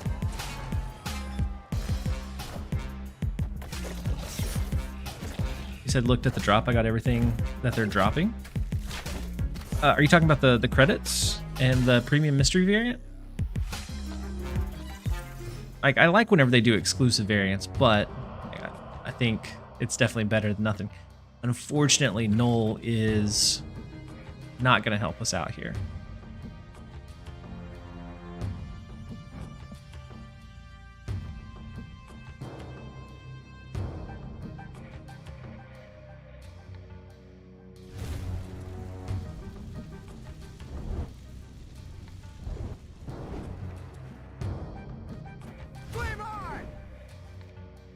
I don't see a good way to set this up.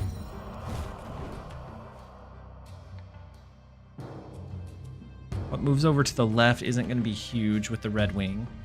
We could also just like Human Torch here. No, that wouldn't move.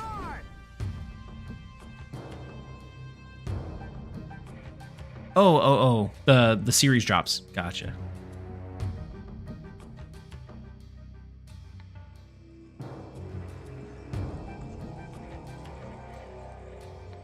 Raft Deep Space. Big Luke Cage. Iron Patriot, which probably isn't all that good. Deep Space? Yeah, we'll move it over into the left, right? Heimdall. Shift all 3 of these, shift all 3 of these.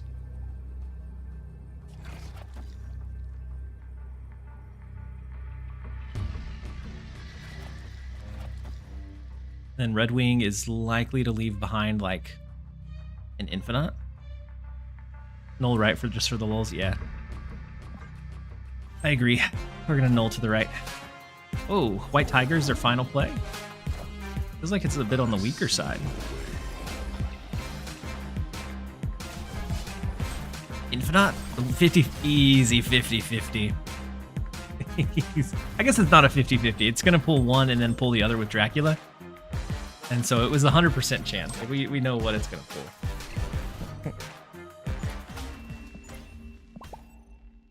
Victory. Had the White Tiger went left, they would have won, right? No. Yep, they would have won by 1 in the left.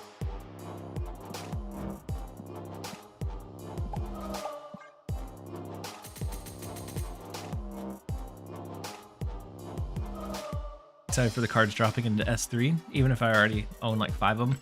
Yeah, I think it, especially for like earlier game players, I think the series drop is massive.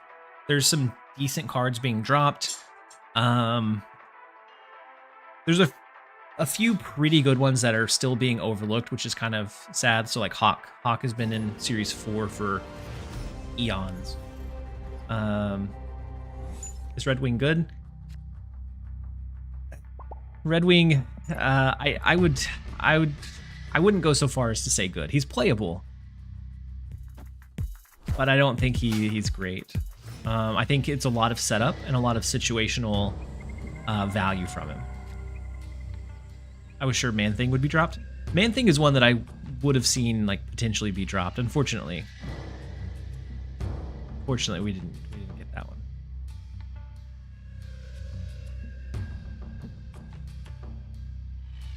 Yeah, we have a pretty decent size. Like I'm not upset by the series drop at all. As you get later into your collection and into the game, the series drops are going to impact you less and less.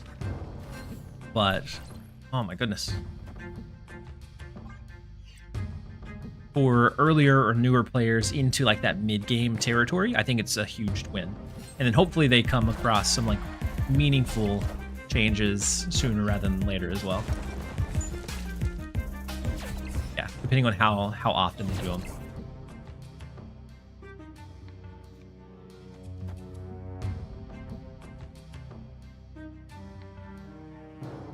Dracula left. This is gonna be a tough win. Your board really rocks. It does, right? We could get at max 5 rocks on the board. Feels pretty good. 4 free cards for me. Yep. And then there's a few others that are cheaper. Yeah, I think it's a win for most players or most people involved.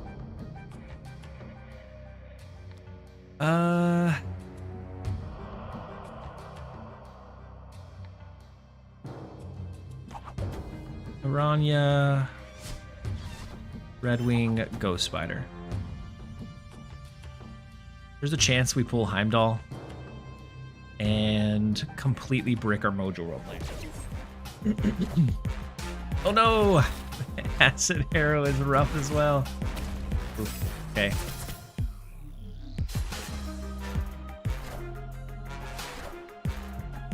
Well, not looking promising. Unless we pull the Infinite. Oh.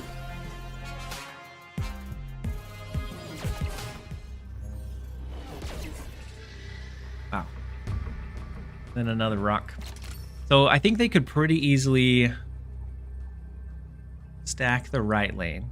Never lose the 50-50, apparently. They have at least 3 arrows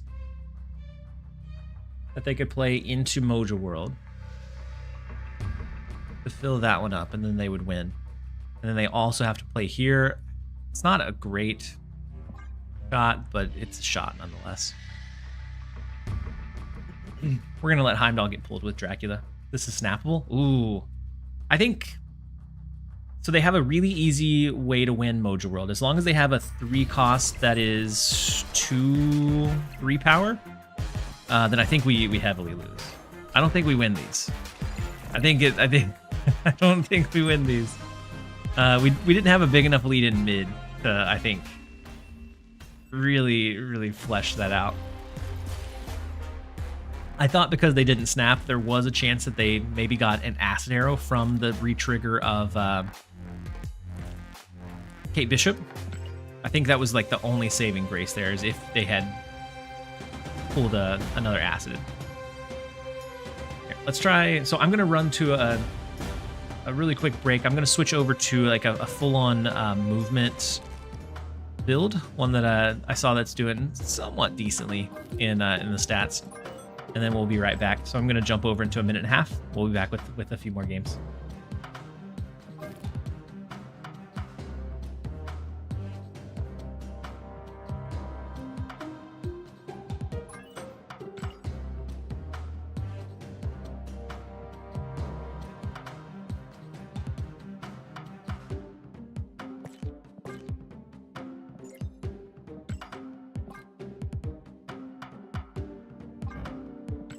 Then we're gonna use the terrifying Loki. Something about that smile just scares me. Let me check to make sure I'm actually making progress on drops as well.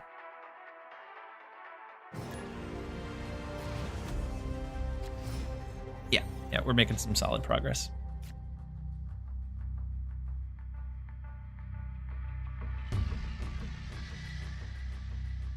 All right, next up we have M per minute. We have the Human Torch. We have the Ghost Spider, which is going to be a nice touch. Go ahead and play it out.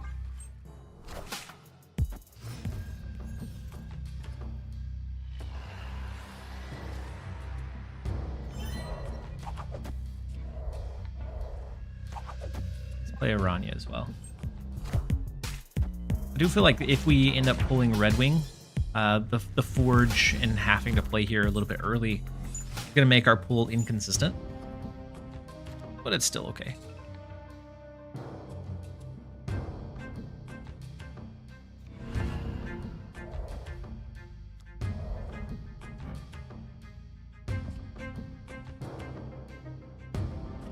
We are going to shift the locations around with Starlight Citadel after 4.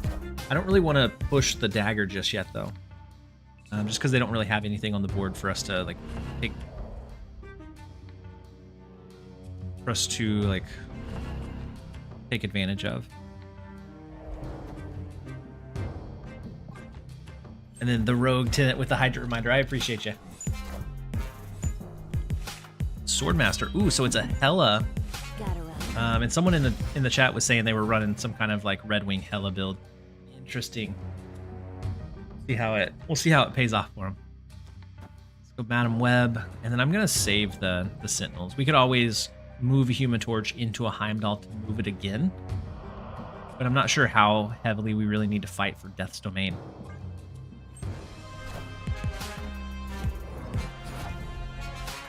Forgot about Iron Fist. Oh, I'm so movement bad.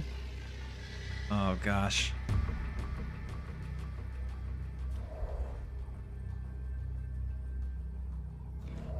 We could throw out an Alioth and hope that we snipe him out.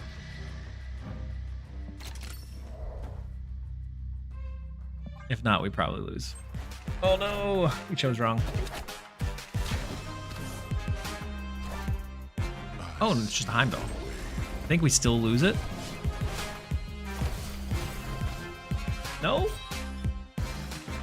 What an awkward game. Super awkward game.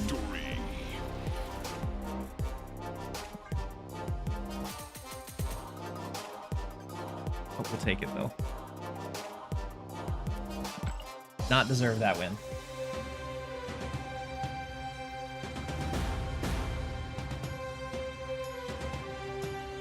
Why is my game...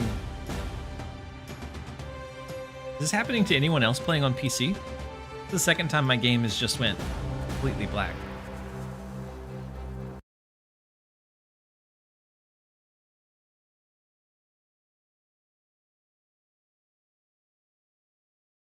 I just realized we have to farm 20k points to know the history of your name. The Last Street Guardian.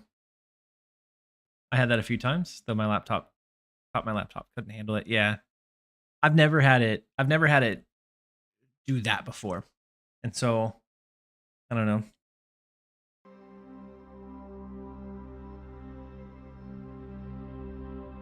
Might be something exclusive to Redwing, maybe?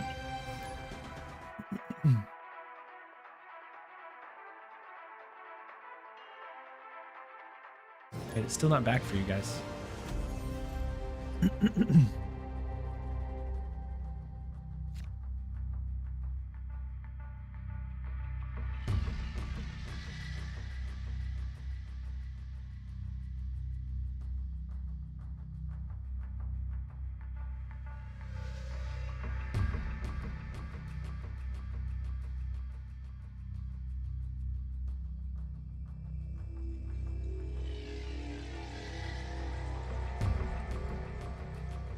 There we go. Okay, we have the Aranya. Sorry about the rope, PRS. We have the Kingpin. Hey, you deserve the rope. I'm gonna lurk for now. I'm gonna watch some Netflix with friends. Absolutely, Angel. I appreciate you being here and hanging around. Oof. Space Throne is very, very rough for us. Everyone, how's Redwing so far? It should be, yeah. I'd say it's probably an easy skip. Like, it's not unplayable. So like Lady Deathstrike on release was awful. This one's not absolutely unplayable, but I wouldn't say it's good either.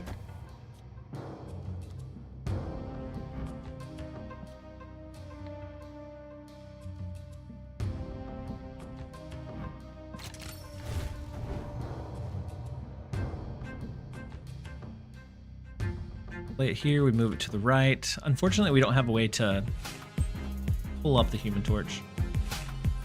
Move into a Scream Deck, yeah.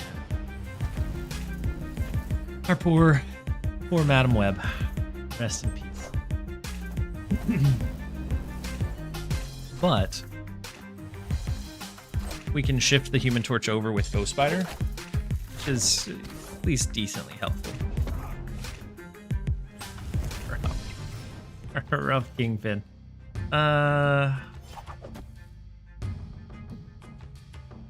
Ghost Spider pull. Can throw a cloak in there if we wanted to. But their Kingpin is just gonna eat just so well.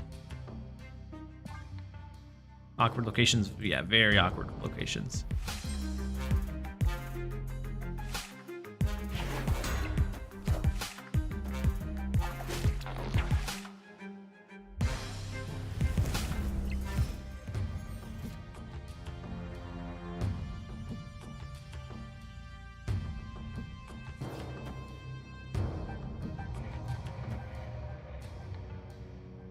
Do one of these, but I don't know that it does much for us. I wish they kept Redwing as a bounce card for Joquin. Yeah. Yeah, in a movement package, it's very, very awkward. Not that it can't pay off sometimes, but a lot of times it just is inconsistent value. Save ourselves in the Space Throne. Let's go. So the move over here, bring it back up. Cloak would shift to this lane if we did the Heimdall, or we could just do Heimdall mid. Hope for the best.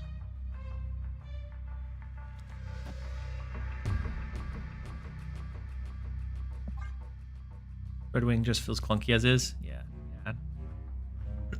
Like in a Dracula dump, it's a less clunky, but it's still sometimes a bit awkward. Kingpin is definitely dining well here. He is consuming all of the torched food.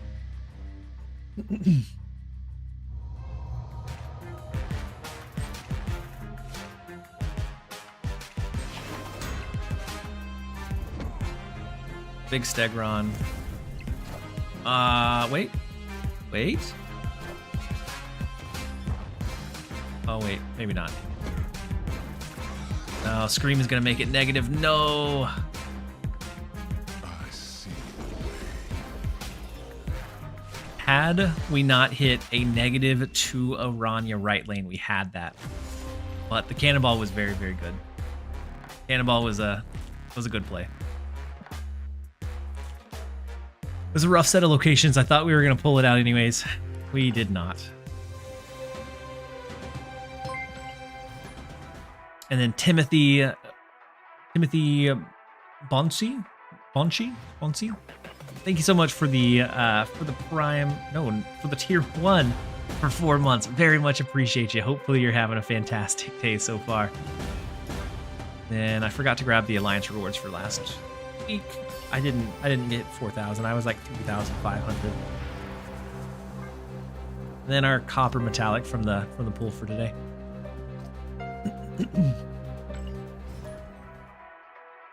Lost by 1. Very, very tough break. It was a close one. With how bad those locations were, honestly, that wasn't awful. That wasn't the worst case scenario. It could have been a lot worse.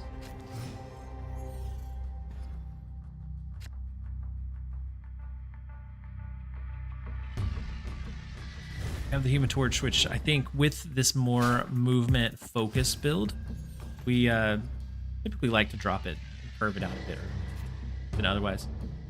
Redwing can move this once. If it has can move this once, I think it's a bit crazy at that point. Because then it's not just a 3/4 value, but you can always thin your hand, and I think it becomes like broken strong if you can freely move it. But I do agree. I think that helps it a lot. This far left lane is going to be problematic unless we can find a Madam Web. If it had a natural move, I think it would have to go up to 4 or even 5 cost. Like at 5 cost, I could still see it being viably played with that ability. We do find Madam Web huge. Or do they discard Blade? We're looking for Eliath last turn. I feel pretty good about this one. that poor Blade. He never did anything wrong. Poor guy.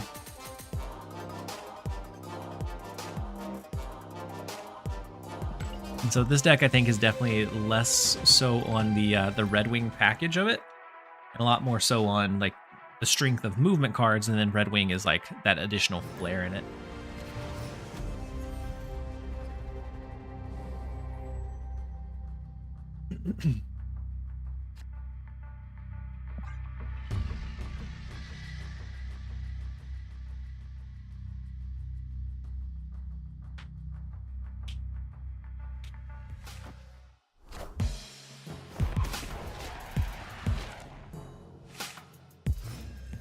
Are you gonna play Dracula Dump as well? I did earlier. It was performing okay. It was largely just hovering around 50% win rate. We were gaining cubes with it just because of like the big swing plays we had. Would kind of force some opponents to overstay sometimes. But it had a bit lower win rate than like an all-out traditional move style. But it wasn't bad by any means. Let's go ahead and throw Madam Web. Oh, I just get a copy of her Ghost Spider, that's fine. And then Apathy Party with the TLSG name origin. All right, we'll get you a name origin very, very soon.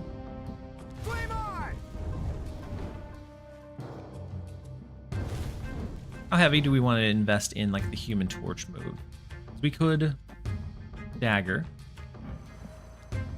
Good Dagger, Ghost Spider. Human Torch, Ghost Spider. Mix in like a cloak.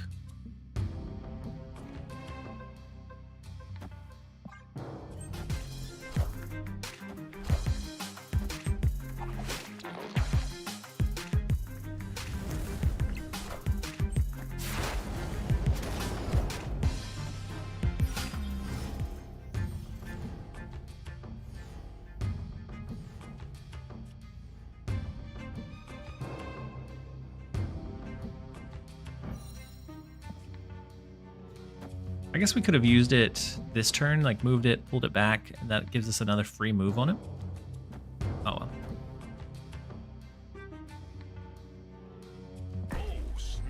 So go ahead and stack here. They did not want it.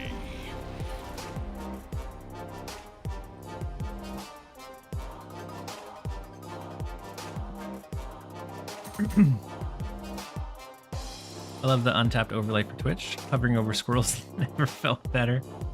I mean, I do like that you can hover over it. I think for like a newer player experience, that helps learn some of the cards a lot. Especially in some of the streams where it's a bit bigger. Maybe you can't like directly ask for it, and you don't want to like Google it all the time.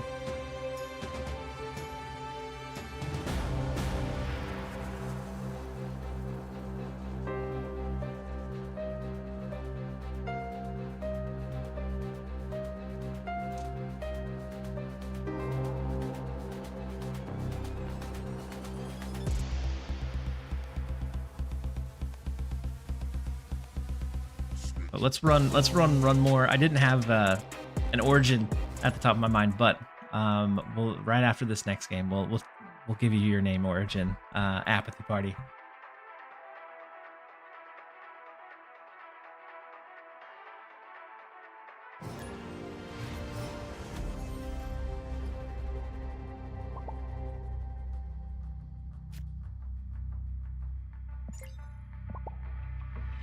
Next up is Epsi. Time. When will the new game mode come out? It was going to be today, Isa, but it ended up there was some kind of bug or issue with it, and they delayed it a week. And so next Tuesday, unfortunately, we have to wait just a little bit.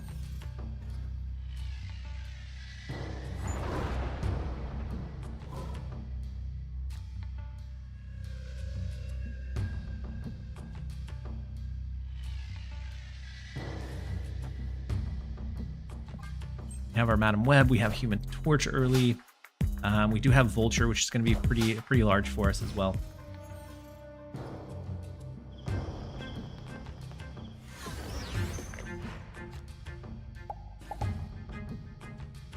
Straight into the Abbey.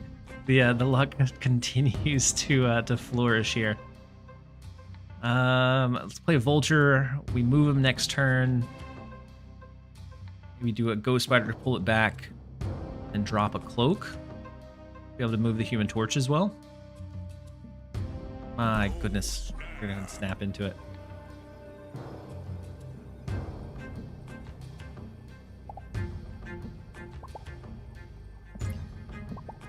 The issue is that it'll take a lot of credit card usage to get everything. What in the new game mode? So I don't think you're supposed to be able to get everything. I think it's very much like you make your choice of like what you want to unlock. I don't think it's a you get to have absolutely everything type of ordeal, unfortunately.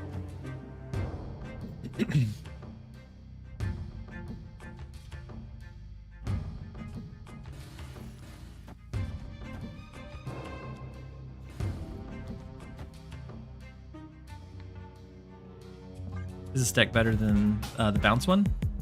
In terms of like pure move, I don't know. I know the bounce one, when you hit like a big Human Torch, big Vulture into Frigga, it's massive. This one leans a little bit more into like the counter components. So I don't know. Why is the TLSG name origin unavailable? So someone just claimed it. We're gonna go through the name origin in here in just a minute, but it's unavailable because it was recently claimed.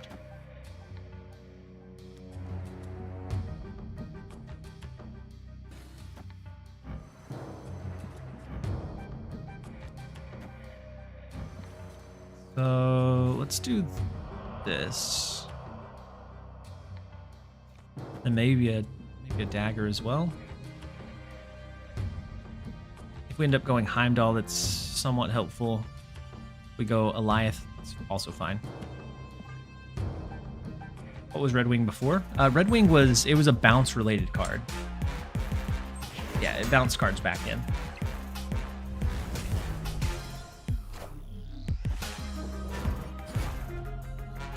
They wasted their Spider-Man 2099 move.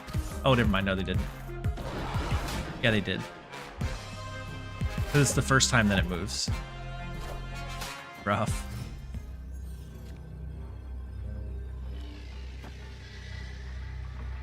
We move it. The Eliath. Call it a day. Or move it. Eliath mid, call it a day. Victory. What a miss on the 29. I agree. Had they played it and then the Urania moved it that first turn, could have been big, but it was still a 1 out of 4. So it was still a bit iffy. But we will take it. And so for the name origin. Growing up, I was like, I grew up around the time that like the Spider-Man movies were some of the first like superhero movies in like live action that were releasing, and I always really enjoyed like that universe. And for whatever reason, I thought the symbiote Spider-Man and just like the symbiote like storyline in general was really, really cool. And so I always had the little like action figures, but like the ones that I liked the most were like the Venom or the symbiote style of toys. And so whenever I realized I was going to start playing Marvel Snap, and it was before I knew I was going to make a YouTube channel or a Twitch channel and create content for it. I was trying to think of like what names would be good for Marvel related things, and the one that kind of stood out to me, since I did enjoy like Venom and just the symbiotes, was the last symbiote gamer, because symbiote, I feel like he, especially around the time that like Venom came up, kind of rose in popularity, but for the most part he's what I feel like an underappreciated character. And so instead of typing all of that out, I decided it would be cool if I shortened it for like ease of discoverability into TLSG, or the last symbiote gamer. And so and there's a lot of different name origins that float around. That is the one true one, though. You're a 90s guy like me? I am. I was born in 91, so early 90s.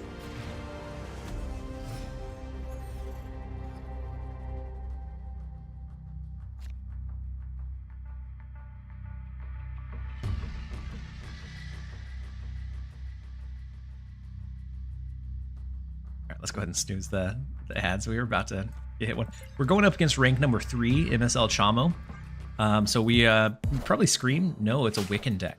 Okay. 92.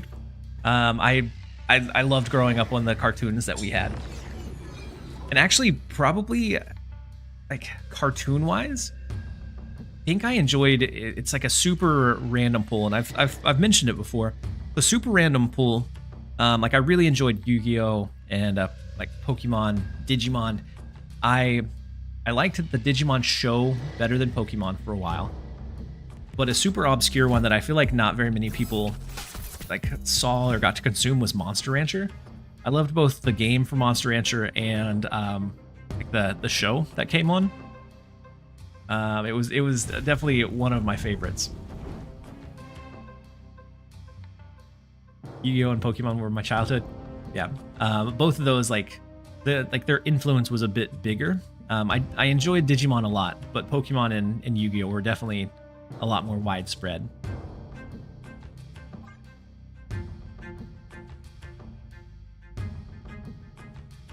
Born in the 90s feels like you're more of a 2000s kid. I guess, because about then I was probably more, I was old enough to be able to like remember some of the things. You remember Duel Masters? I do. The intro song was crazy from Monster Rangers. It was. I absolutely loved that show. Like everything about it. Just the spirit. It was kind of like an off-brand Pokemon for anyone that's not aware. I thought the games themselves were definitely ahead of their time. It doesn't really translate to like today's games, but for like the PlayStation 1, it had a system where to pull different monsters to raise, you would put in different CDs and it would read the codes off of the CD to give you certain monsters. And so I was like going through all of my dad's old CD collection, like all of my other PlayStation games, to try to find like a cool or unique card. And I thought it was like super ahead of its time. Doesn't necessarily translate like to today, but I thought it was a really cool. Oh, Redwing can stab us in the back with Destroyer. It does. Would you know when the series drop? So next update, so it should be 2 weeks from now, March 4th. Yeah, the PS1 Monster Rancher days were huge. I really don't want to move Redwing now. Unfortunate. The last card we played was Aranya instead of Vulture. Otherwise, we could have ripped Vulture back to mid. Eek.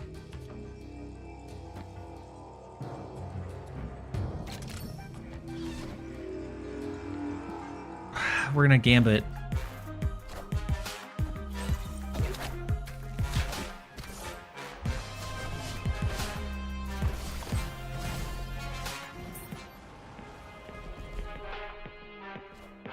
Pieces. Friends 10 pieces. I don't know that we could have we may have found a way to win it with like a Heimdall or something. Woo.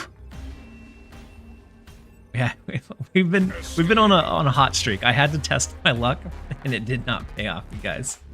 Redwing did not want to live. He threw himself right into the trash. Born 85, grew up on Spider-Man, X-Men, and Batman. Yep, those were. I did some of the like X-Men, Spider-Man, especially the games, because I've always been a video game kind of kid, and so we had a Sega that we played. I played X-Men on. It was super difficult game, but I enjoyed it a lot. That was my introduction into it, and then of course, I saw some of the shows and made the connections to the game.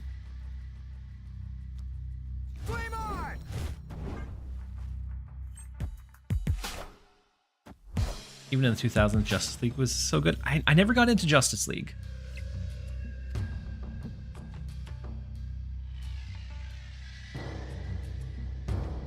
But not that I think it was bad. It didn't, for whatever reason, fall into my like orbit.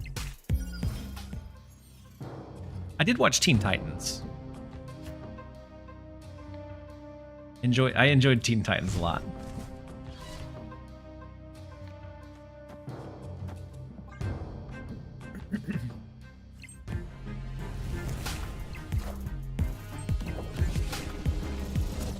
Which I feel like Teen Titans came a little bit later than what like the Batman, Superman stuff was.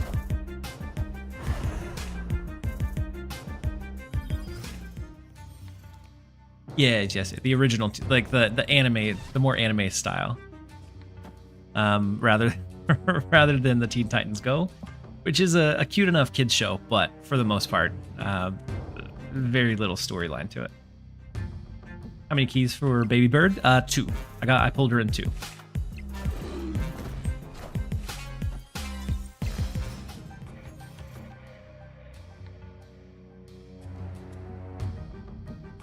So we don't really need to rush cards out here. It's a weird brew by Lone Star. You know, looking at it, it is.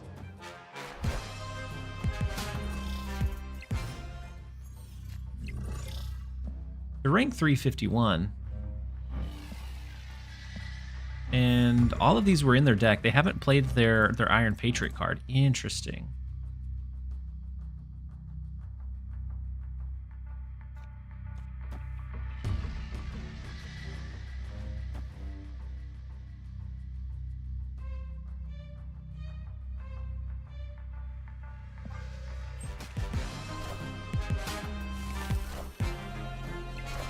Then Rocket and Black Widow.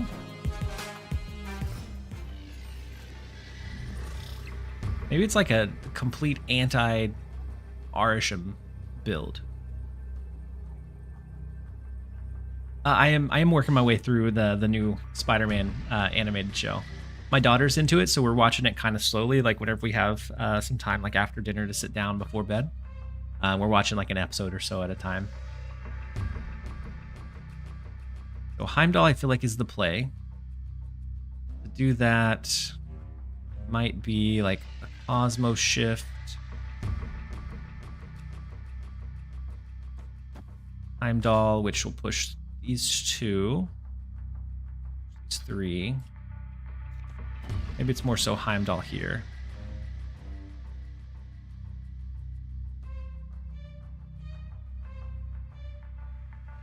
I don't know. We're not going to pull anything with the Redwing, I don't think. Was the last card we played Iron Fist? It was, right?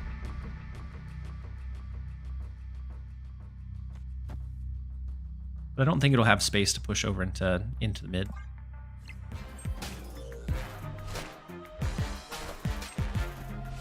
We are not beating Giganto, unfortunately. Hey, you found a rook. I see the way. What a very interesting cook by Lone Star. Like they beat us.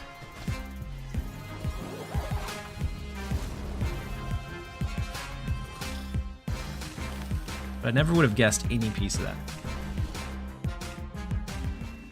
I want to try the deck, but I don't have Aranya.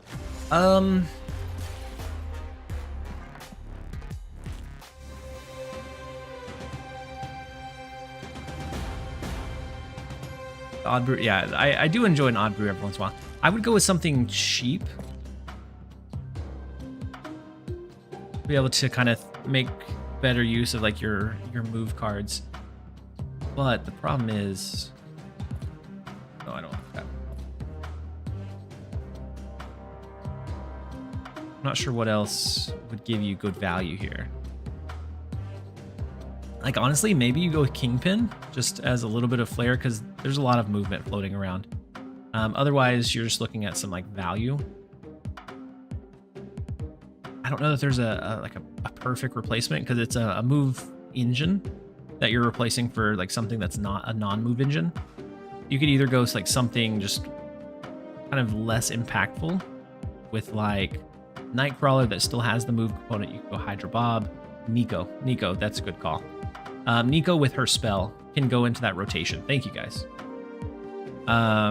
She has a 1 out of what, 7? 1 out of 5?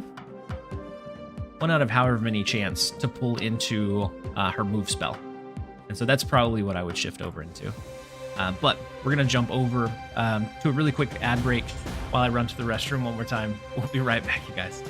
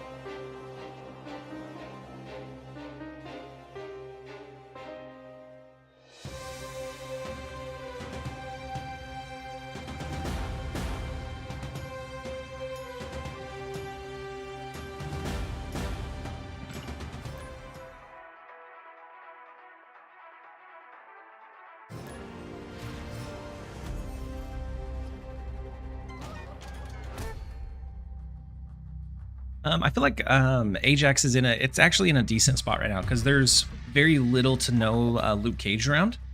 And so I do think you get some decent value for like Affliction if you have the builds for it.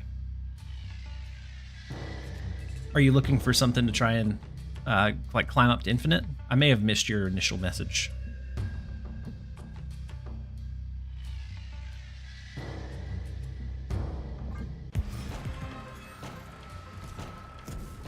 Until Diamondback? Yeah. Once the,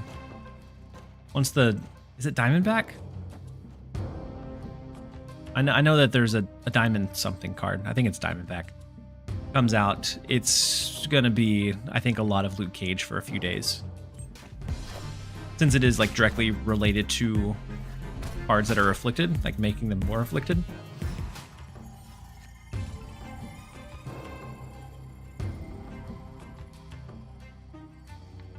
Ooh, you unlocked High Evo.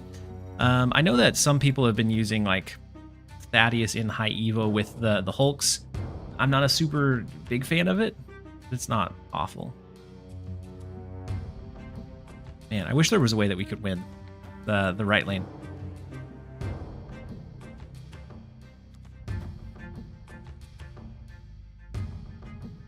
But as is, probably not.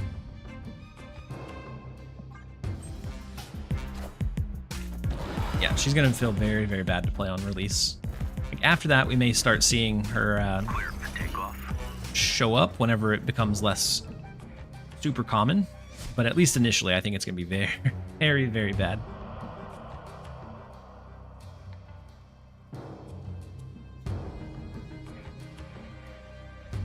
We could go ahead and move the Redwing.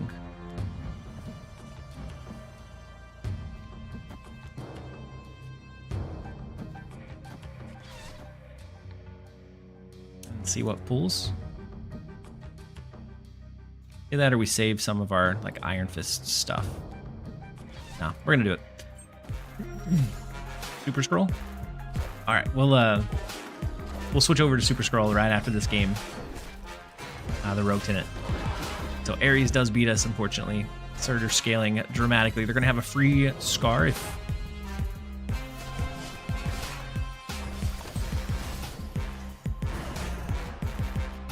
if they have it in hand. And we allow them to move their Surtur Crossbones stuff around. Got another scaler here. I don't think that we have a great shot. I'm gonna give him the one. We'll switch over to the Super Scroll avatar. And I don't know. Moves, I'm not feeling move. I think I'm gonna switch back over to something else for a bit. Like it has an okay win rate. It's just I'm not a big move enjoyer, especially on stream. It feels too tiring for me to run. And I like the bounce version a bit better. This is what looks like. So I had a Untap pulled up, and what looks like in it just a random pile is up at the top. It only has 23 games, but it looks to do high priority early into like a lot of counter heavy stuff. I'll pick it up, see how it goes. I'm not super hopeful about it because it does look kind of a pile of like decent cards.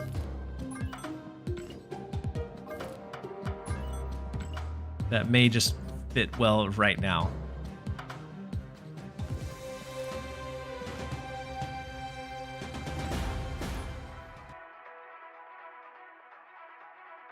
Thoughts on Professor X with Redwing?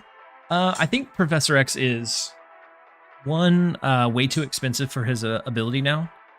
And so because everyone else is running a lot of movement stuff and has access to that Professor X lane, I feel like he always becomes just a pure tempo loss. Yeah, I think there's a decent amount of success with Dracula Dump. That was the one that I ran first. I gained cubes off of it for sure. But we switched over to the pure movement build, and it didn't feel as fun. I'm curious about this one though. So the Martyr being a way to like more easily make sure that Iron Patriot gets that discount, or Adam Warlock triggers and gets you your card draw, I think is a really interesting approach.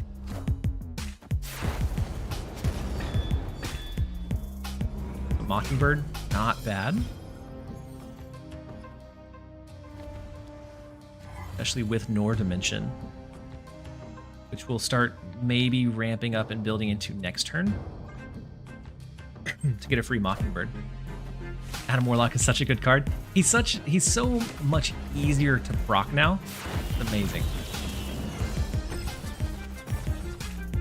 And then Makari, this is all just looking at like pure attempts at tempo into like your Lady Deathstrike, your Alioth, your Negasonic, is like what this deck is really revolving around, which I think is really, really cool. And we also have a Red Hulk now if we ever decide we want to play it. Wait, what do you mean by proc? If the effect goes off. I don't know why I call it proc. I don't even know what it would stand for. It's if the ability happens. Like if the requirements are met and the thing happens. I don't know why I call it proc. Nobody's ever asked me that before. Ooh, we get to take away their Dracula.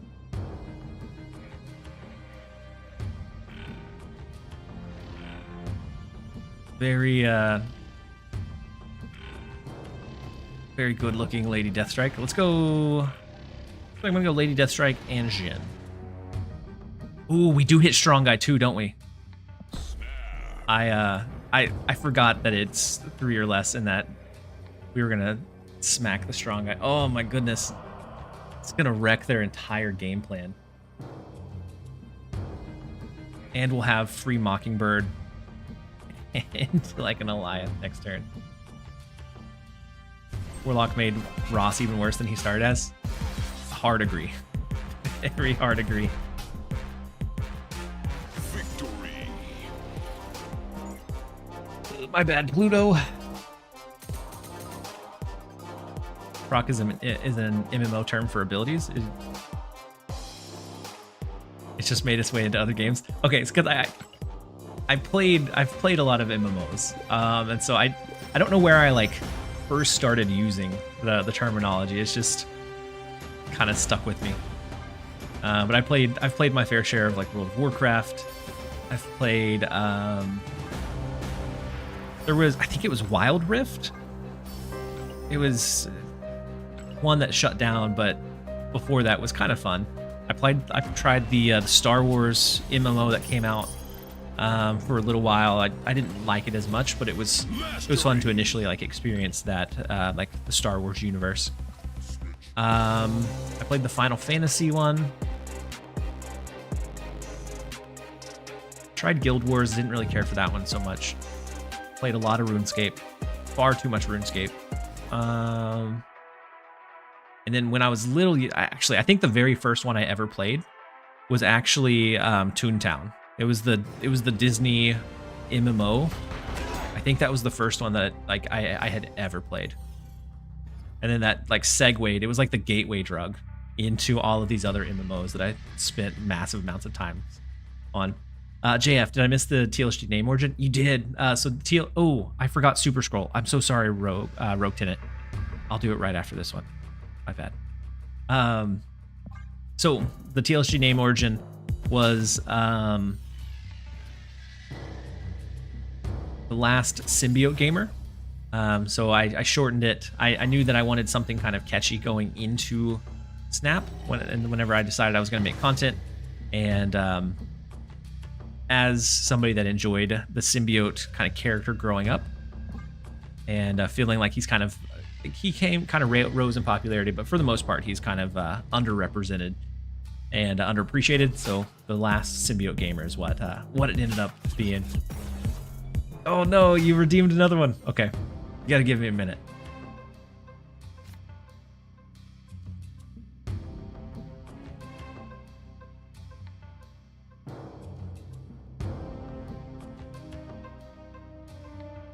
And then emote only chat from Sargini. Okay.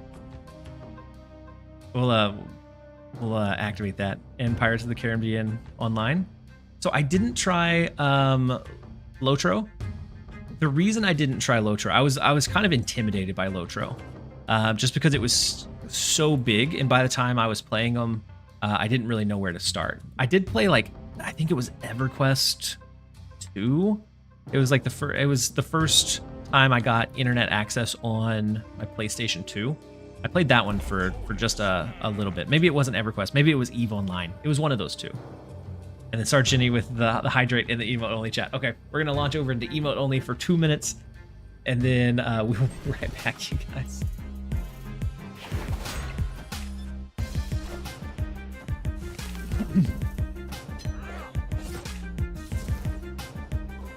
Someone help me figure out this PC game I played as a kid. I played it on an IBM computer around 2000s, about monsters fighting like side-scrolling, kind of like Mortal Kombat.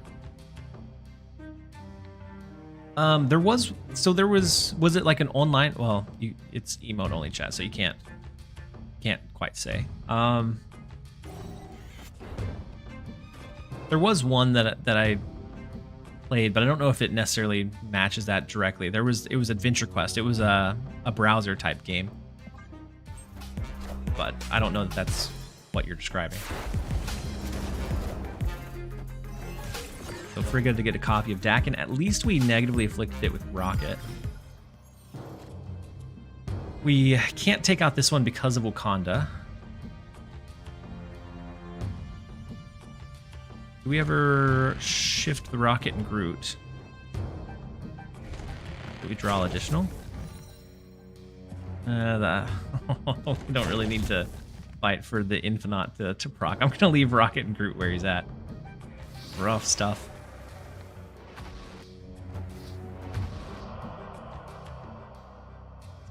This.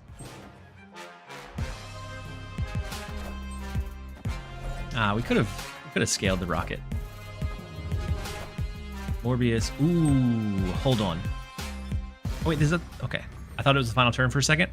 Oh my goodness, though. We are going to massacre this discard deck.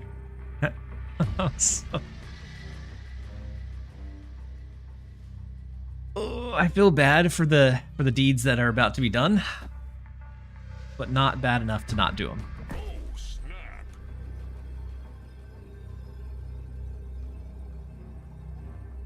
So they get down what, like a Modok? So do we actually win? Yeah, we should still win left, even if they play Modok mid.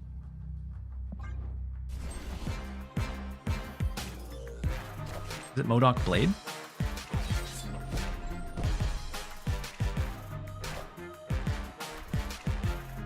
Modok Blade. Poor Yoda. Oh no, it's just Blade Dakin. Oh, and so they didn't get rid of any of their Muramasa guards. Oh my gosh. I'd probably quit for the day. All right, let's end emote only chat. You guys are free to chat once again. Oof. So the deck looks like an absolute pile, but it is putting in some massive work. And then let's do your Super Scroll, Tenet, before I forget. I have the memory of a goldfish. I don't know what to do with the power to speak. You also have the power of free will. Saying. You can do whatever you choose. Before we forget, let's do Super Scroll as long as we have it. Hopefully we have it. Oh, we don't have Super Scroll. When does the series drop start? About 2 weeks from now. So the next patch. Is there one that you want? Otherwise, if not, I can refund the avatar selection. Iron Fist? You want Pixel or the base Iron Fist?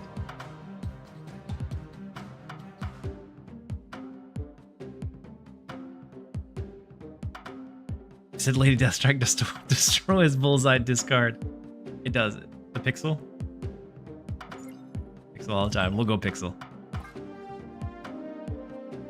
Am I crazy, or was there an Iron Fist hardback at one point? Guess not.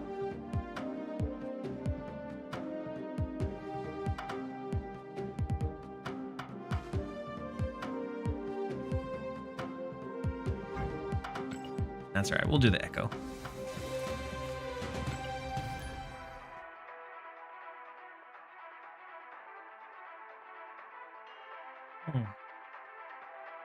And we have a quick set of ads. I'm going to try to delay it by running them at the start. It's 3 minutes. I'm going to try and make it through this game in 3 minutes or less, so it doesn't happen. I'm all out of snoozes because I've delayed them long enough. I have Doctor Strange. Interesting, Doctor Strange. Thanks for the 250 credits. Absolutely, JF. I need to sign up for a Twitch account for my my free-to-play account, so that I can do the drops before I get on tomorrow for my daily grind. Sinister London is nice. I also kind of want the White Hot Room though.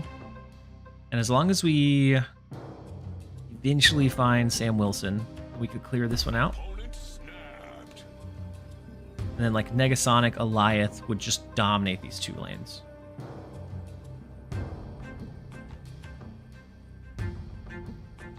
But double speed. I like the idea of double speed too. Oh, that's even better. Doctor Strange being a bro helped us out. The Hydra Bob hop in here. And so now we have a little bit more freedom into like dropping what we want and where we want and how we want it.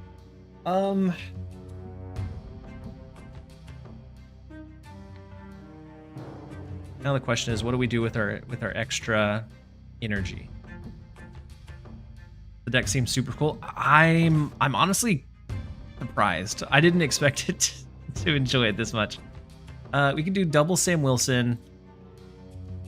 Maybe we save Negasonic for next turn, and then we finish him off with an Eliath. Oh wait, snap until later. I wanted our Hydra Bob to stay. Somebody mentioned a Mr. Negative Agamotto deck when the next season launches. It very well might be the next big bad. Because he generates the spells, and they're all like 3-0, right? And so flipping those around, like they still get banished, but the spells being free, I think, is big. Rest in peace, Sam Wilson. Well, fortunate. You never got your chance to shine.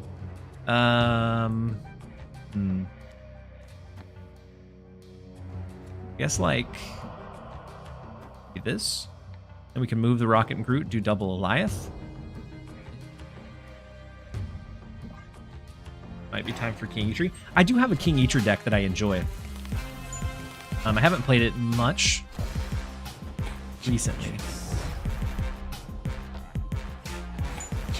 That is a Enchantress onto their own lizard. So if they have something, I don't know, big here, maybe? I think we're okay.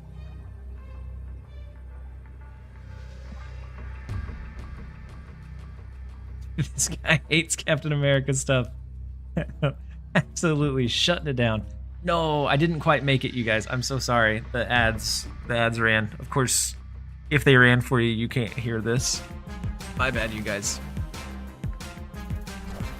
Yeah, King Eitri in Agamotto decks, I think, will be pretty big. Oh. Unfortunate.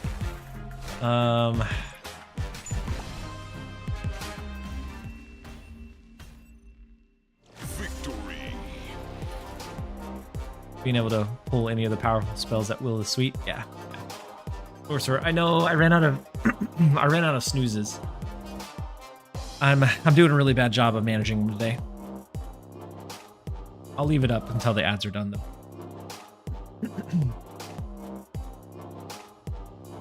Are we the Rogue Tenant? Are we in Rivals right now? I was very much enjoying playing Rivals, but it was one that I wanted to dedicate more time than I should to it. And so I found that I was staying up later and then therefore sleeping in later, and it was just overall less productive. And so I had to stop playing it. But such a good game. So the ads, I think, should be wrapping up here. Jump into the next one right after this. But like the games for this deck so far have been immaculate. The moon haunts you. I actually didn't run into that many like scary moon knights. Every once in a while you hit one that was like really good, but if your whole team was looking out for the Khonshu's, too bad. All right, so the ads should be wrapped up. I apologize, you guys. I ran out of snoozes and I tried to finish that game quickly. I'll just make sure that I like delayed jumping into another one and just run the ad a little bit earlier next time. But so we ended up hitting their Killmonger with Goliath, which saved our Hydra Bob, saved our Martyr, saved our Bacon, and then their double Maximus forced them to allow them to win right. We tied mid. We were able to pull it out, but just barely against the collection level 8,000 player.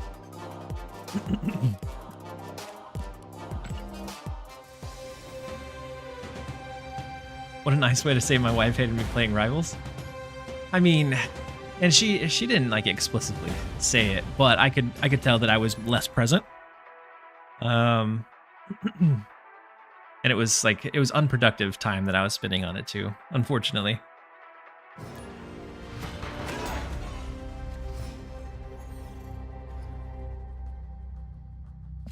Then next up we have Butt, who is, every time I've ever played him, is cooking something just atrocious. Something so nasty.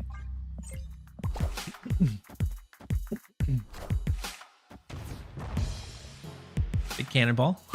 We get Sam Wilson down on one, so we're gonna move the shield right on back. So actually, I think we're honestly almost want to snap it.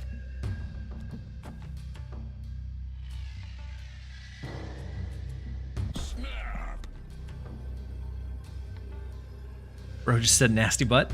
I mean, butt is pretty nasty. His win rate against me is I would say it's significantly higher than mine against him. So this looks like maybe a clutter deck. Is kind of what I'm getting the feel for. After turn 3, add the destroyer to the winning side. Ugh, we don't want that. I'm not gonna play anything here.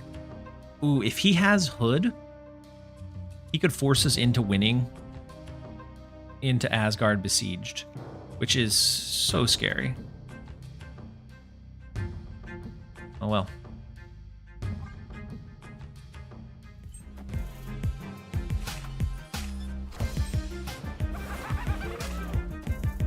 I hadn't considered with Sam's release how good he'd be with coal. He's so good with coal obsidian. Just so flexible. All right, so wait. Yeah. They must not have had Hood. Otherwise, they could have kind of hurt us a lot. Do we want full obsidian here? I don't think it's awful. Negasonic's not going to do much for us in this lane. We still have the Rocket and Groot that can move. We'll have 2 moving cards, so we can't get capped out. Sam is Cole's best friend. Sam is Cole's absolute best friend, because then you have like just an easy to drop 410 with no other like downside or deficit. Big acid arrow, unfortunate. Bullseye. I'm guessing this is like a Dracula dump style. But again, Bullseye is going to get shredded by our Lady Deathstrike. Do we do that on the last turn though? Kind of think we save it. So that they think they have their hand emptied and they don't. But this also would be like a perfect debris play if they were able to hit it.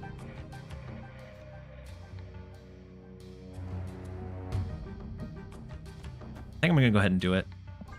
Snap. I already have. I snapped as soon as their cannonball came down, and our Sam Wilson came down on 1.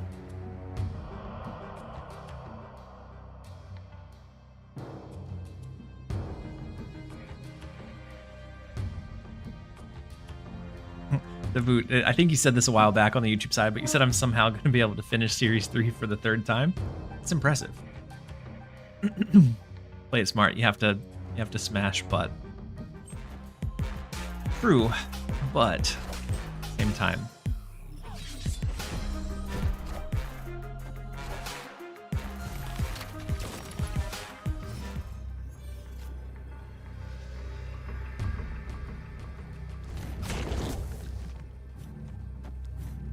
I think we go 1 and 1. 1 and 1 and call it good.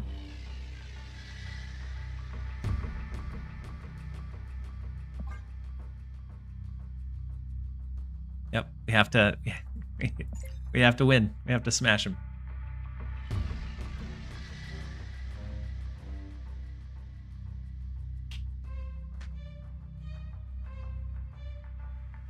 So even with the Heimdall shift, the left 18, 21.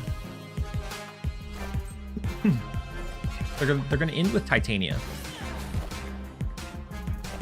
Maybe not. Wait, what?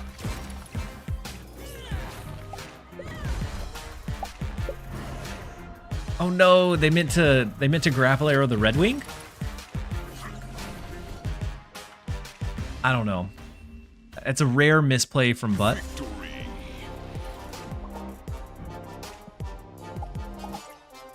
Super rare misplay.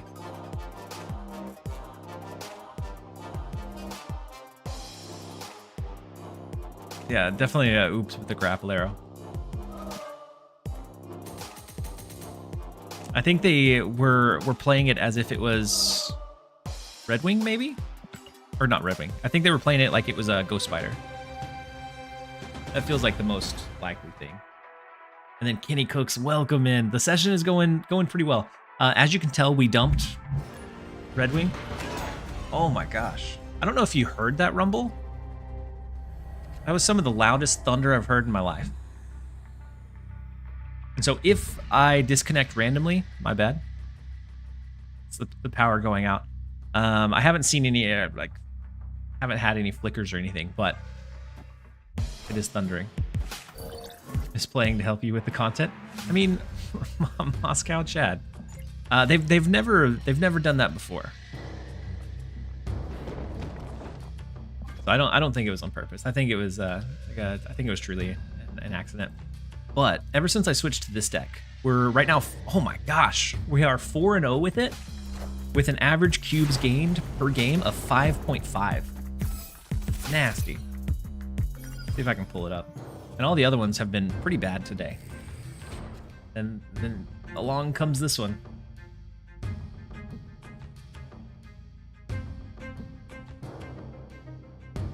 Right? Yeah, so four games, 22 cubes in 4 games is crazy.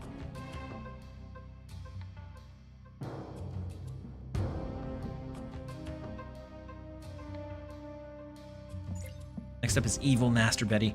Let's go ahead and go into the vault. We have the Destroyer, which, I mean, we could always play into the vault.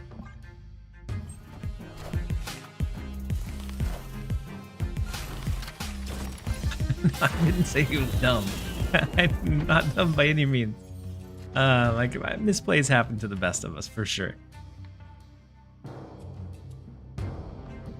I was confused. I was like, did we not win the lane for the discount? But they hit us with a Mobius. All right, so Adam Warlock for card draw. And Wilson, oh man. Vormir is a bit tricky, unless we end up drawing like a Martyr, Hydra Bob, or something that we don't mind sacrificing over there. Or I guess we could draw a Rock and sacrifice that in Vormir.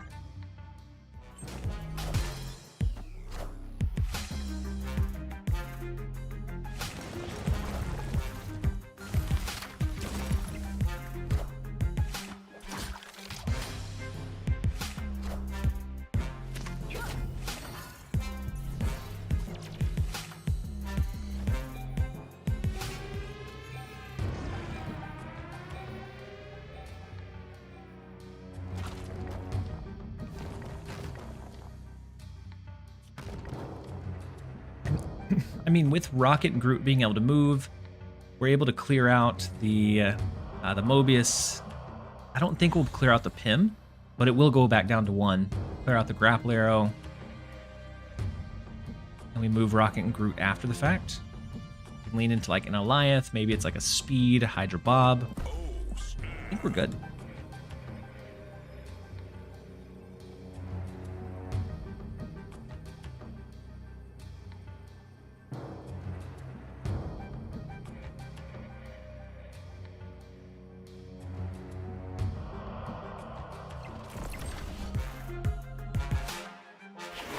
I guess depending on what that card on the right is. No, we have priority, so it's fine.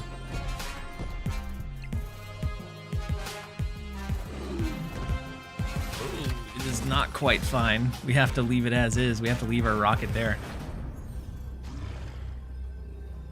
That dude, though, you said I missed a couple of months. Why did Nocturne and White Widow completely disappear? So White Widow, her ability was changed, and they completely just gutted her.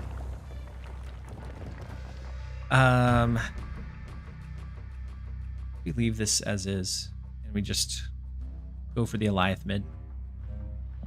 So White Widow, now whenever the opponent fills that lane, the Widow's Kiss is destroyed.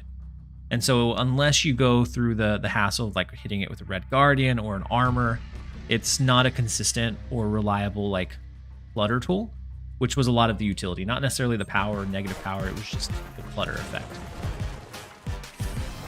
Uh-oh. Oh no! The big Victoria hand.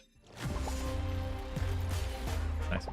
And so then for Nocturne lost a point of power.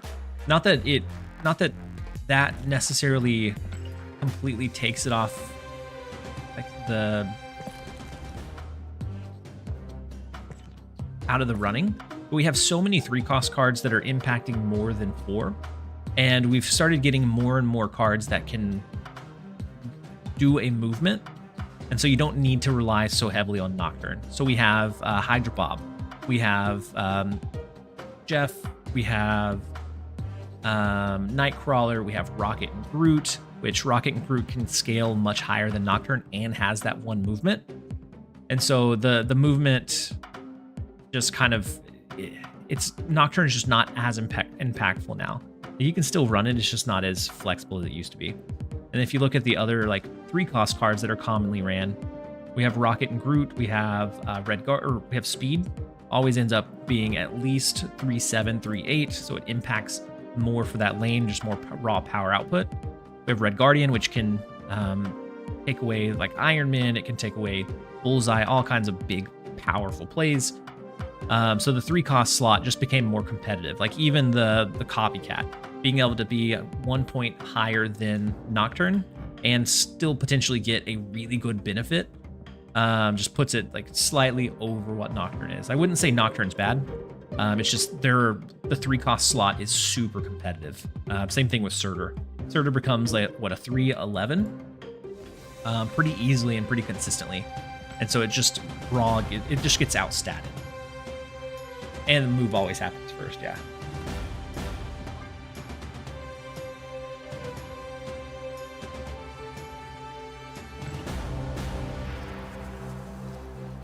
All right, I'll go ahead and jump into the next. The fact that Jeff has gone from an auto-include to a rarely seen, it does. I mean, he definitely had his time in the sun. Jeff was like the versatile card of, it felt like the better part of a year, if not more. And so it feels like his time has come and gone. Yeah, absolutely that dude though. Because it was just something that like kind of just happened. There wasn't like a major change. It was the point of power was like that tipping block, but all of the other thing kind of fed into it.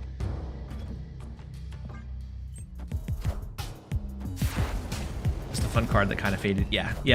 Especially with Professor X now allowing all movement into that lane, Jeff isn't really needed as much to be competitive in those lockdown locations. And we have other movement stuff like Madam Web, which kind of outshines what Jeff wanted to do anyways. It just kind of outshines him. So Ravonna and Nico. Interesting. What are they running? Ooh, they're running a Hawk deck?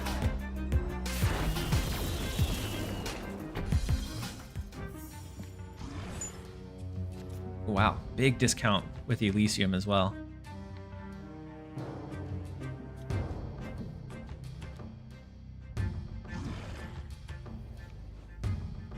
I think we're gonna go.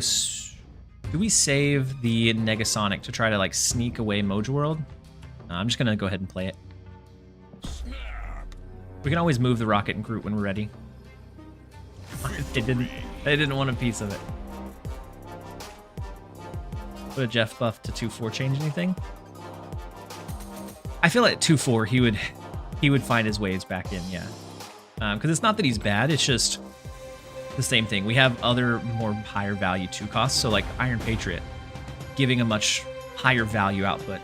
Sam Wilson always getting at least 2/4 out of the card, even if you play him on the last turn, because you have that 1 point on the board early. And so like I think he would see play at 2/4, but would probably be a bit too strong. Yep. Same thing with the issue with Nocturne. There's just so many good cards for that slot that it's hard to compete. Because whenever you think of Jeff, you're also competing against Athena. You're competing against like the Iron Patriots and all of the like high scaling cards that we have that he just doesn't offer as much impact.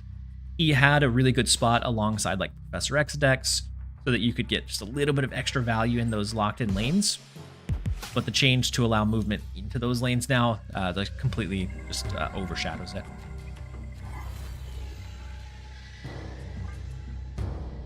Yeah, when Storm and Professor X, yeah. And so now that both, I forgot Storm was nerfed too. So both Storm and Professor X being nerfed heavily, Jeff loses a lot of his impact. But we still have priority, depending on if they play more than one card here or not. We could destroy it with Negasonic. Try to force them into an Eternity range. We could also try to just win it with the speed play. I think we're gonna go Negasonic though. I'd like X and Storm to be reverted. Yeah. Yep. The both. I enjoy very much a control heavy style of gameplay, but that has been kind of nerfed to the ground because it's unfun to play against. And so we unfortunately it's been nerfed to the ground. We could do Coal Obsidian here. I think we need to try to get a like Adam Warlock draw into looking for a Lady Deathstrike to take away Black Swan. So that's what we're gonna try instead of like the bigger base power Coal Obsidian. Oh my gosh, their Toxin is dead. Hey, we would have got Lady Deathstrike anyways. Huge.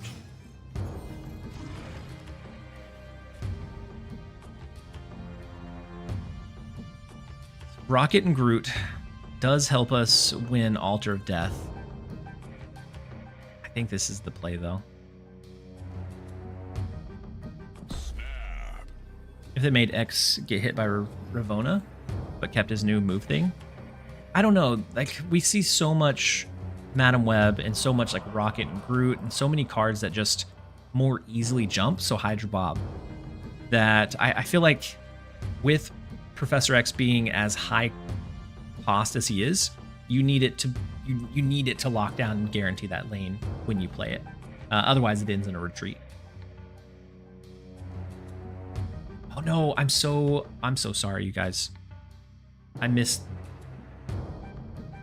The ads are starting. I'm awful. I'll try and delay this last turn, but I'm awful. I'm sorry, you guys. So Hood, Rock, a lot of big. I have a lot of energy going into the final turn.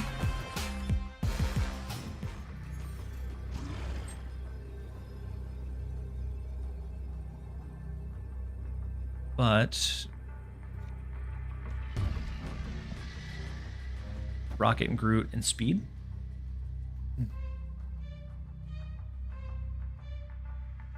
Ripperoni? Yeah, I think it's a Ripperoni.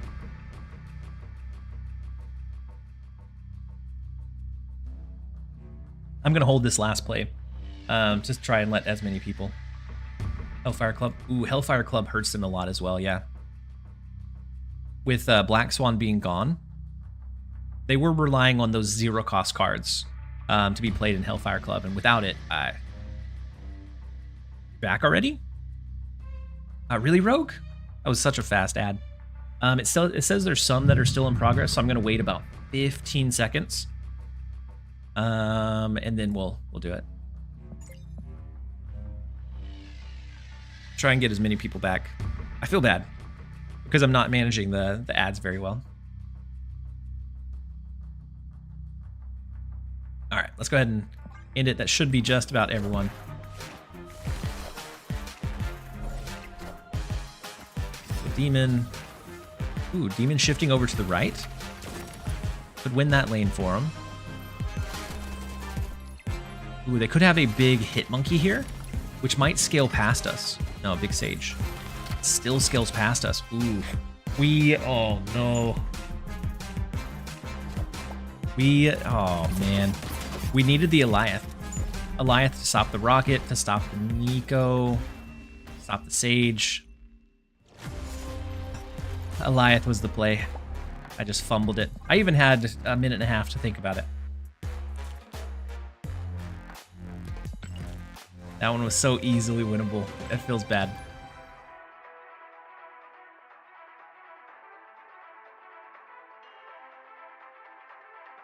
I was just thinking they play 3 cards, we negatively afflict 3, so it's a positive 6 swing on the rocket. I was thinking that would be enough, but I should have thought about that game while we were in ads. I know, Zach.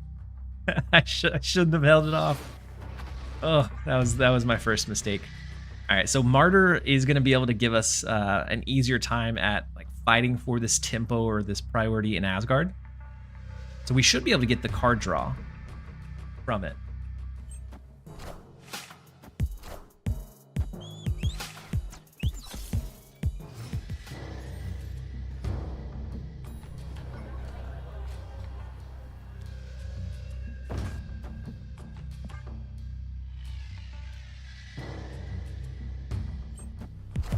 a Shadow King onto Demon. Yep, the Shadow King onto Demon. I don't know if it was just a lucky good play or if it was like assumed, but it was a good play too. Unfortunately good. Ooh, so they get a copy of our Eliath. They get a copy of their Misery.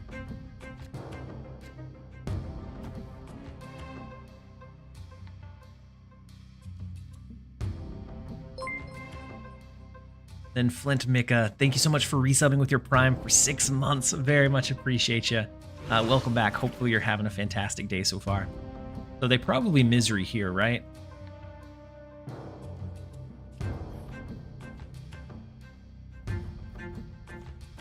I'm going to go ahead and just drop speed away from the right lane.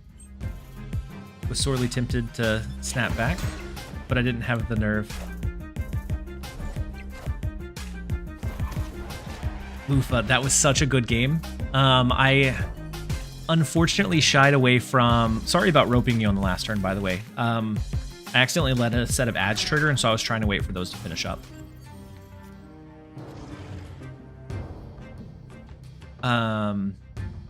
But... Oh, wait. We know they have Misery. I thought they were gonna play Misery there on that last turn, which is why I went away from that left lane. We can destroy their mid lane before Misery has a chance to come down.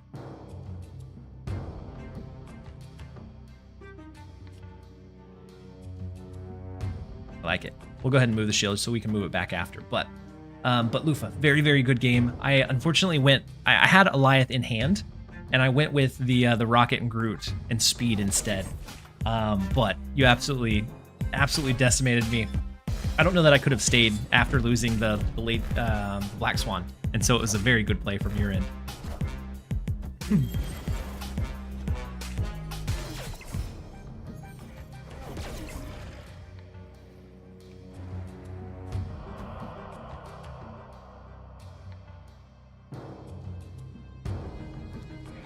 So, full Obsidian, Negasonic as well to help protect one lane, but are we out of cards?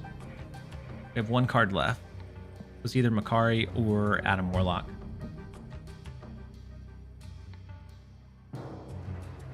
Actually, I think we know it's Makari, right?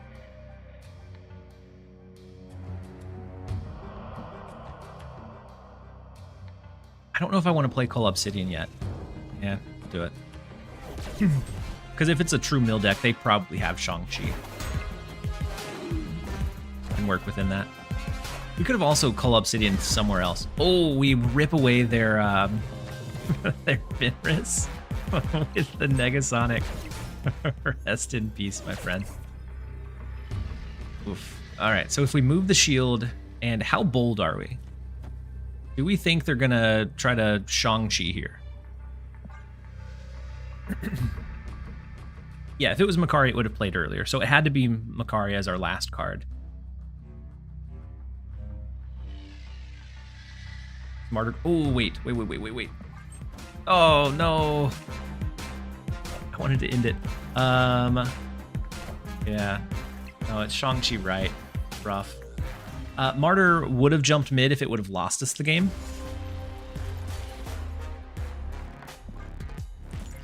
We're getting absolutely bamboozled now.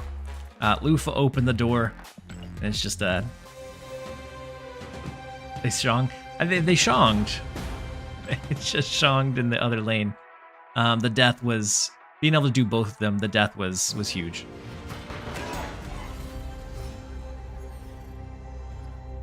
Used 2 keys and got Loki again in Redwing.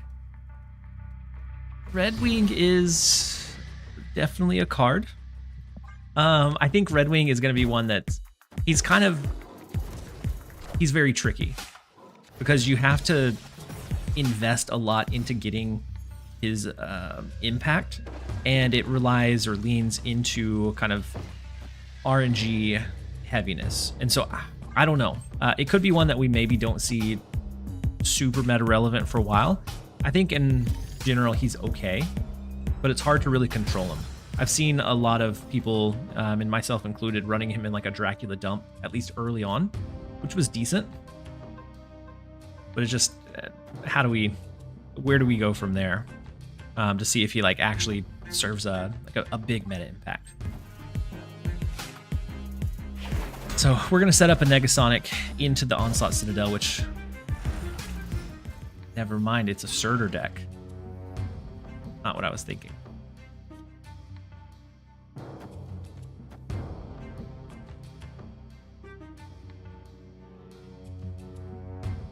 I don't know if we can match them stat for stat if they go really, really big in Ware Island.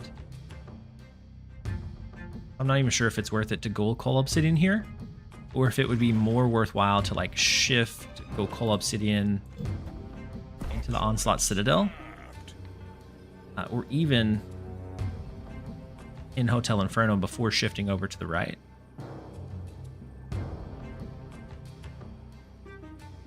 With no Shang-Chi, this is a rough one.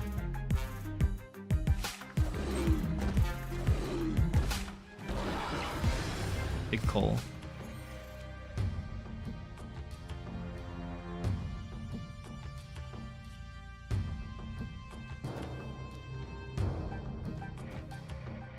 Final turn, we have the ability to go Eliath, but with their just like raw power, if they get another 10 plus power card here, we can't. And they have a free potential Scar. It becomes really tough to like stop them. Pull left, yeah.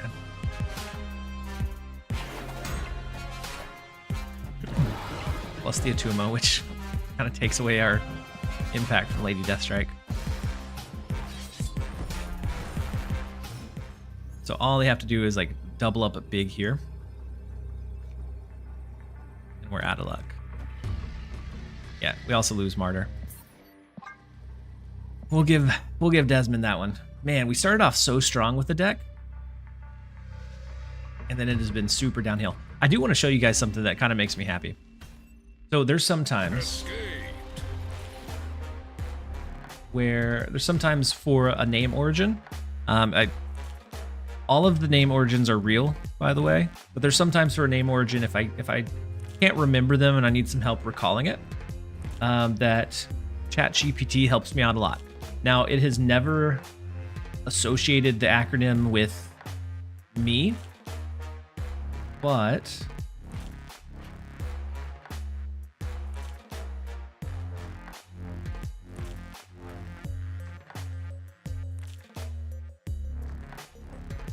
there we go.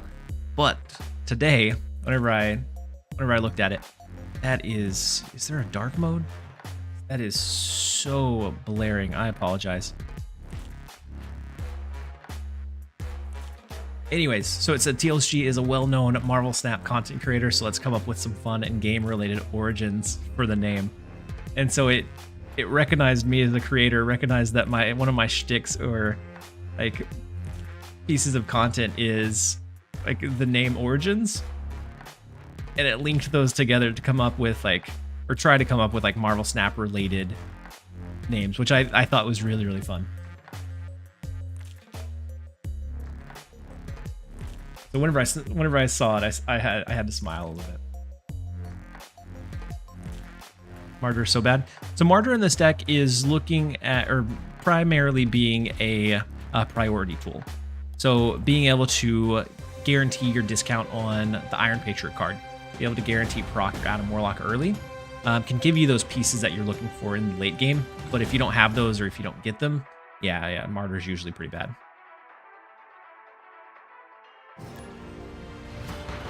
I'm not understanding this deck. What's the point? Priority, primarily. So a lot of the early cards here are priority related.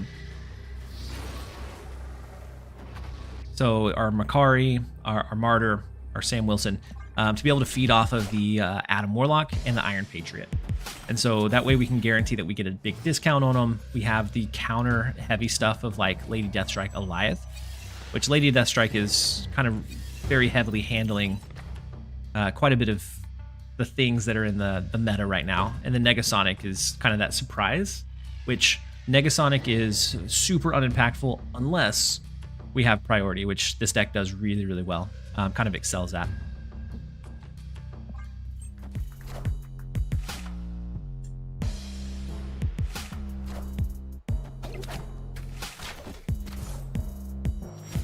go ahead and hit a Rania. So dagger's unfortunately pretty big.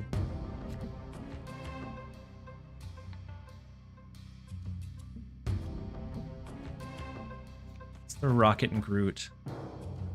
That right lane is a bit problematic, other than the fact that they typically have a Heimdall in this style of deck. Feels like a Wiccan deck without Wiccan. Oh my gosh, that dagger is massive because of all of our early play. Oh my gosh. No. At least it's only one lane that they're impacting with it.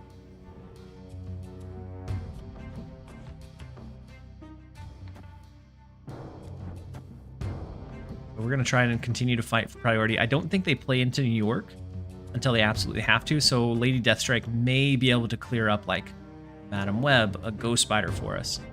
And that's what we're gonna be hoping for.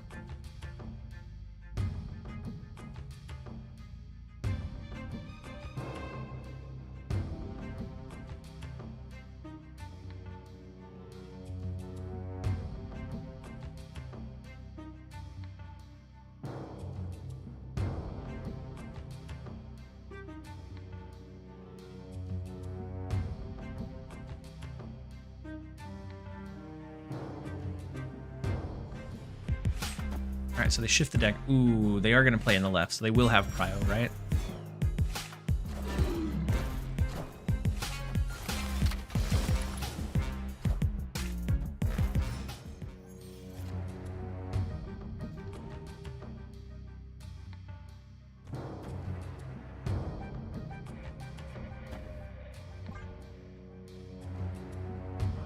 Maybe with the Lady Deathstrike, we can, I don't know, get lucky enough that Negasonic can maybe snipe somebody out, that an Eliath can cancel out whatever they're wanting to do with like a Heimdall.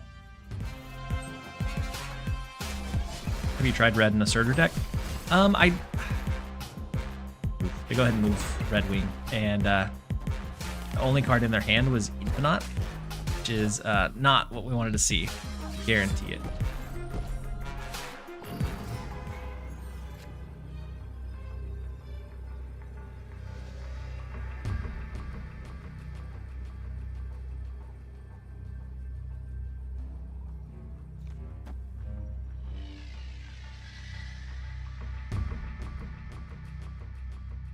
Got absolutely shattered. We lose Martyr in the right lane.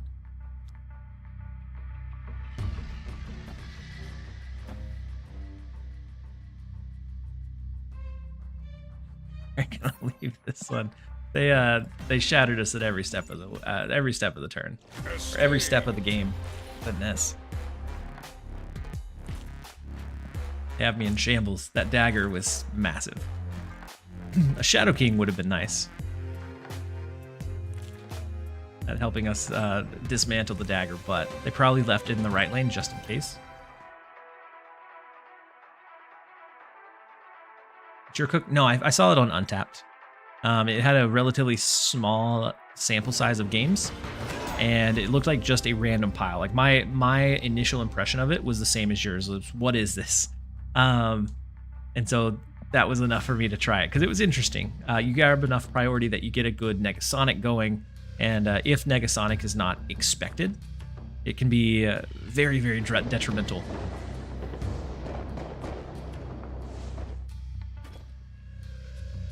Go Iron Patriot. We can go ahead and go Sam Wilson. Let's go Sam.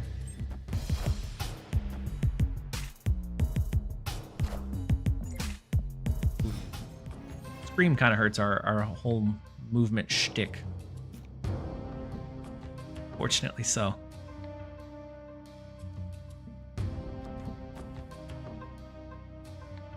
I think I'm just gonna go Rocket into mid, and then maybe next turn is like Iron Patriot, Adam Warlock mid.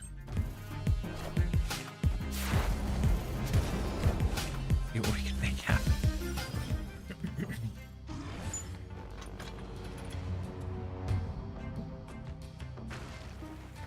We can always go Cull Obsidian and see if maybe we can find a way to win the Vibranium Mine battle.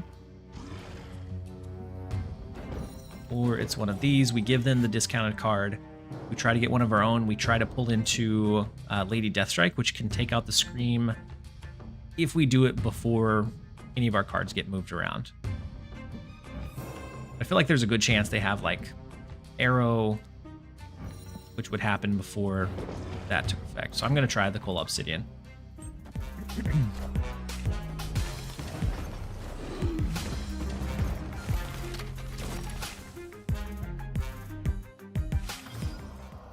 Do maintain the lead over there. Ooh, and we do get Lady Deathstrike. Wait. Huge. Oh, and adds again. Oh no, I have one snooze built up too. All right, I'm gonna wait for this turn. I'm doing very, very bad at managing the ads. I apologize to everybody impacted. But we have priority. We're gonna be able to Lady Deathstrike here, get rid of the Scream before it becomes an issue, and so then we can freely move our shield on 6.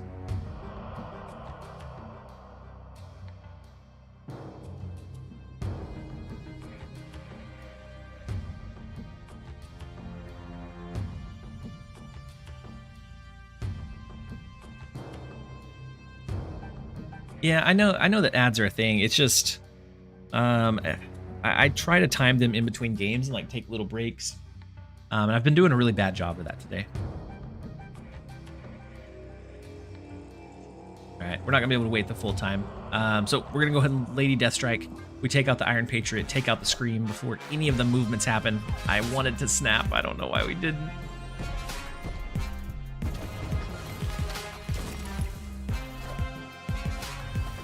Polaris with the Sam Wilson move, that's fine. No longer negatively impacting us. So now we can, the last turn, what? Negasonic.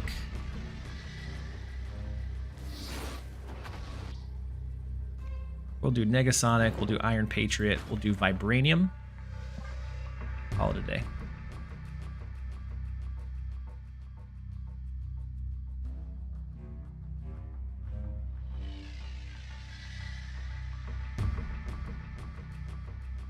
I guess maybe there's a small chance that they Heimdall mid. That would push 10, 11 power into mid.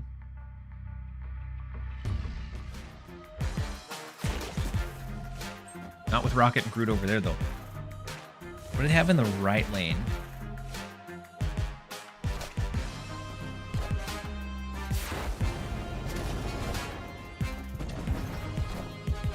Oh, wait. Ooh, wait, White Tiger, no! What?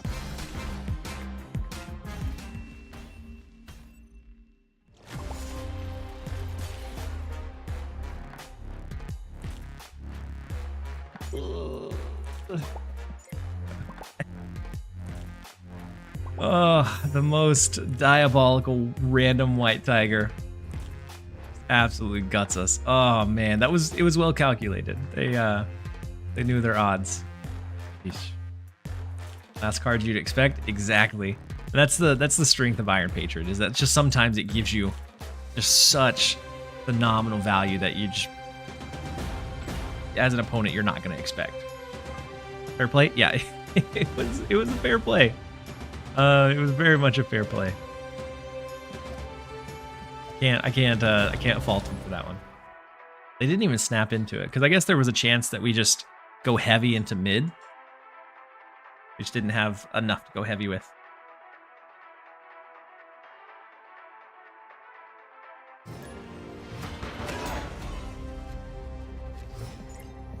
Next up is Q Nasty.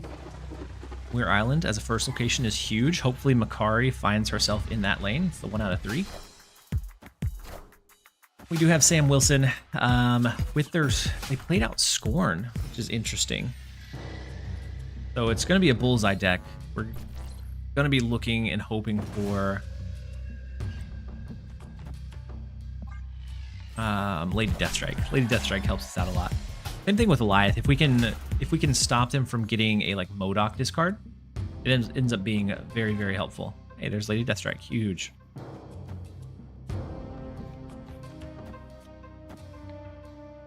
Speed. We're gonna have quite a bit of power here. Depending on where they drop what, we can surprise them with the Lady Deathstrike. Gambit's a bit scary. We lose Moon Knight. Kari found herself in the Muir Island and then very quickly found herself no longer in Muir Island. I think Adam Warlock here. And move the cap over, or the shield over. Or let's do Adam Warlock into the left lane.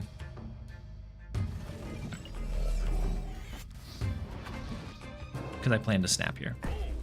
Hydra Bob may jump into Mojo World, and I don't want to lock myself out.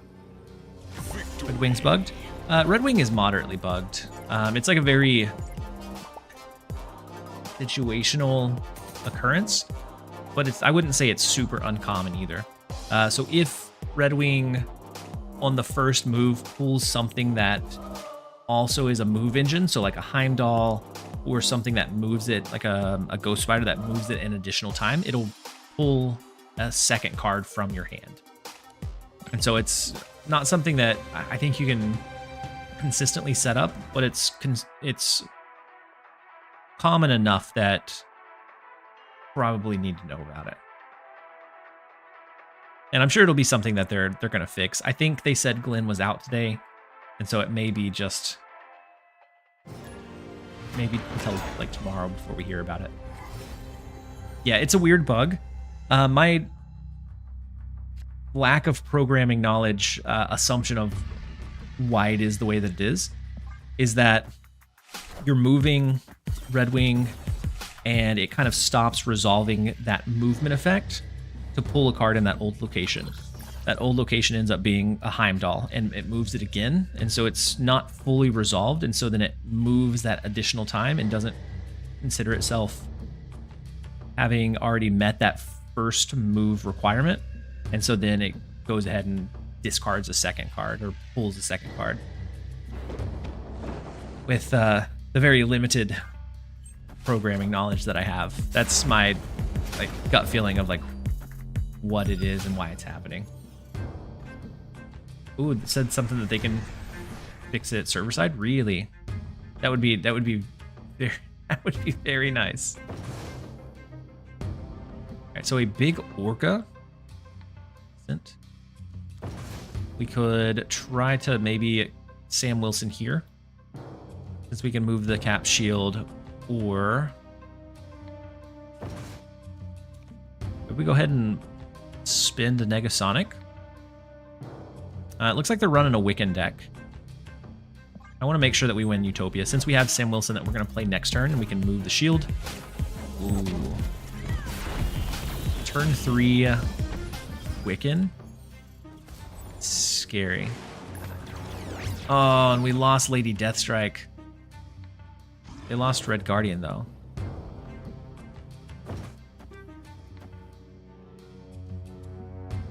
Lady Deathstrike is a big miss.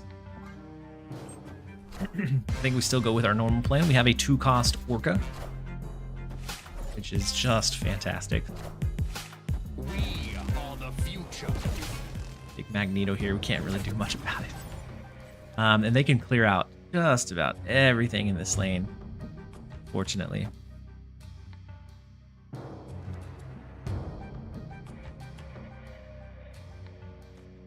I don't really want to throw like a Coal Obsidian or an Orca yet.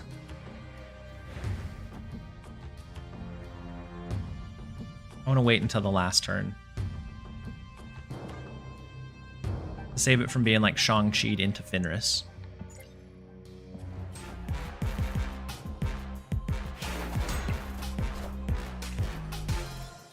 Scream, scary. Lady Deathstrike clears us out. Scream is not so scary now. And then Dexter is best. Welcome in. Hopefully you're having a great one so far. Oh, move the rocket. Play... I mean... Do we ever play off of, like, heavily into mid?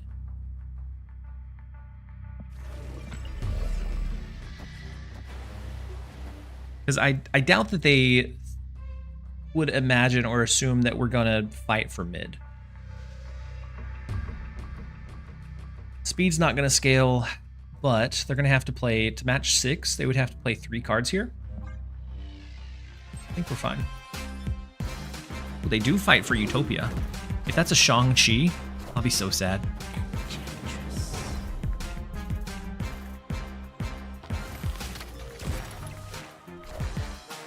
Iron Patriot and oof. Negasonic, such a close margin of error. Oof. Amazing Red Guardian guess.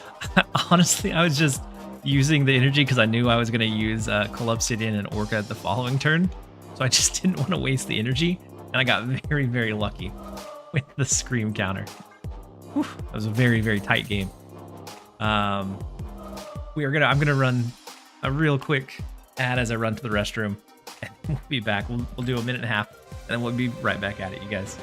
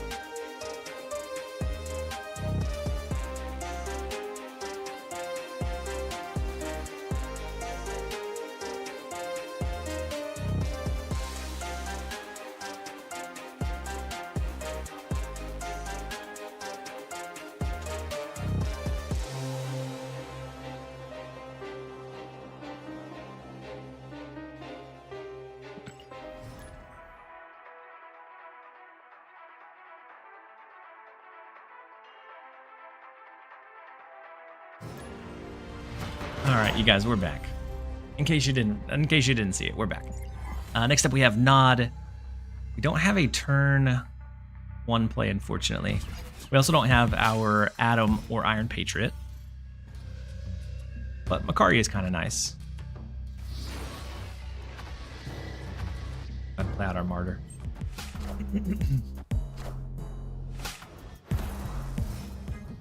Scorpion. So an Ajax deck?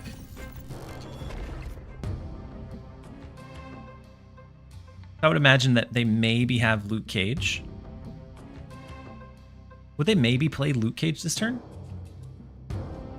We could try to snipe it with a Negasonic.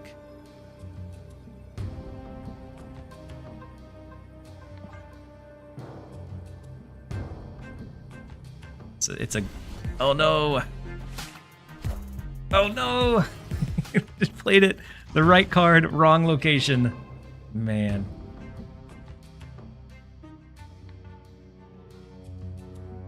We tried. We gave it a good old attempt. Didn't pay off, but if we can maybe hit their Ajax with an Eliath would be nice. Malekith in negative zone pulling whatever this is.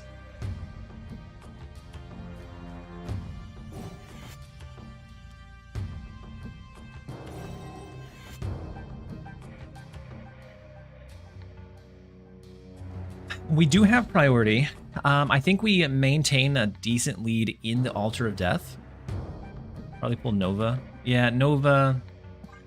Probably likely. I think the Altar of Death helps us out immensely here. Anti-Venom is scary.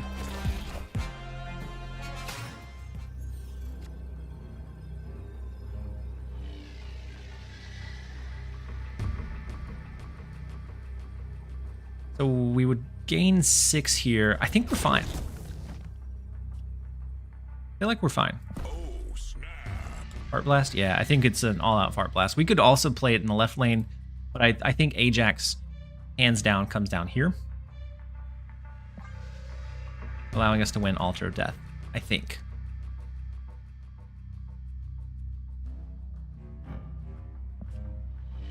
And Lady Deathstrike being able to take out the loot cage as well is massive. I mean, not in this game because of Wakandan Embassy, but just in general. It's pretty big. Glad to see the goats back streaming. I'm doing well, Dexter. Hopefully you're doing well as well. We have drops that just started today, so I'm absolutely streaming as much as I can. A goat streaming? Now I thought of everything. I mean, sometimes you gotta do what you can. So they stay for the 8 cuber with a double drop. They have one in left, one in right, and the hazmat absolutely shutting them down. Ajax by far winning the left lane. They can have it. We'll take the other 2, unless it's something crazy with the Malekith card. Gladly take it. And then Interrobang, welcome in. I saw you had some pretty good splits. That you're a pretty big fan of the mastery update. Hopefully you're having a good one, Intero. I'm surprised I thought Hazmat was enough. I think their thinking was Hazmat was going to negatively afflict ours, so it was essentially like 6 added in that lane. But to stay for an 8 cuber on that seems tough. And then 700 views.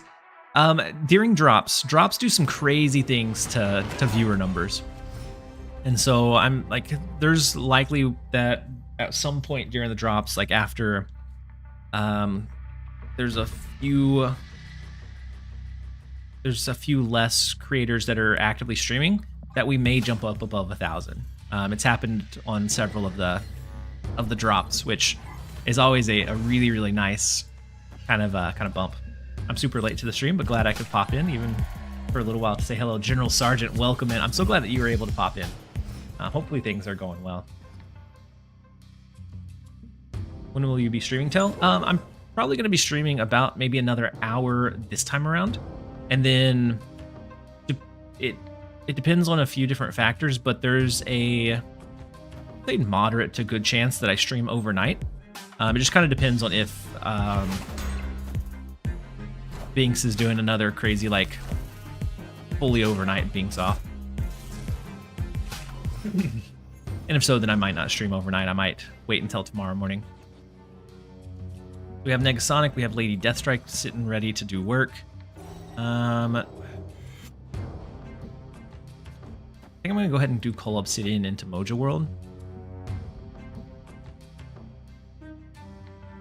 And then we'll prep for like an Adam Warlock Negasonic next turn, maybe.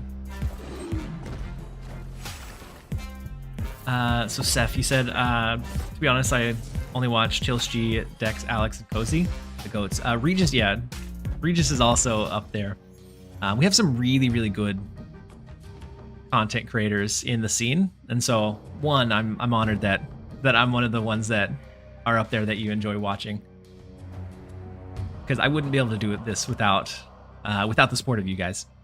Let's go ahead and Lady Deathstrike the right into their Morbius before he scales dramatically. And then maybe we hit like a Negasonic. If they don't have Mojo World filled up next turn, then no matter how big their Dakin is, it won't matter. They could maybe be looking to do like an Arnold Zola to the left and to the right. But they would have to get Bullseye down for that to work. Don't let him morb. Yeah, it's no longer morbin time. We're gonna stop him in his tracks. I catch Regis every so often. He's hilarious. Yeah, his personality like entirely makes his content. And so honestly, he could play anything, and I think I'd be happy with it. That Gambit was super unfortunate for us.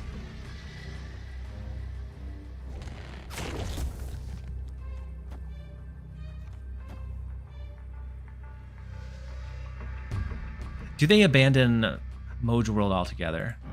Might. And if so, Rocket Raccoon shift over there may not. Oh, and we don't have Prio. Oh, so the Negasonic.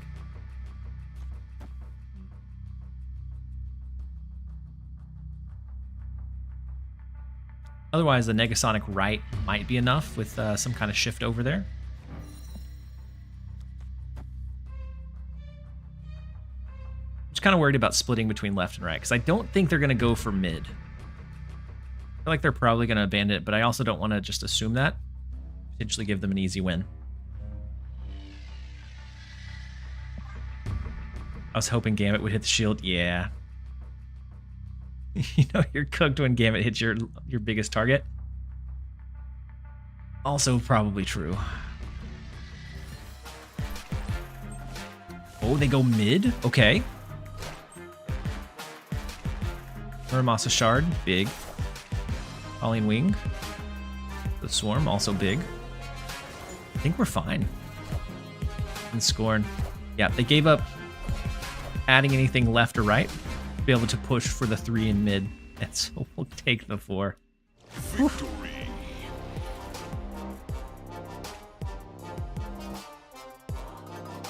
Yeah, I've seen it hit the shield one time, and it was when I was running Gambit.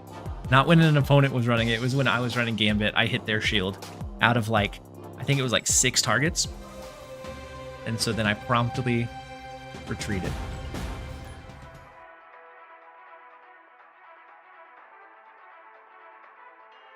I feel like everyone has seen Gambit hit armor.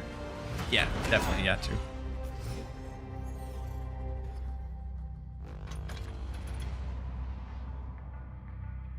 Yeah, so Gambit, I think, especially with the meta as it is right now, is decent. But I do think it's more often than not like a feel bad. Like if I'm playing Gambit, I'm assuming that it's not going to hit a high value target for the opponent. And then if it does, it's just a kind of like happy coincidence.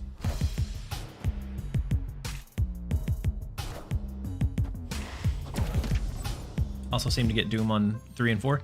Doom 2099 is still pretty big. So being able to get him early is, I'd say, is a pretty big win.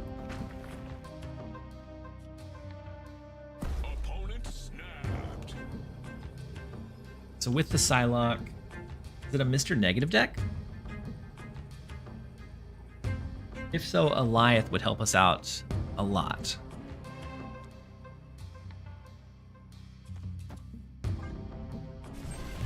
The nerf was not as bad as I thought it'd be. Very true. So it's not Mr. Negative, or else they wouldn't go Vibranium Mines. Galacta, okay.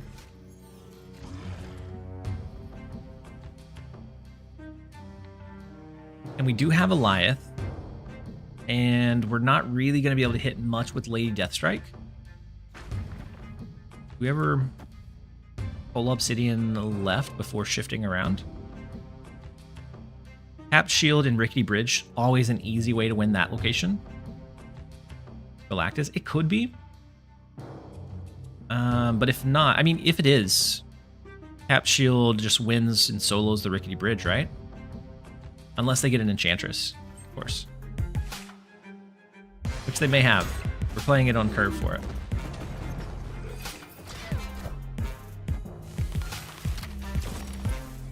Rocking Brute, fine. Zabu also fine. I'm not sure what the snap was for. Ooh. Also, I forgot about Vibraniums.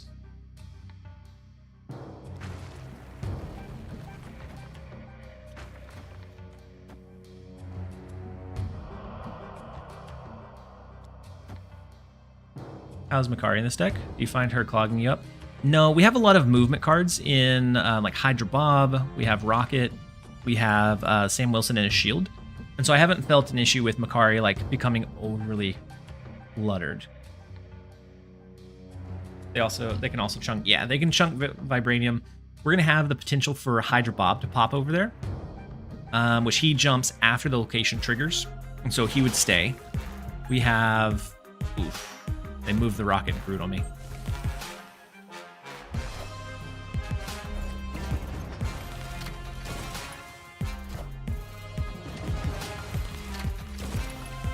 Yeah, they're going heavily for the Vibranium as well. And with the Galacta, oof, maybe not. Maybe we don't win the Rickety Bridge. We do have priority. It's...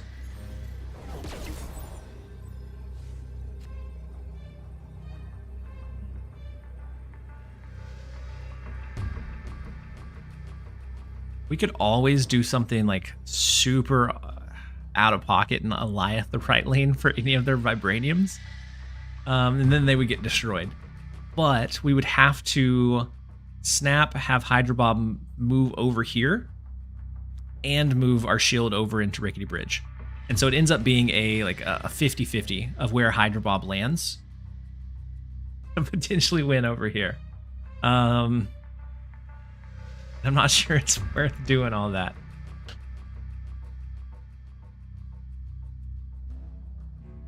We could also play a more reliable play and just give up on Rickety Bridge. We go here. Play Alioth left. Play Alioth mid and move the rocket over to the left.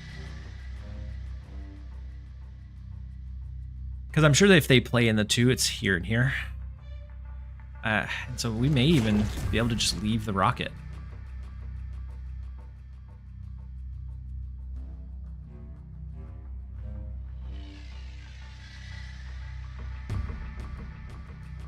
Really, they pile mid. Yeah, I'm thinking that as well. Oh my god, they didn't. What? Oh no.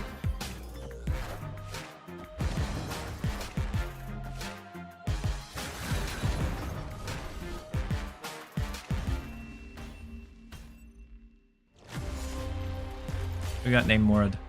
I assumed because Galacta was down, they would play somewhere else, and they just absolutely swindled us. There were so many ways to be able to win that one too.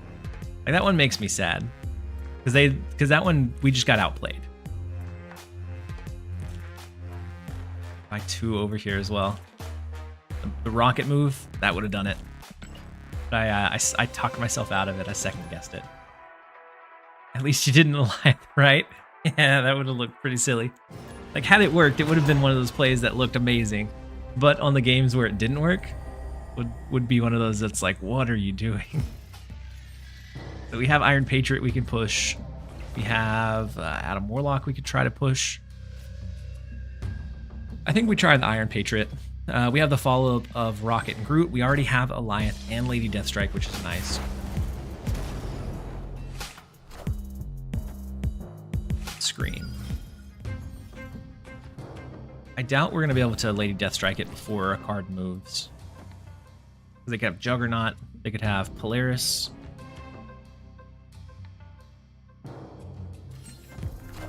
Yeah, probably Polaris over here, I would imagine. Yeah, fortunate. And so now Scream goes up 4. She's outside of... Yeah, Namor came right back around. Scream is outside of Lady Deathstrike range now.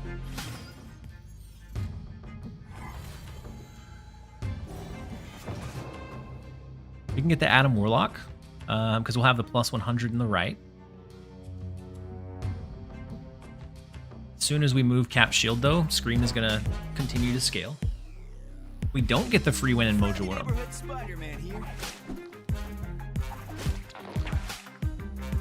Fortunate.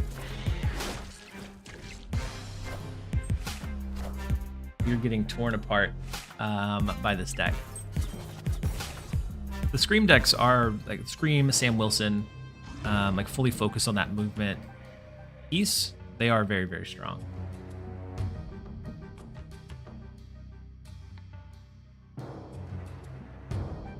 They have what? Cannonball?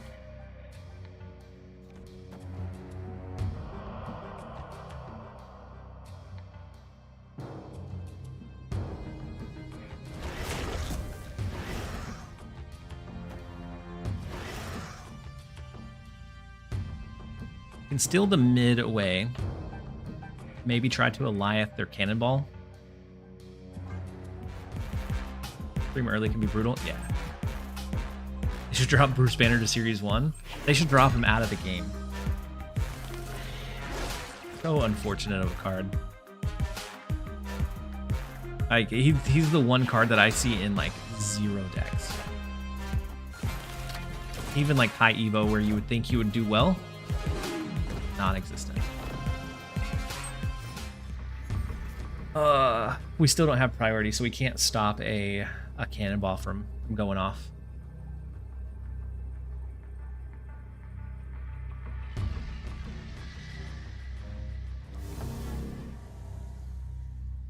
Next card we would play in Vormir would get destroyed.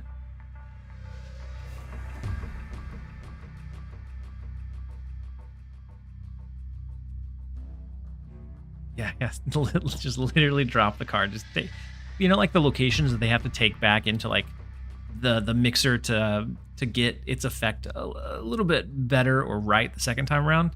I feel like they need to do that for Bruce Banner. Be like, sorry guys, we're gonna pull this one back into the workshop. I see a guy in my alliance always posting 8 cube wins with a high Evo Bruce Banner deck. No idea his collection level or rank.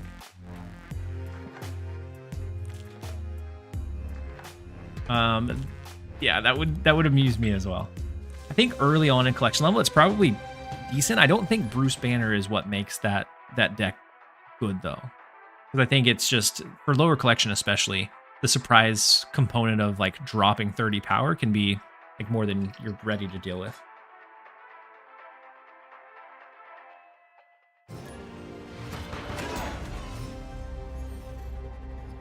I actually don't know what Milano is. Not off the top of my head, though. If the percentage per energy was per energy, he'd probably be fine. True. Because then you could full skip and like have a much better chance of making it happen. I agree.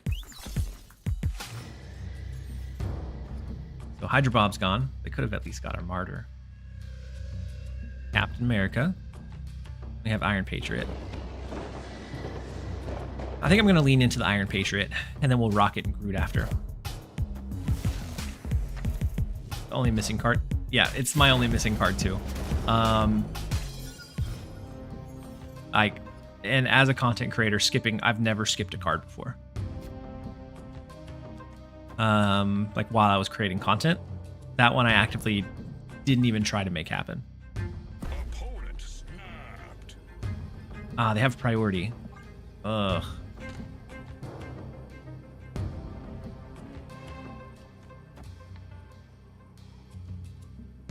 And so a Gladiator wrecks us here, right?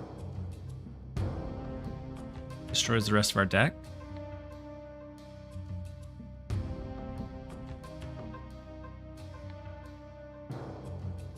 Which I think that's probably what they drop, is a big Gladiator to steal class 4, yeah.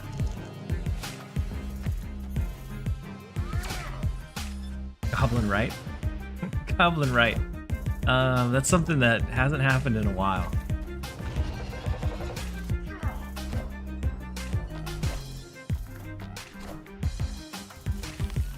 Do we still have cards in our deck? Yes. Can we beat the right lane at all? No. Oh no, my camera temperature got too high. Hold on, I'm gonna turn the fan. I'm gonna turn the fan on it.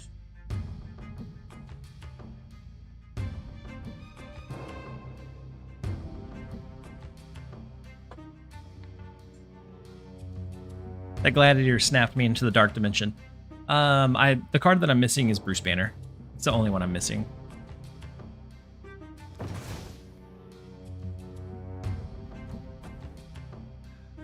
Rough. It's a rough right lane.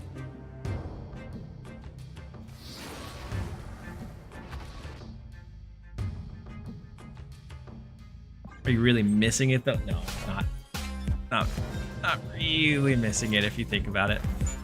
And they got our Coal Obsidian. Rough.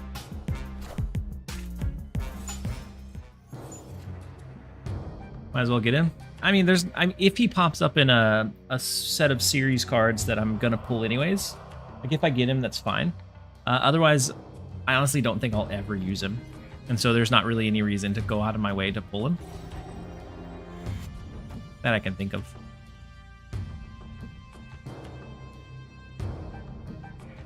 Yeah, nothing we can do. We're just gonna go ahead and give him the 2. Yeah, Sergeant, I went into the dark dimension. I thought it was cool enough today that I wouldn't have to have the fan on pointed at my camera. I was wrong. Hopefully they don't have an Goliath. Just absolutely decimate me in the Dark Dimension. Could you get him via Sanctum and not miss the exclusives there? Potentially. Like I could, it depends. Like you, technically you can, but you're going to have to win a lot or grind it a lot. Mark, your man. Your message got flagged. I'll keep that in mind for the title though.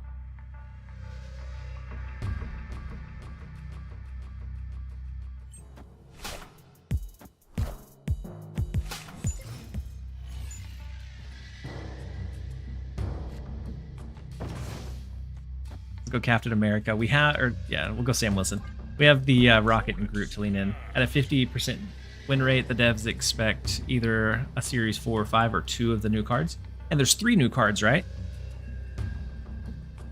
And so, like, if you can find a really good deck, then maybe. What's the theory behind the deck? I found it on Untapped, and I thought it was interesting enough that I wanted to try it. But the theory behind it is you have your high tempo plays in like your Martyr, your Hydra Bob, your Sam Wilson to help make sure that your Adam Warlock and your Iron Patriot proc or go off, that you get the discount or the draw from either one.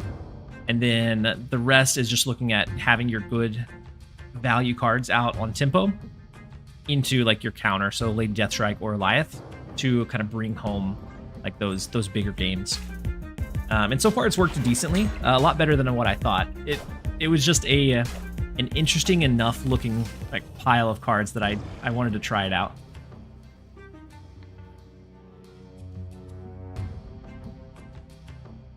Decks that at first glance look confusing. Yeah. Yep. They're always the ones that are sometimes, a lot of the times, the most fun.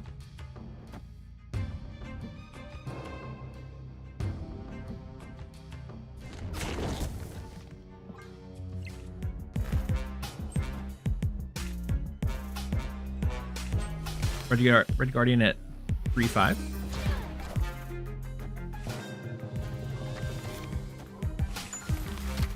Wait, Red Guardian's 3-4, right? At 3-5, he would be crazy though.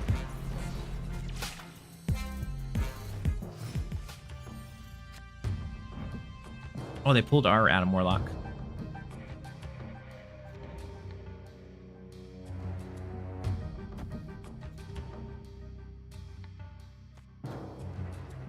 And it's an Arisham deck, so I want to get rid of their card draw. I'm actually going to go Lady Deathstrike. And I think we should have priority going into that final turn so that we could set up like a Negasonic speed to grab a win. 3-3 if like -2. Yeah. And so it's technically 3-5 with a higher upside. Unless you like tempo it out, which is would be very rare to want to do. Olsen, and then Sentinel. Sentinel's fine there.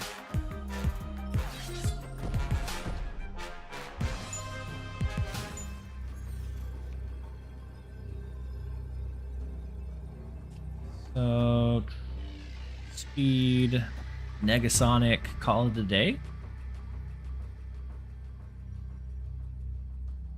They snapped us, right?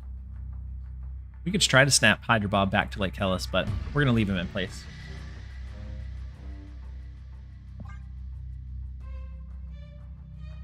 Or do we ever double stack?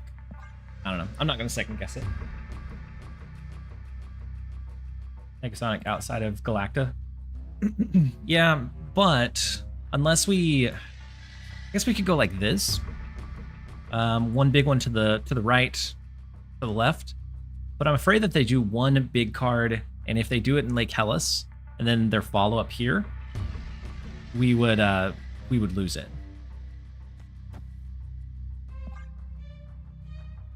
Because I think they choose one lane to compete for and give up the other.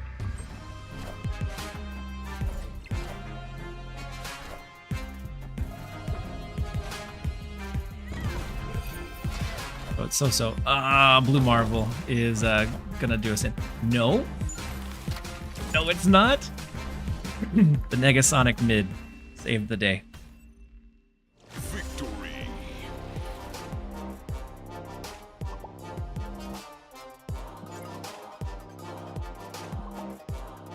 We got lucky. I mean, Negasonic right, I think also could have been a play.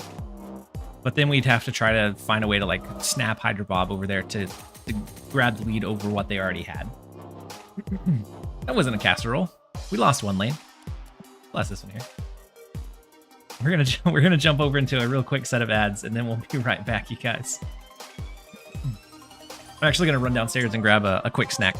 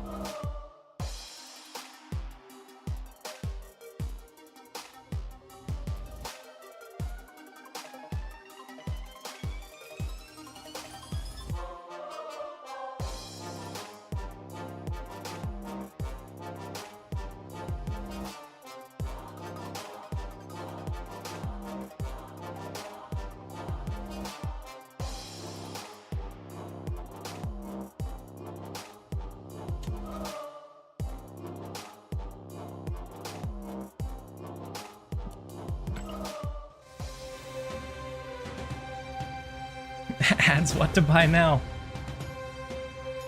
You said you were already Army? Thank you so much for your service. I know very little about the branches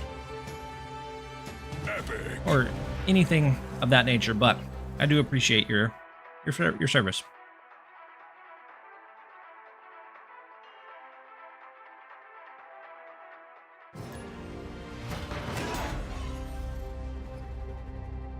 And Dexter is best. Yeah, I try to make sure the ads don't run during the middle of games, which I do think is helpful. But it is on like a set schedule.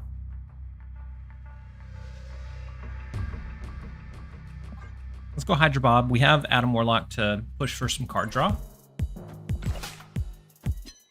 Ooh, flex level 1,625.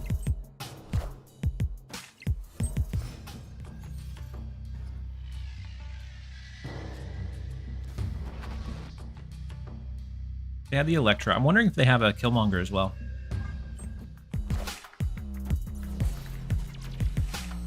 Worst ad break I've ever seen was in Alex's stream, and it was a nail biter of a game. I threw my prime at him that week. Yeah, I had a couple of those today, which I didn't intend to have pop up. Central Park is unfortunate. We do have Sam Wilson, which is nice. So we can free up the left lane a touch. I just don't know if we want to do it this turn or not.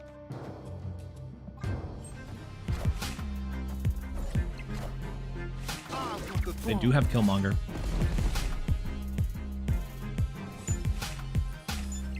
So I'm assuming they have a free death at this point. My goodness.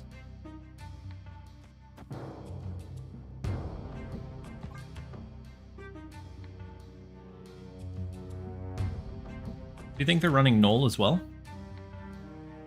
This could be safety blade on like an alt. For collection level 1000, but we did just have the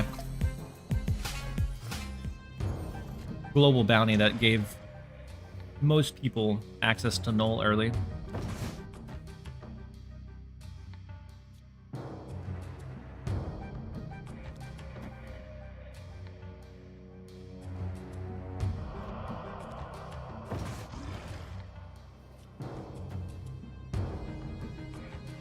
Have null and X, but might not have Venom. True. Yeah, they may not have Venom yet. At 1,600, they might have used their rotating free pull on it though. Ooh, just Deathlock. That's an unfortunate snipe from the Negasonic.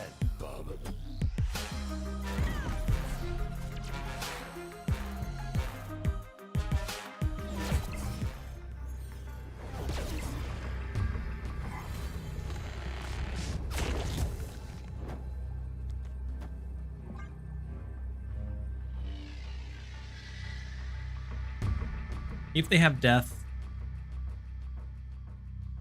we probably lose, depending on where they play it. Because if they just give up left and do like death null, I don't think we can be beaten, or I don't think we can beat them.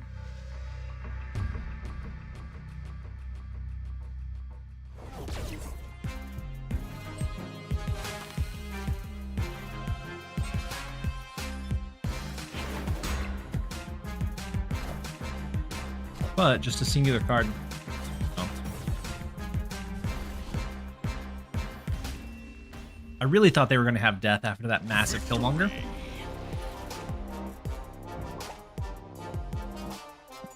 They did have the null though.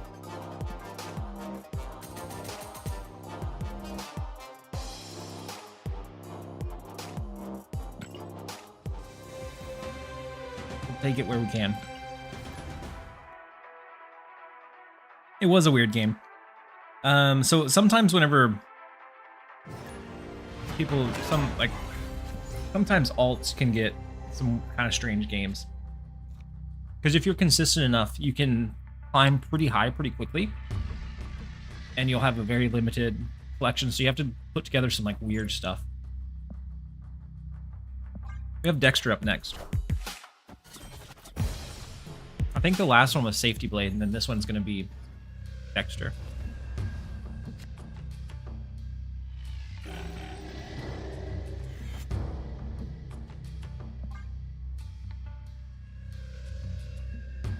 Take Dex out. I'll give it a shot. But I will say I think he has probably won more against me than I have against him. I feel like him and Dara, like their decks are both very they're big wild cards. Like you can usually get a good feel of like how certain people play. His play style is not quite as aggressive as Dara's, but it's always a pretty big wild card, like what he's actually running.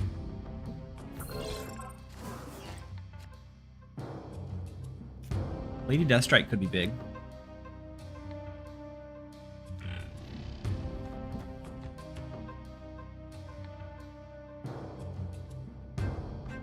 The bird? Yeah, the bird's definitely coming. It's just a matter of, can we kill some of their stuff before that happens? Big Redwing.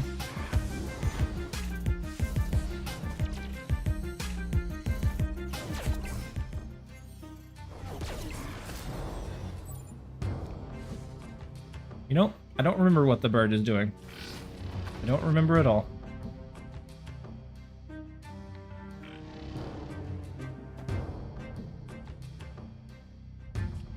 We could Negasonic in the right.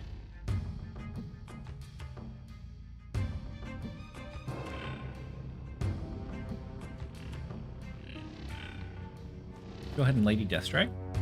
Or Negasonic.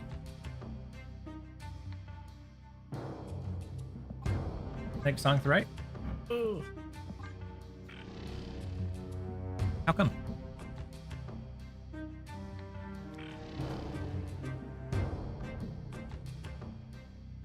I initially was thinking that, but I don't know why. That was just my gut, like, where he would play. I'm thinking he's setting up for, like, a Heimdall instead. And we have priority, but...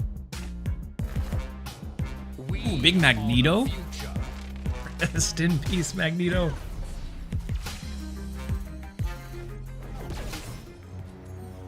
He could have Heimdall to move the bird.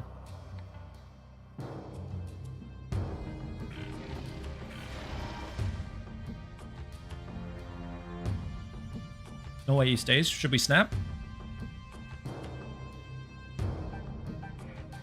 And then we try to snipe their Heimdall with Eliath. Snap Bob out? Yeah. But there's a chance that it just snaps into mid and stuck there anyways. He leaves, but worth it. All right.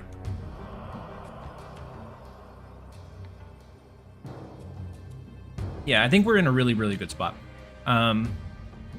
Knowing that their big out is like a Heimdall, maybe a Dracula Heimdall.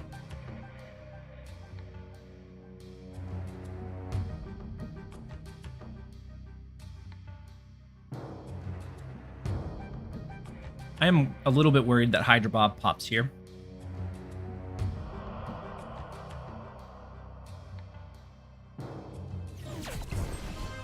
Ooh, does stick it out.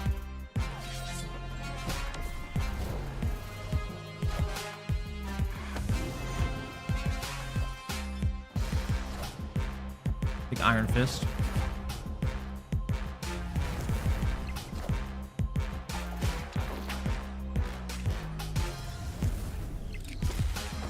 Very, very big in the right lane.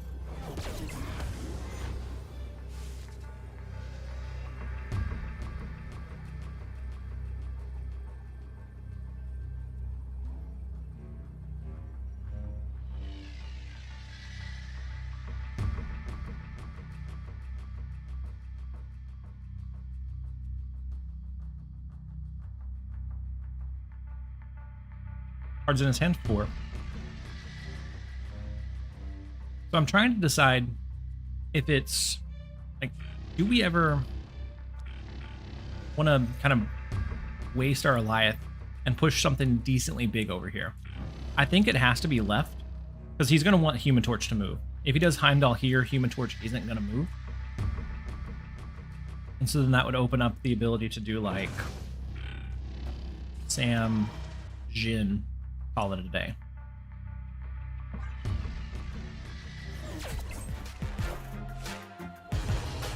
I feel bad. I feel bad.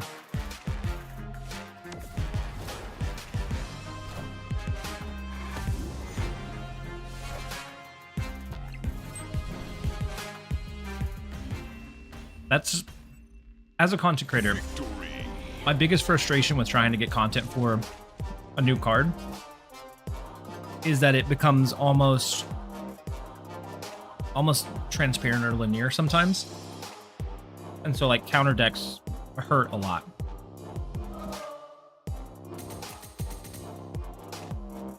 I'm sure that he stayed for the content. I think he's the type of guy that, like, there's sometimes he knows he's probably beat, but just stays to see it play out anyways.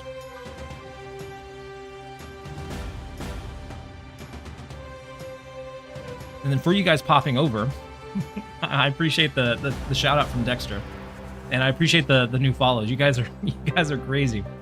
I appreciate you being here.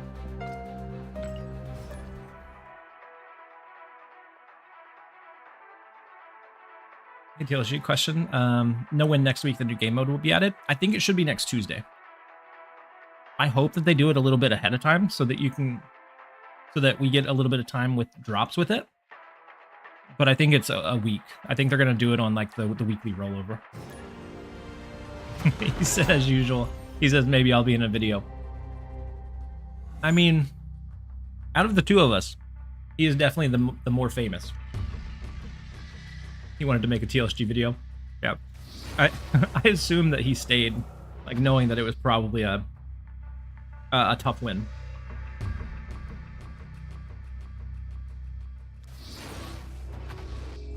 It's Let's go ahead and play out our martyr.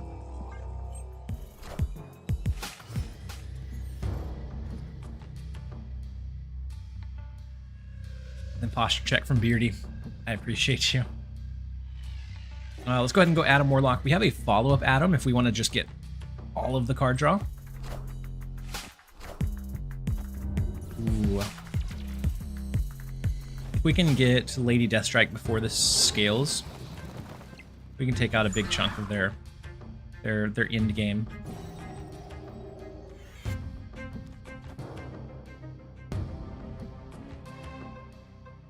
I don't know if double draw is worth it. So I think I'm gonna go like Sam Wilson, Hydra Bob. We could also go Iron Patriot if we wanted to see if we get a good luck out of a draw, and then Hydrate from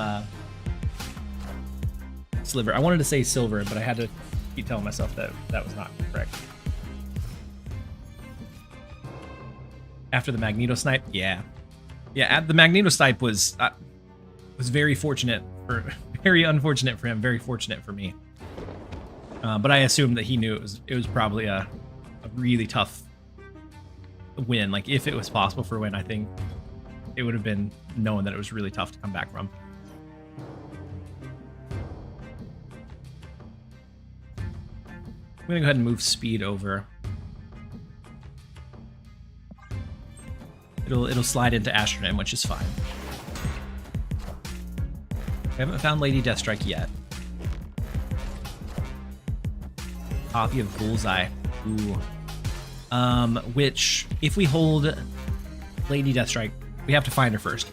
But if we hold Lady Deathstrike, their Bullseye is going to stack into mid just naturally. And I think we can get some benefit from that.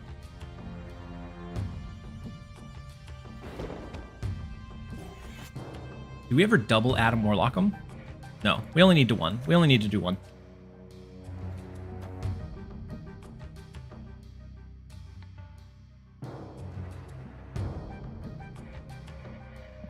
Let's go ahead and go with this.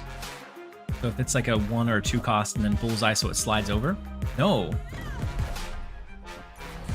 Rest in peace, Bullseye, never mind.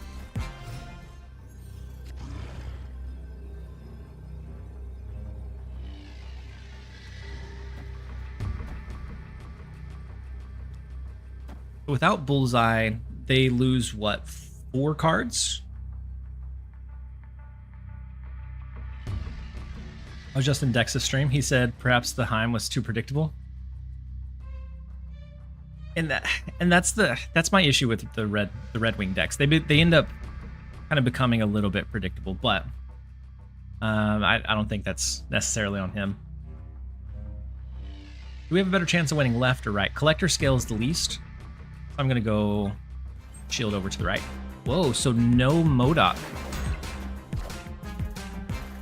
They could be going with a Dakin,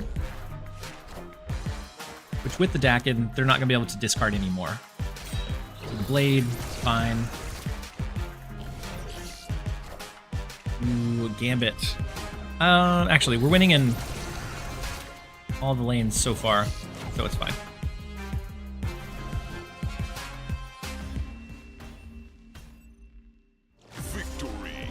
It's fun to not see your plays and to try to think through the game from your opponent's eyes.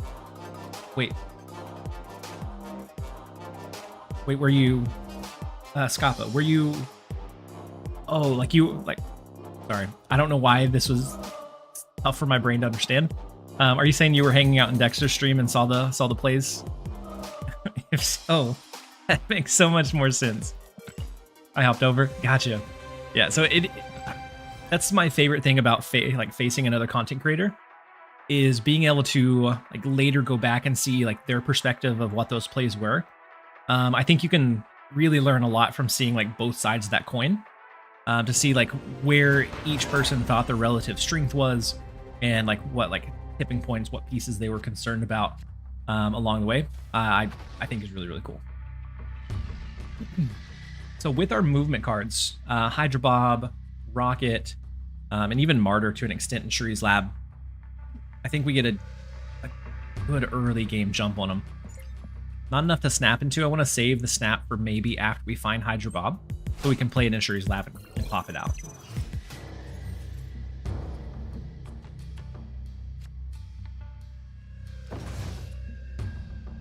And Sam Wilson with the shield move, or we can go Adam Warlock. The card draw. I think we go card draw. You like this? Best line in his chat stream was, "This deck too big brain for us." So, honestly, it's just a random pile of stuff. Or Shuri triggers by playing cap left. We could have played cap left and then moved it around, but I think getting our card draw and having options is also going to be kind of nice. And then we'll go with like the mobile cards. It kind of looks big brained, but it's just mainly grabbing priority and then stopping the opponent from doing their thing.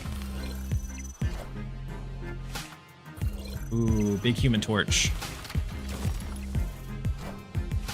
The Rocket and Groot would have been really nice if it hadn't been for Shuri's Lab. So the Human Torch still gets pretty large here.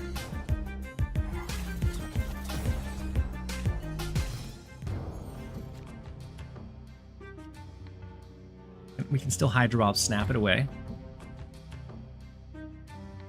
I'm not always good at predicting. Sometimes. Sometimes, but not always. Speed Hydra Bob, we could snap it away. And then next turn would be probably Negasonic Sam, unless we get Lady Deathstrike and a good target for it. Or we don't even have to snap the Hydra Bob away. Because it'll move. Ooh. Lady Deathstrike feels fantastic.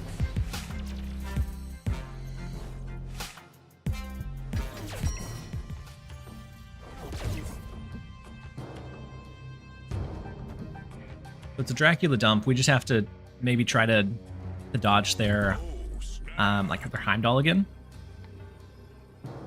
We'll move Hydra Bob out. Next turn, probably the Eliath. We could also go Negasonic, but I think that's a little bit less secure of an option.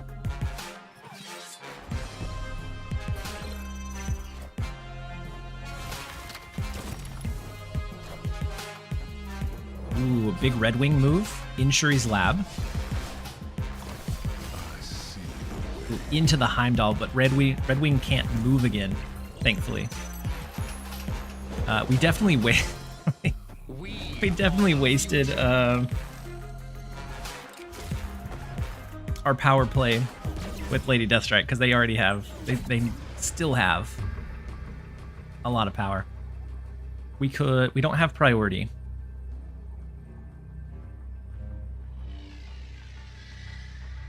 Without priority, is there any way to gain the lead on what they already have?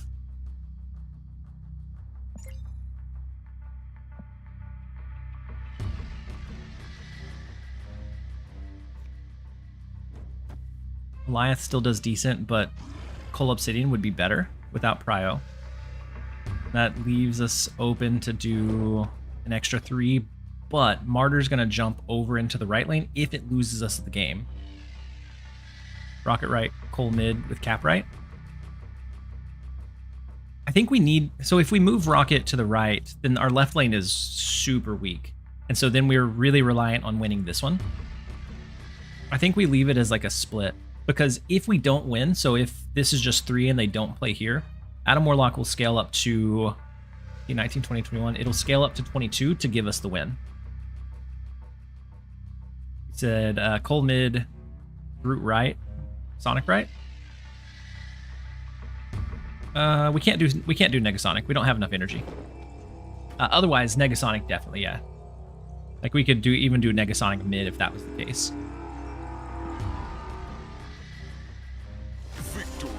But I think the chances of them having something that scales over the 12 are probably pretty small.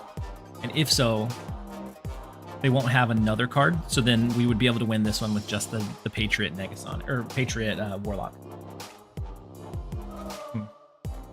And that's true. We don't have Prio, so Negasonic wouldn't do much for us besides give us a 3. And so Patriot's the same. But we're going to jump into a really quick ad break. We have a minute and a half, and then we'll be right back, you guys.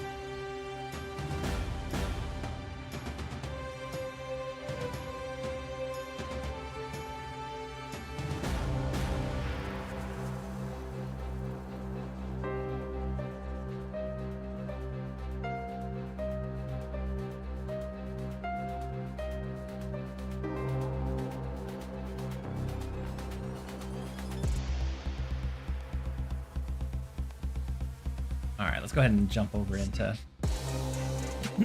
the next ones. The ads will end very shortly after getting into another one.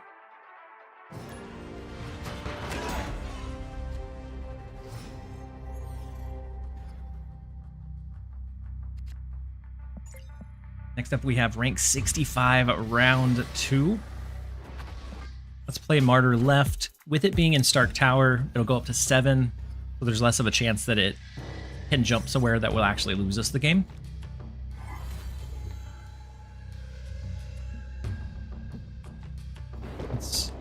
I'm a little bit worried about Makari here.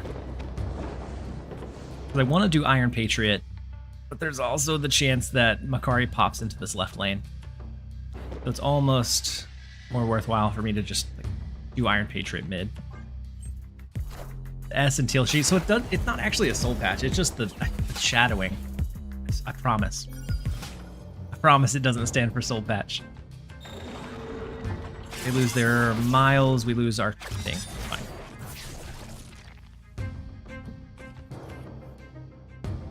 So we don't really even need to fight for Central Park anymore, because we lost the discount card anyways.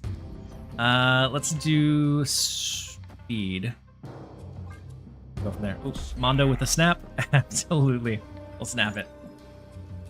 Rank 65. They have Cap Shield. They didn't have anything the first 2 turns, and then Miles.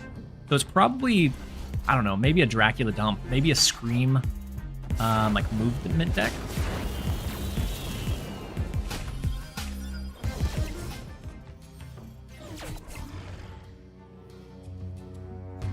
So if they have a Juggernaut, they're going to force us to cap one of these lanes.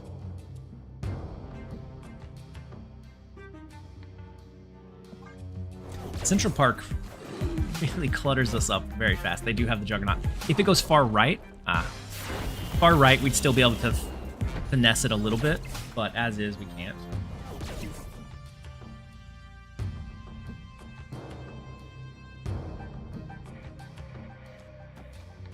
All right, let's do Sam, Negasonic, and then we have a choice between hitting Goliath left or hitting Goliath to the right. I speak from a point of jealousy. My dad neglected to donate enough of his testosterone. I can't grow a facial hair worth of crud. I've known several people that's the... Wait, why did they Negasonic, or why did they Shang-Chi and Weapon X?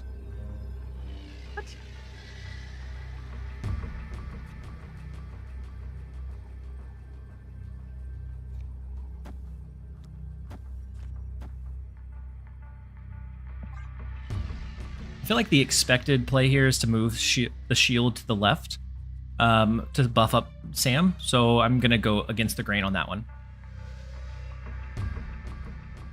To Absorbing Man the Shang-Chi. Well, not now that it's dead. No! The play... Oh, man. Phoenix Force.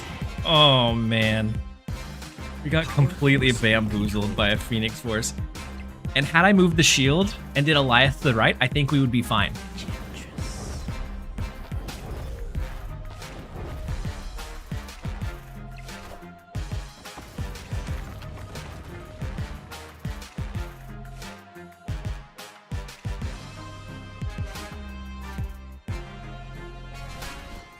That Phoenix Force was from Iron Patriot, right? And they didn't know that Negasonic was in Weapon X whenever we played Negasonic there. Oh my goodness. We had several ways to win that one. Move the shield, do Goliath to the right. That all lined up very, very well.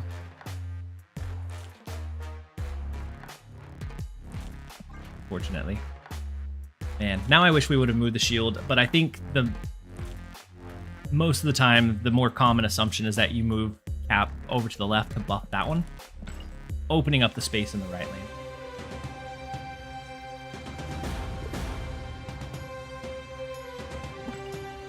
Yeah, the Phoenix Force was crazy, though. Such a good Iron Patriot pull. For that particular situation. Not in general, but in that particular situation.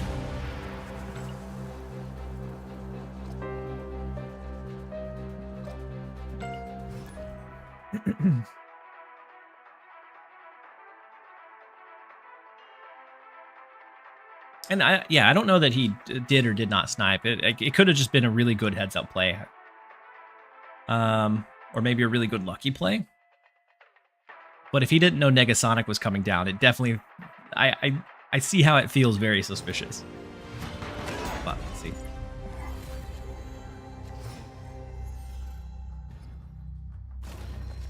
Yeah, he was ranked 65 whenever we just faced him. And so it looks like Dexter maybe switched off of the deck that he had before.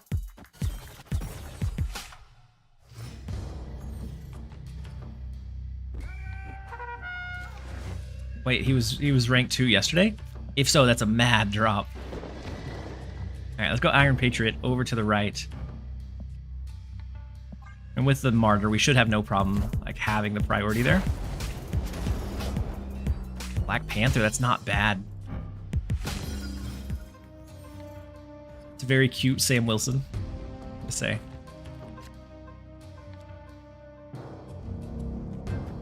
Go Rocket and Groot for the flexibility. I also think we have the free win in our Iron Patriot lane with Morag.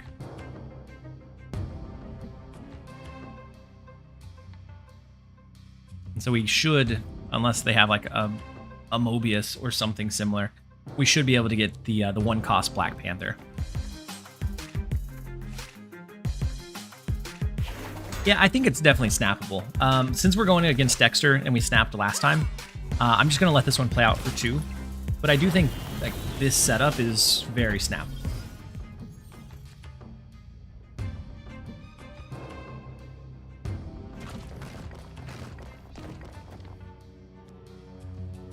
I don't know how much help we're going to need in Morag, so I think it's going to go Black Panther speed over there.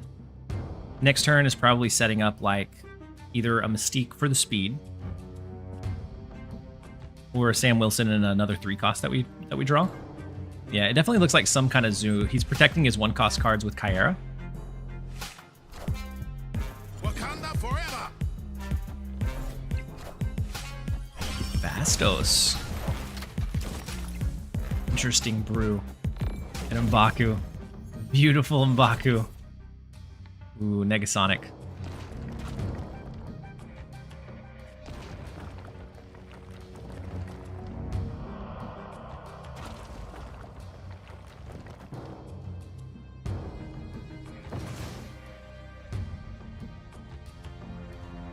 I think I'm going to set up the same thing where we have the opportunity to move the Rocket and maybe play Eliath mid instead of this shield.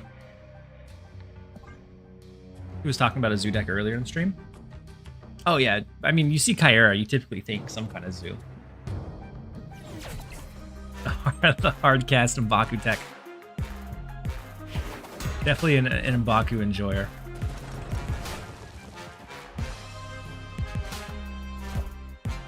Ooh, so the blink rotation for the M'Baku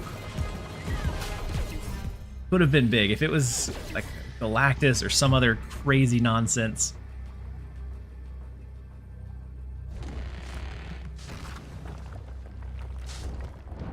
I can move the shield.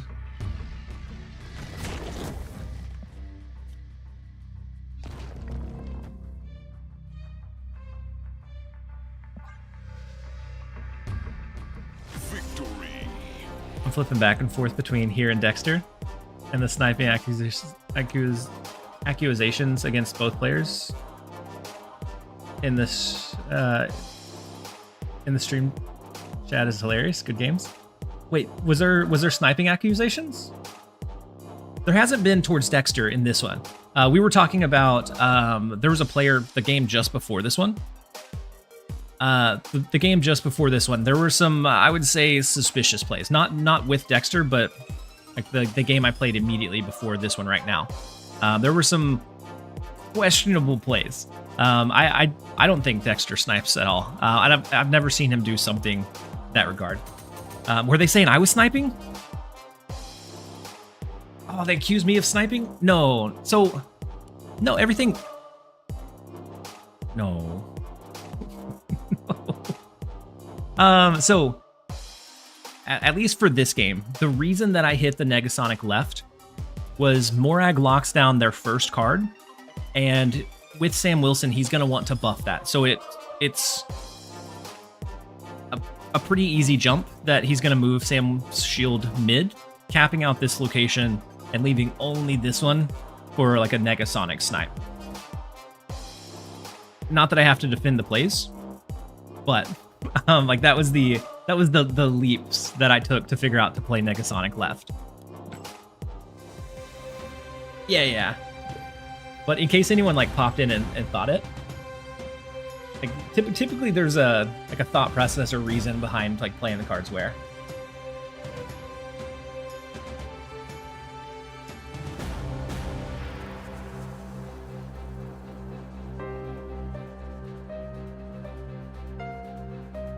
Gamers just can't believe you can hit something with Negasonic without Daredevil. So Negasonic is good when she is a surprise play. And so like if this deck that we're playing becomes a little bit more common or less of a surprise, then all of a sudden people are anticipating the Negasonic and play around it. Yeah, the Shang-Chi Phoenix play, I can't make it make sense in my mind, but who knows? Who knows? But no, I can't make it make sense in my mind at all. But it could have went either way. Ooh, deep discounts. So Iron Patriot, we could go Martyr. Even though it's free, we go ahead and go Martyr just to make sure that we win the Iron Patriot lane. I think she can be fine even when known. Yeah, I agree. But I feel like it's hard to consistently get the value from her whenever she's known. Anyone else feel that the Alliance Bounty board missions haven't been good the last 2 weeks? I feel like last week they were relatively low, but this week I haven't noticed it. But yeah, if you can read the board state and like make the assumptions of like what the opponent is trying to do, having priority with Negasonic helps. Like this one is more of like a shot in the dark, just seeing if they're gonna try to fight against us in Elysium. But I wouldn't say it's guaranteed to hit anything. I think it's probably more likely than not gonna hit anything.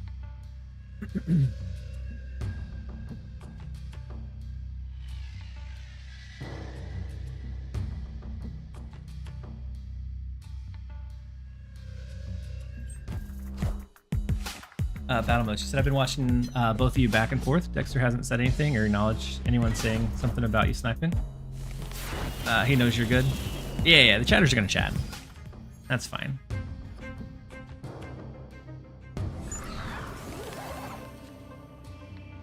Wait, what did we just fast forward? Savage Land? Why?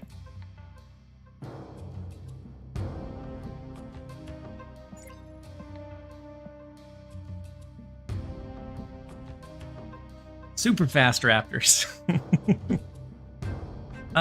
Okay. Sam Wilson to the left, I guess.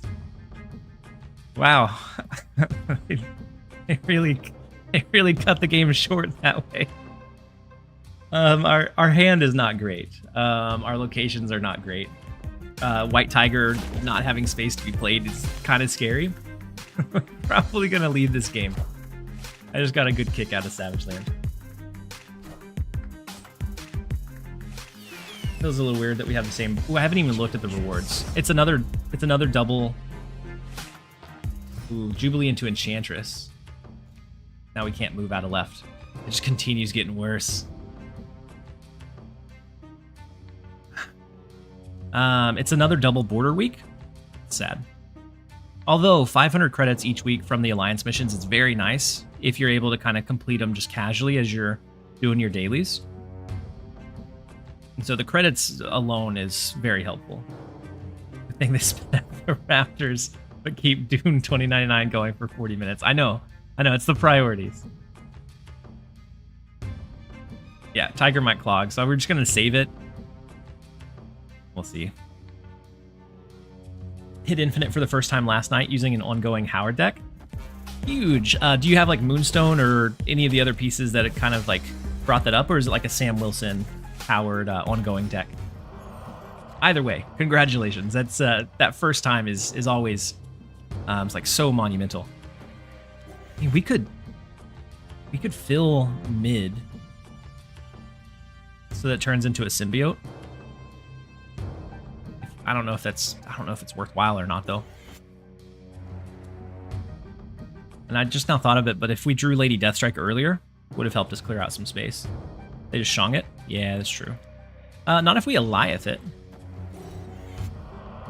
They probably get priority going into this last turn, don't they? Because we could Eliath, it would reveal and then merge. And then we do like White Tiger to the right.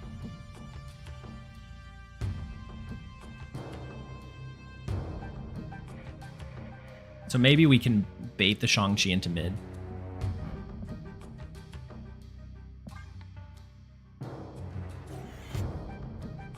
Hey, I don't welcome. It took you long. And then Claymore, Emma, thank you so much for the 1 month tier 1. Very much appreciate you. Hopefully you're having a great one.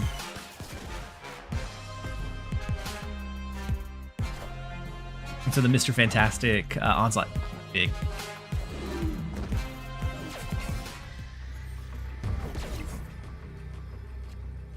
Lady Deathstrike came a touch too late. Do we ever win left with 8? We could do this. And it goes 8 more, brings us up to 17. Or over here to push a little bit this direction. Oh, and we don't have priority. So Eliath does nothing for us. Shang-Chi could win it for him. Oh, and we're going to do White Tiger first. Otherwise, the Tiger could potentially go mid.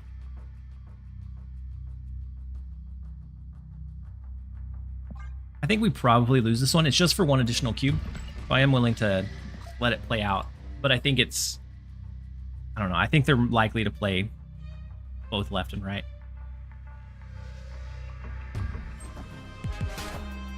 Oh, okay, yeah. The Doom is big. Shadow King actually helped us out. We still don't quite win left. We're off by 1, but a lot closer than it should have been.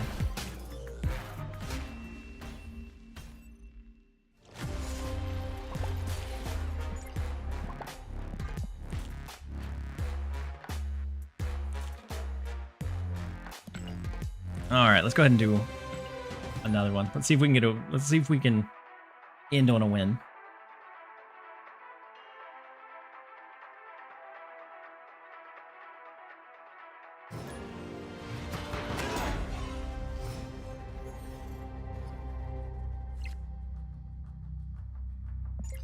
Next up is Ugluck.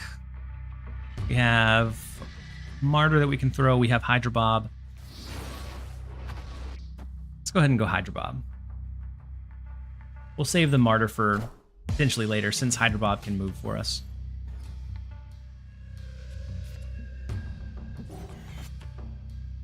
I don't like throwing Adam Warlock in the sewer system, but I don't think they're going to play a card over there, so I think we get a free draw off of it. The best custom border for Iron Patriot is red webbing on his basic art. So it's like Spider-Man is annoying Osborn always.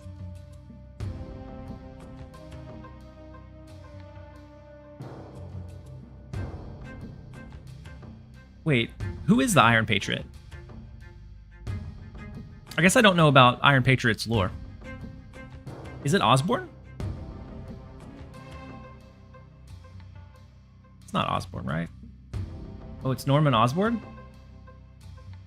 Had no idea.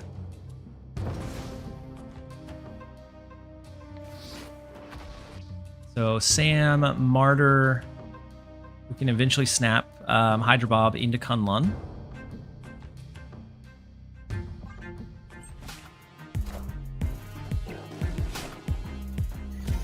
Big Zabu, big armor. I wonder if this is a Surtur deck. Usually if I see Zabu, I'm thinking Surtur. Oh, in the movies it's Rhodey? I thought Rhodey was War Machine. I get that. I thought it was War Machine. He takes over S.H.I.E.L.D. and gets a bunch of villains to cosplay as the Avengers. Super interesting. Move the shield over into Kunlun.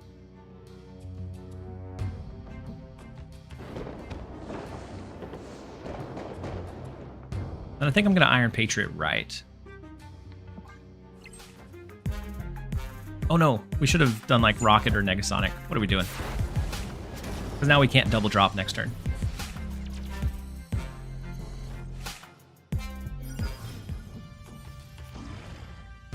He's briefly the Iron Patriot when he takes one of... I do remember, I think it was Iron Man 2 when he ended up stealing the armor.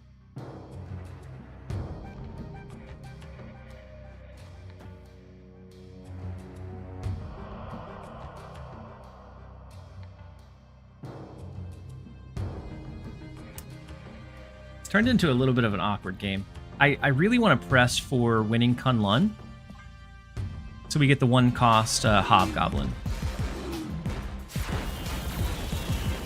Ooh, and it is a like a Surtur style of deck.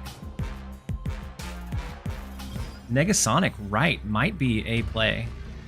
I don't know if it's a good play or not.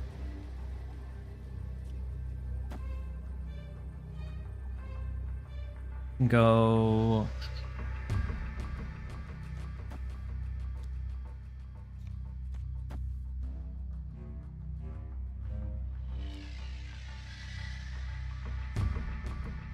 Maybe it's shield here that goes up to 3, 4, 5, 6, 7. It doesn't win us mid. Oh yeah, Atuma just deletes the Hobgoblin. You're right. You're right. It's always left if we play it. Is it ever Hobgoblin, Big Lady Deathstrike? We have to worry about Martyr jumping out of this lane though. Is -9 in the left enough?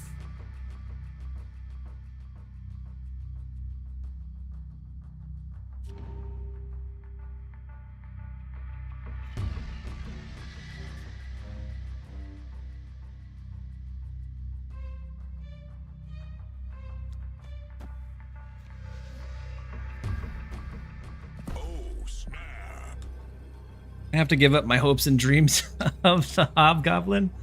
We're going to snap Hydra Bob over into Kunlun. That's what we're going to do. Martyr's going to make you lose. Ooh, this way? Oh no, too late. Speed left? Yeah. Speed left. Speed should have been left. The Martyr hops out.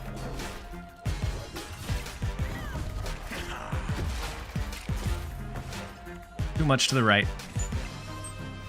So when Martyr jumps, she loses the game. Oh no. Had we not snapped, that's fine too. No, it's not, because it would have had a space in the right lane. It was Hobgoblin Negasonic, wasn't it? Hobgoblin Negasonic. Oh man, I messed that one up. We're gonna do one more. Do it the same, but a little bit better. Yeah, looking back on it, Hob Negasonic was definitely the play. Had they for some reason stacked very heavily into the left, the Hobgoblin wouldn't have been enough, but... Martyr, no!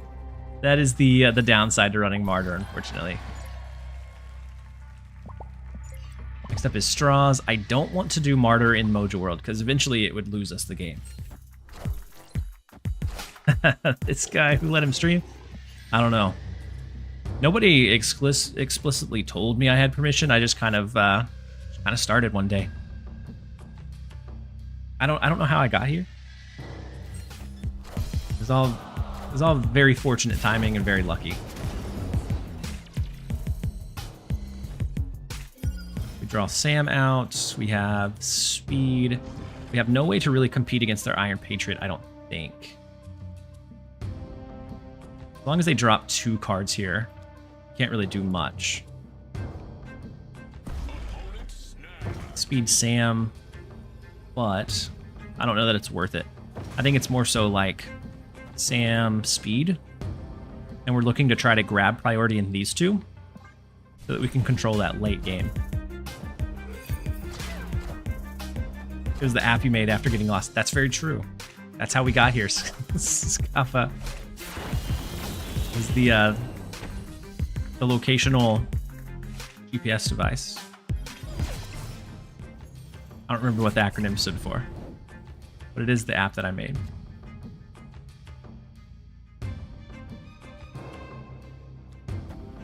Here in Rocket, Iron Patriot, we have a little bit of wiggle room. Try to finesse this. And then I beat my Carne. Welcome in. Thank you so much for 2 months at tier 1. Welcome back for the 7th month. Very much appreciate having you here. Hopefully you're having a great one. Let's see. Captain Marvel, not bad. Being able to move. Big Gwynpool, which they have a pretty small or limited size of hand. Will Lady Deathstrike ever be a play here? We take out 2 of theirs. No. Probably too late for that to be viable. Let's go shield over to the right to protect that from being cluttered up by Makari. And then we can go, what? Captain Marvel, Negasonic. We protect this from a 1 play. Then we have the flexibility on the final turn of what we do. Does the TLSG? No, he just said, I do. I know, I at least know that much Spanish. What type of deck are we running right now? Just an absolute unhinged wild deck. It's like a pile of just cards. That Kitty Pride is on. It's just a pile of cards that end up being like good cards. It initially looks like a random pile of stuff, but then it ends up like it grabs tempo is what it's looking to do early. Is grab tempo to get draws from Adam Warlock to make sure that you win like the Iron Patriot fights, to get the discounted card or the Sam Wilson. We have the mobile cards in Rocket, Sam's Shield, Hydra Bob, and then the rest, like the in-game stuff, is looking to just do like high value or high counter heavy type of stuff.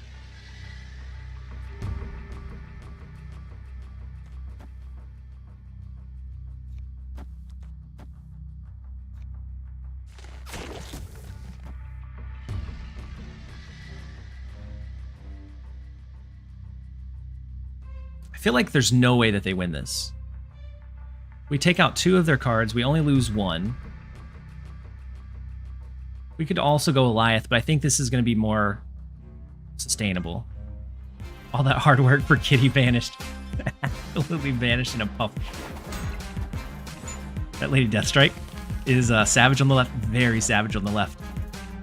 And like worst case scenario, we have Captain Marvel that could move over into Mojo World to help us backfill it. Like if somehow they had like an Ultron in Elysium. I doubt, but if somehow it happened. Big Ares. It doesn't matter how big it is because it is not going to be big enough.